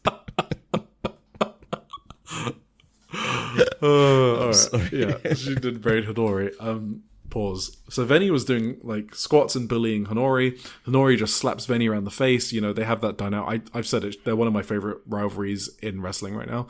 I would say this was a bit less heated, and I think it did suffer from Celine Mizora not being there. So Honori was like teasing a shoot headbutt on Veni, which was a callback to the title match, but then Veni dodged it. Veni hits a crazy spin kick. So I think she's about to like suplex Honori, but Honori reverses it into a cradle. And Makoto like kind of has to fuck up Barb Sasaki to break up the pin. So she just stopped him from counting. Oh, that was funny. Yeah. So yeah, and then there was a good bridging out pin from Honori, but then there was a moonsault for the win. So I thought it was a pretty good tag match, but kind of lower than my expectations. Maybe because Celine wasn't in it. I mean, it was just crazy how much they dominated. Like the two wrestler team dominated over the free wrestler team. A lot, Yeah, it was because like Vanny is just such a dominating force together with Makoto too, Yeah. and it was just kind of crazy. But I also felt like they kind of maybe they wanted to, what's it called? Protect Nanami a little bit. Yeah. Because she was barely in the She match. was not in the match She at all. didn't do much. Yeah. So it was essentially it was a 2v2, and Nanami was just kind of mostly sitting it out because maybe it's like Diana direction too, that they can't just beat her like a drama or whatever. I wanted to mention for the Mei Saruga match real quick, there was a mistake, but that was during the rolling cradles, because Mei Saruga for some reason decided to do like rolling cradles in the seatbelt position, which looks incredibly complicated to do, and obviously it fell apart after a couple of rolls. But in the actual finish, I didn't see a mistake. So Cool. Okay, funny note from intermission. I know we're running late, but this was funny as fuck, and no one will watch the intermission if I don't say it. Okay, so I just have to. Okay. I'm like the only person that might talk about this, so I have to say it. So Arisa Nakajima and Natsuko Taiyo, who help their run SEAdLINNG. So Arisa is the GM, and Natsuko Taiyo, I'm pretty sure, is the coach, but she might have some back office stuff as well. They were doing announcements for April, and then either a cockroach or a spider drops on Arisa Nakajima's head. I'm not making this up. Wow. And she starts freaking out, okay? And then the fucking rookie we spoke about earlier, Lana Hisaki, this tall rookie that you wouldn't even think is a rookie, because she just has like it's like an ominous presence. I don't know how to describe it. It's like she's like an emo goth kid. Like, she doesn't smile. She's huge. She's got a torture rack submission already. You know, she's brooding. So it's really funny. Like, she jumps into the ring. She picks up the fucking roach with her bare hands like it's nothing, and then casually gets out of the ring. I think Lana might be more of a psychopath than Honori Hana. I just couldn't believe my eyes. Like, Arisa was just like looking slowly. I was like, what the fuck is she doing? Because Arisa literally just jumped and ran to the turnbuckle. She stopped her announcement. Yeah. She was freaked out. What's the Shinkiba? Yes, this is a Shinkiba. So do they have roaches there? Yeah, either a roach or a spider. I don't know what it was. It was too small to see on stream. Damn. All I know is everyone reacted to it, and then Lana Hisaki just got rid of it. That's funny. They also announced Miria Koga versus Shuri at Korakuen Hall. This was really cute because was Shuri? Yes. So obviously Miria Koga loves Shuri. Literally her favorite wrestler. She idolizes her. You know, Celine Mizora idolizes Sareee and Venny. Yukifuna didn't really grow up watching wrestling, so those are the three different ones. But yeah, Miria loves Shuri, and she will be facing her on That's cool. 17th of April. Then we had the semi-finals. The top two matches were the semi-finals of the tournament. So obviously in the tournament, the gimmick is Hiroyu Matsumoto, who's the current Beyond the Sea champion. She's defending that title in every match. So the first semi-final was Ayame Sasamura versus Nigi Sinazaki. Whatever, fine match. Ayame Sasamura won with a flash pin, thankfully. Then we had Hiroyu Matsumoto versus Mia Shirai. I do not ever need to see Mia Shirai be an underdog babyface. Do not ever do that again, please. She is literally a top heel to me. And I don't mean like I don't like her. Her character is literally heel. She's a fucking asshole to everyone all the time. She's so condescending. She shits on everyone on the mic. In the ring, she's bullying people with enziguris and kicks. Nothing about her is an underdog babyface. This dynamic was awful. I don't want to see this. Stop it. I saw Mio Shirai, 15 minutes, 34 seconds, and I decided to... And 10 minutes of that is her selling. Against watching it. Yes. Good choice. And there was a point where Matsumoto basically hits one of her like stiff as fuck lariats, right? Mio kicks out at 1. Sorry, I peeked there. I don't care. Don't edit it out. I need that mic to peek there. She kicked out at 1 and then immediately got a near fall after. So she didn't even sell the lariat. I couldn't believe my eyes. Anyway, the finals will be amazing. It'll be Ayame Sasamura versus Hiroyu Matsumoto, because Matsumoto beat Mia Shirai, cool. Thank fuck. Yeah, awesome stuff. So I'm really looking forward to the Korakuen Hall. Then we have Ice Ribbon Dojo, very quickly, because we never talk about the dojo shows. On the 14th of March, there is a rare match that I will recommend. So the dojo shows are basically always fun, but you don't normally see matches that you think other people would enjoy as a parachuter. This was definitely one of them. Given our draft, right, and how well I did, I figured that I would reward people more by trying to highlight the gems of the scene more. And we frequently mention Ancham as one of them, and it was good timing because she had a great singles match on this dojo show against the Ice Ribbon rookie Kurara Wakana. It was only their second singles match against each other. What did you think? Did you watch the match? You did, right? I did. Yeah. I watched the entire show. Actually. Oh, yeah, you did. You fucking psycho. So what did you think? That was fun. No, it was good. I liked it a lot. I think Kurara Wakana is very good, at selling. She is, yeah. She's just screaming for these arm bars from her Ancham and shit. And Ancham was just a very dominant, bet in this case, just beating her down. But I liked it a lot. You could really see, this is basically what you call it, a picture book match for why Ancham. Yes. Why we heralded for Ancham as being an underrated veteran who can work with these rookies, work wonders with them, and it's really important. A really important for these rookies, wrestler for these rookies to face. Oh my god, my brain's slowly starting shut down to work. It's starting shut down imminent. Sure. 30 minutes. Yeah, so in the end, Kurara even got a really nice submission, out of nowhere. She it was great. So crossed the legs and arms behind her back. I can't even describe it. I've never seen the submission before. I don't know. Even how it got there was awesome. So it was yes. So basically, Ancham was working over Kurari's arm early, right? And so Ancham started throwing stiff forearms at Kurara, and then Kurara tried to return them, but her arm was weakened because she had no power behind them. So Kurara fired up and she hit some stiffer ones, but then Ancham quickly countered into an armbar. So Kurara is basically becoming overconfident, and she's trying to beat Ancham at her own game. So she tries a really convoluted Kimura lock. This is Kurara trying it on Ancham. So Kurara basically cranks that Kimura hard as much as she can, right? Because she wants to tap Ancham out because, she worked over her arm. But she cranked too hard that she left her neck open, and Ancham basically latched on a nasty dragon sleeper, and Kurara immediately tapped out. Is one of the coolest finishers I've seen, to be honest. So, that was a very cool finish, yeah. Cool. So there you go, Ancham. Then we had Diana. Holy fuck, I've got so much notes and we're not doing any of it.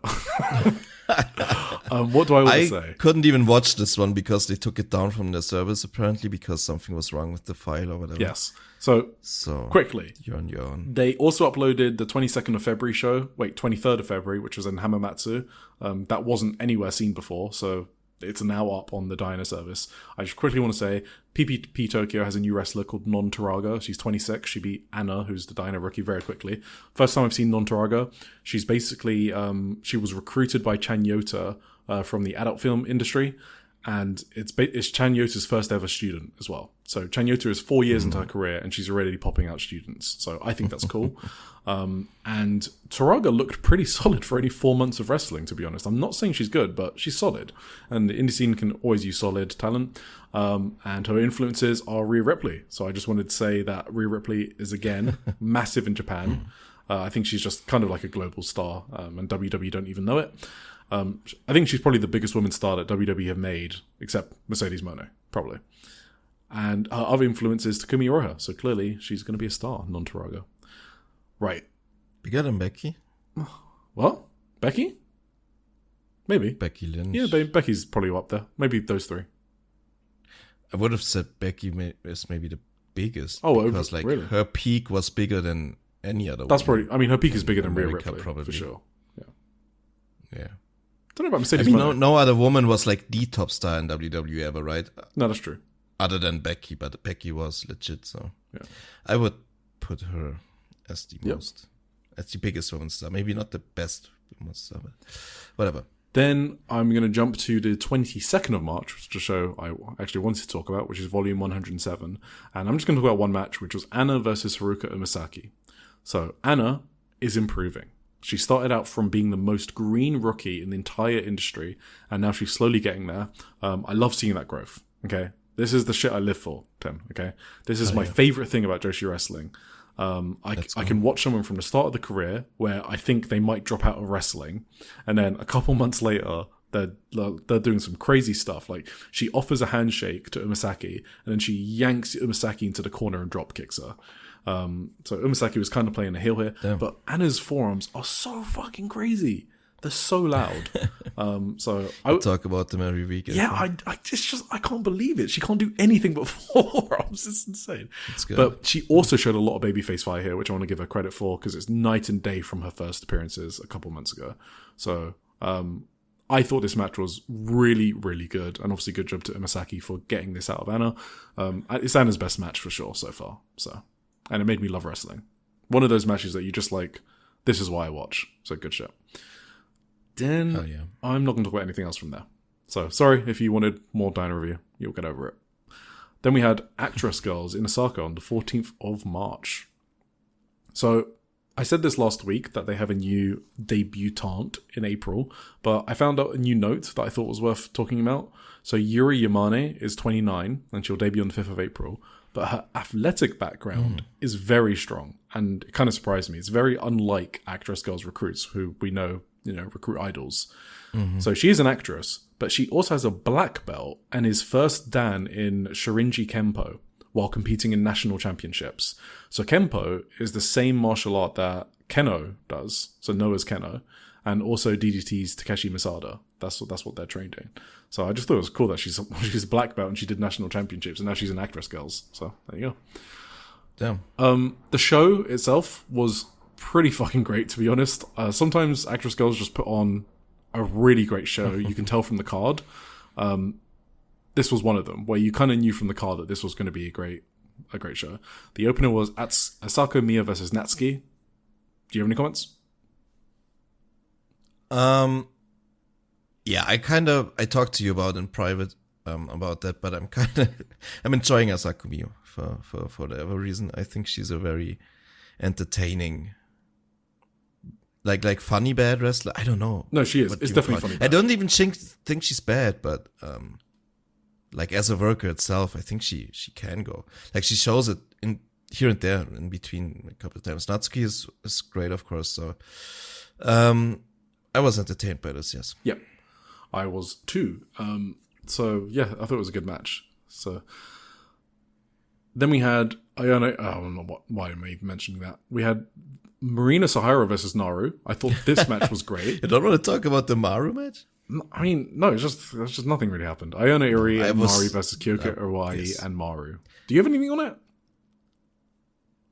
I would have just said I didn't change my mind on Maru. Oh boy, they're gonna get mad at you. But I do like Iri and Mari. Yeah. They make for a good team. They look good together in a team, Yeah. Then we had Marina Sahara versus Naru. So this was great because Naru rarely gets a chance to shine, and I think she did here. They hit some brutal kicks and forearms on each other. There were nice transitions. Just everything was just like smooth as butter, basically. So good stuff. Yes. So I basically like the Actress Stage podcast, that's Velke and Sondra, they were like very high on Naru, but I never quite saw it. And that's because I only started watching a year ago, and she just hasn't had much of a spotlight. This is the match I was like, oh, she is like good. And it's kind of a shame that she's like going part-time basically, and she dropped from Actress 5, the babyface faction, because to focus on her part-time job. So yeah, but she was great here. So good stuff. She's always kind of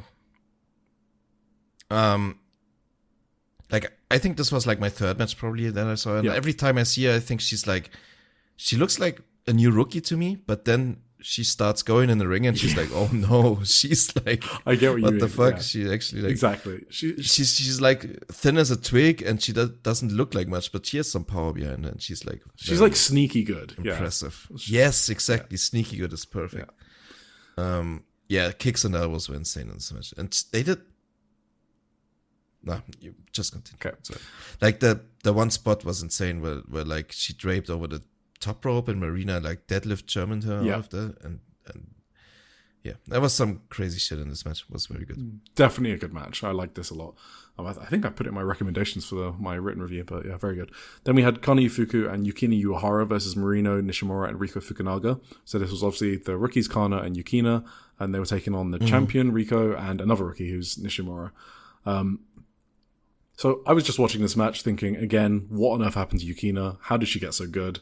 She is just she's so good. I don't want to say flawless, but she is so good in these tags, and she just wasn't before.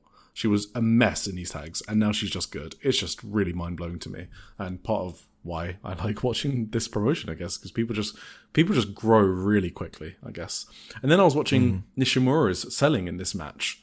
Like she was like taking some hellish kicks from Yukina, and I was like, how is someone only 5 or 6 matches into their career able to move and sell this way? I was like, okay, I love Nishimura. Then there was like Kana Ifuku, right? Which I couldn't stop having a smile on my face when she started off the match against Nishimura and they were like exchanging forearms. And then, Riko Fukunaga tagged in, and then Kana pointed at Nishimura on the apron, and she was like, watch this. And then she sits down and eats Riko's kicks. So I was like, I fucking love Kana. Great. And then obviously Riko was in this match as well. So Yukina won with the axe kick that she's now calling the heel drop 170, something like that. 170 refers to her height, 170 centimeters. Okay. That axe kick is so fucking good. Yeah. It is. I love that axe kick. It's better than Yuki Arise. It is definitely better than Yuki Arise. So I think Yukina is like a real prospect. I guess the news is she's doing some Sukuban dates. So Sukuban have found her. I don't think that means she's leaving Japan. It's just kind of funny that someone found her an actress girls wrestler, especially because they're not really doing a lot of outside stuff. So anyway, yeah, just interesting. Really, people were panicking. Yeah, it's gonna be fine. It's like 2 shows a year, if even that. I think these wrestlers, like the ones in this match, they're kind of clunky still in between, but like they make more than make up for it with like just how hard they fucking kick and strike each other. It's especially Kana. Kana is very clunky. Yes, but she just goes so hard. I think Marino is kind of more smooth, Marino Nishimura, than you are one. Yeah. She's a great seller. She is a great seller. Nishimura. And then so Yukina wants Riko Fukunaga's AWG title, and they have made it official for the 28th of March. So I don't actually know if they're going to belt up Yukina. They just might, but we'll see. Right.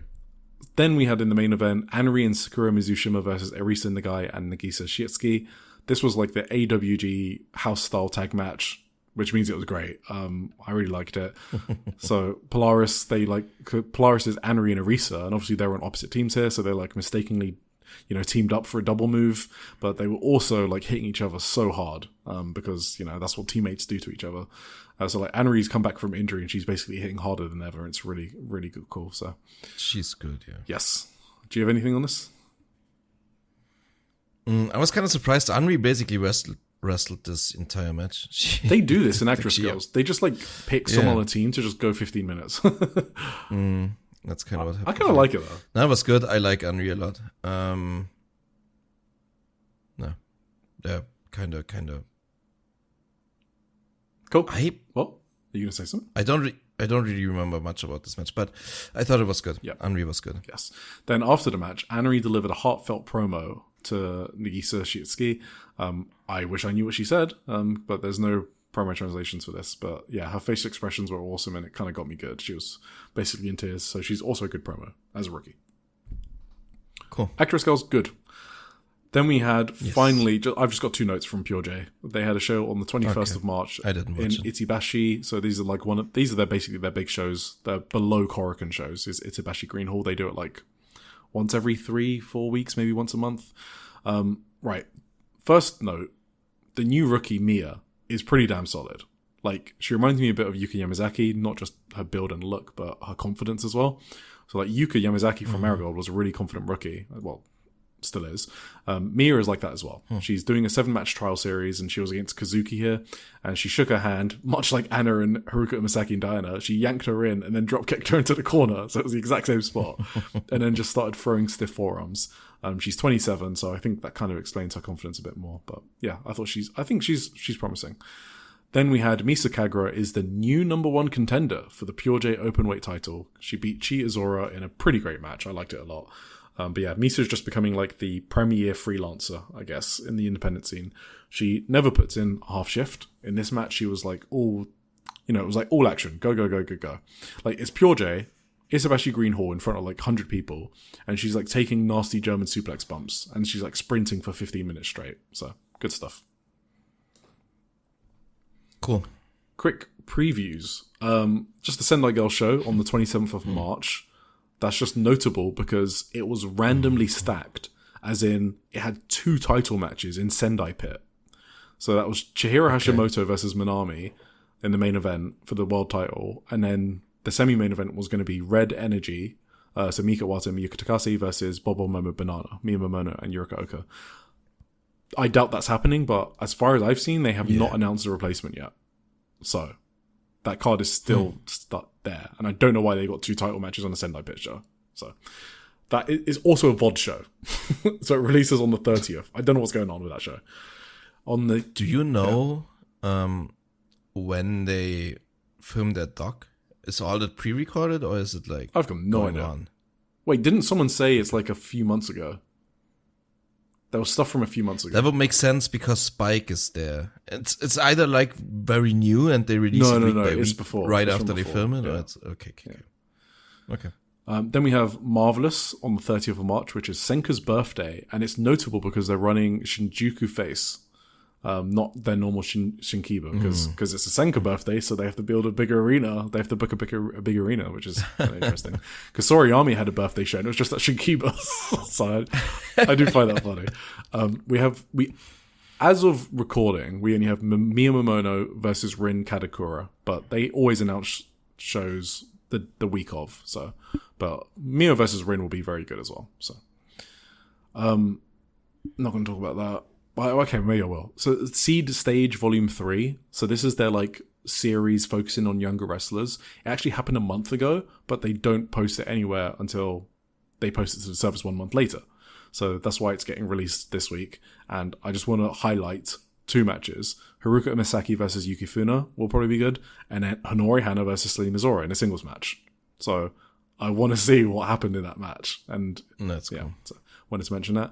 We have Evo at Shinjuku Face again. So they're not at Shinkiba. They're running a bigger show at Shinjuku Face. So Chi-Chi versus Honoka for the Evo title. That will be great. Then we have Chihiro Hashimoto versus Chika as well in the semi-main event, which will also be good. So those are the 2 matches I just wanted to highlight. Wait, Chihiro Hashimoto versus Chika Goto? No, versus Chika, so the Evo rookie. Okay. Yeah. She's pretty good. Diana have a show at Shinkiba on the 29th, which has 2 title matches. So you got Ayako Sato versus Miss Mongo versus Tomoko Watanabe for the Elizabeth title, whatever. But the main event is Debbie Kaito versus Mochi Natsumi for the Diana World title. So Debbie will win that. Wave, a really quick Wave note, because no one cares about Wave spoilers. They've switched their tag titles like 3 times. So first they switched them to Prominence. So it was Saran and Yumi Oka. Then Prominence, which is Hiragi Kurumi and Mochi Natsumi. Then it was Haruka Misaki and Honoka, and I was like, oh, that's really cool. Amikun's won the titles.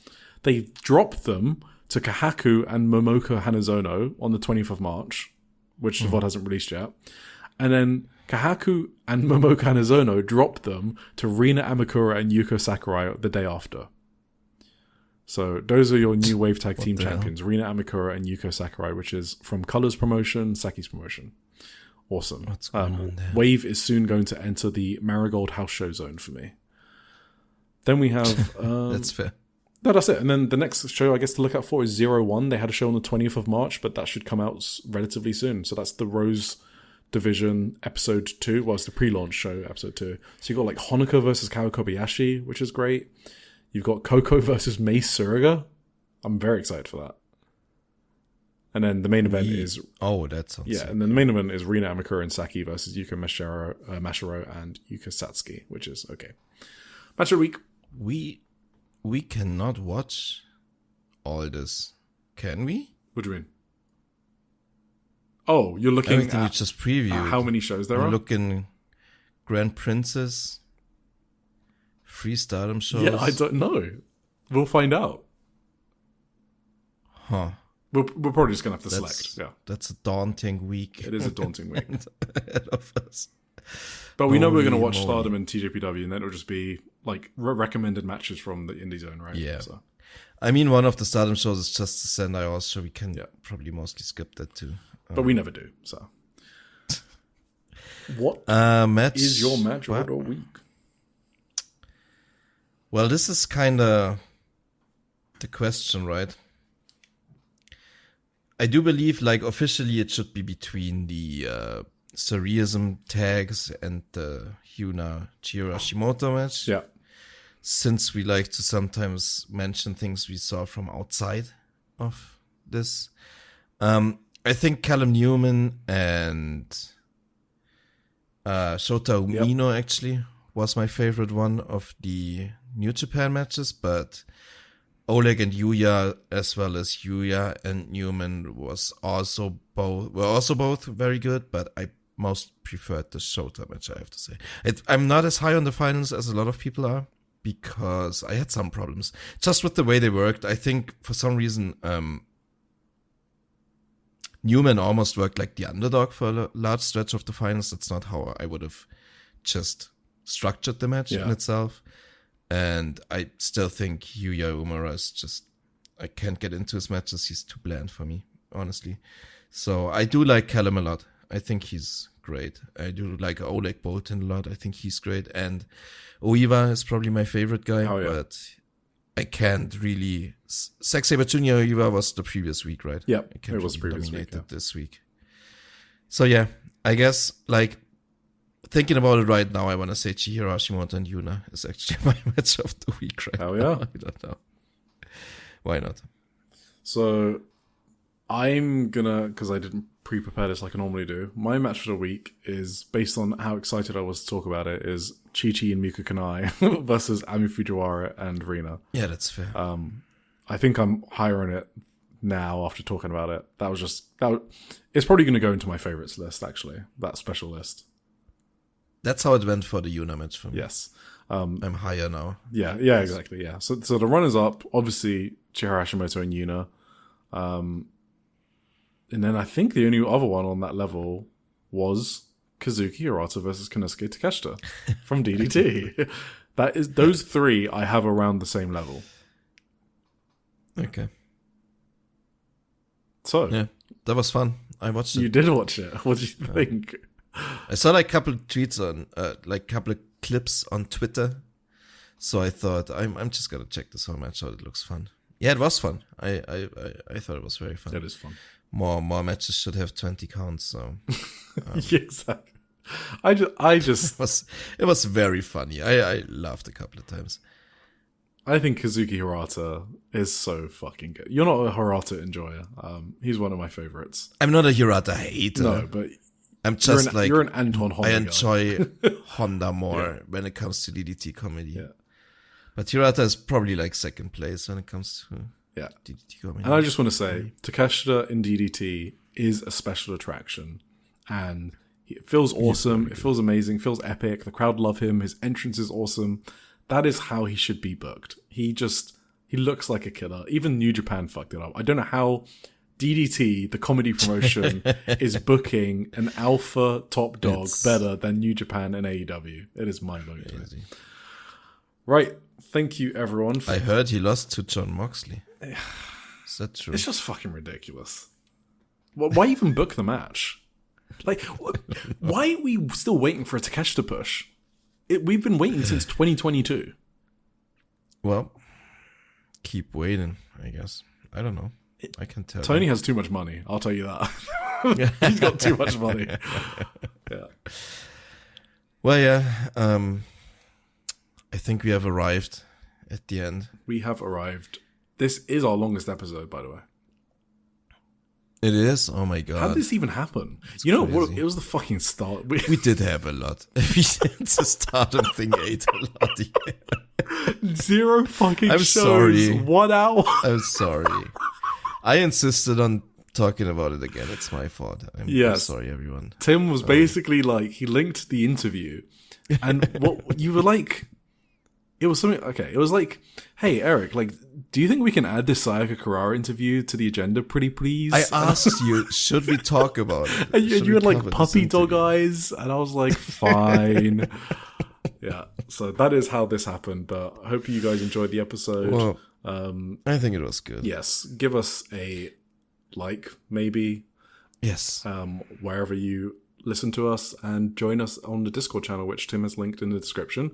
And we are very open. Sure. I mean, I basically reply to everything. You reply to everything. So Yeah. we like talking to our community. Listen to all the other excellent podcasts on the network. Do we have? Oh, yeah. Just- So, don't worry, Tim. I'll do this. Okay, I'm not going to do the speed thing. That one should be special. We are a part of the Social Suplex Podcast Network, a network dedicated to bringing you the best coverage from all over the world, including Keeping It Strong Style, the Trish and Sarah Wrestling Podcast, which has a new episode, which I have listened to, and I thought it was awesome. You haven't listened to it, right? The first 20 minutes, maybe. Okay. Do you hate podcast On my spoilers? way I don't home. know if you hate podcast spoilers as well. Nah, just Yeah, no, say because they whatever you also want. compared Hangman. No, yeah, Tom Nakano. no, to Naito. Because she did that on the AEW match guide as well. Yes. So yeah, Okay. no, there was just like an interesting Makes sense. Hangman discussion as well. So Okay. That's cool. yeah, so really good episode. So check that out. Then we had One Nation Radio. I think James still did a solo episode reviewing AEW Revolution. And he did a great job. Tunnel Talk obviously celebrated their 5th anniversary, so that's worth checking out the episode because That's an awesome. they get drunk as fuck towards the end. So if you ever wondered what is peak Tunnel Talk, it is that episode. And then All Things Elite, Imp's AEW Adventure, Wrestling Art of Chris Things, and the AEW Match Guide, which had that episode with Trish talking about Naito, basically. It was basically a podcast episode about Naito. So we also have Social Suplex newsletter around once a month. Should be getting released in a couple of weeks before. Did you say Keeping It Strong Style? Yes, at the start, yeah. Okay. That gives you in-depth coverage from promotions all over the world. The best coverage in all of wrestling media, for sure. And you can find it at socialsuplex.com. And as I said, Discord channel if you want to talk to us, which is linked. Thank you, everyone. Thank you. Hell yeah. Thank you. Yeah, and goodbye. Come back next week. Goodbye.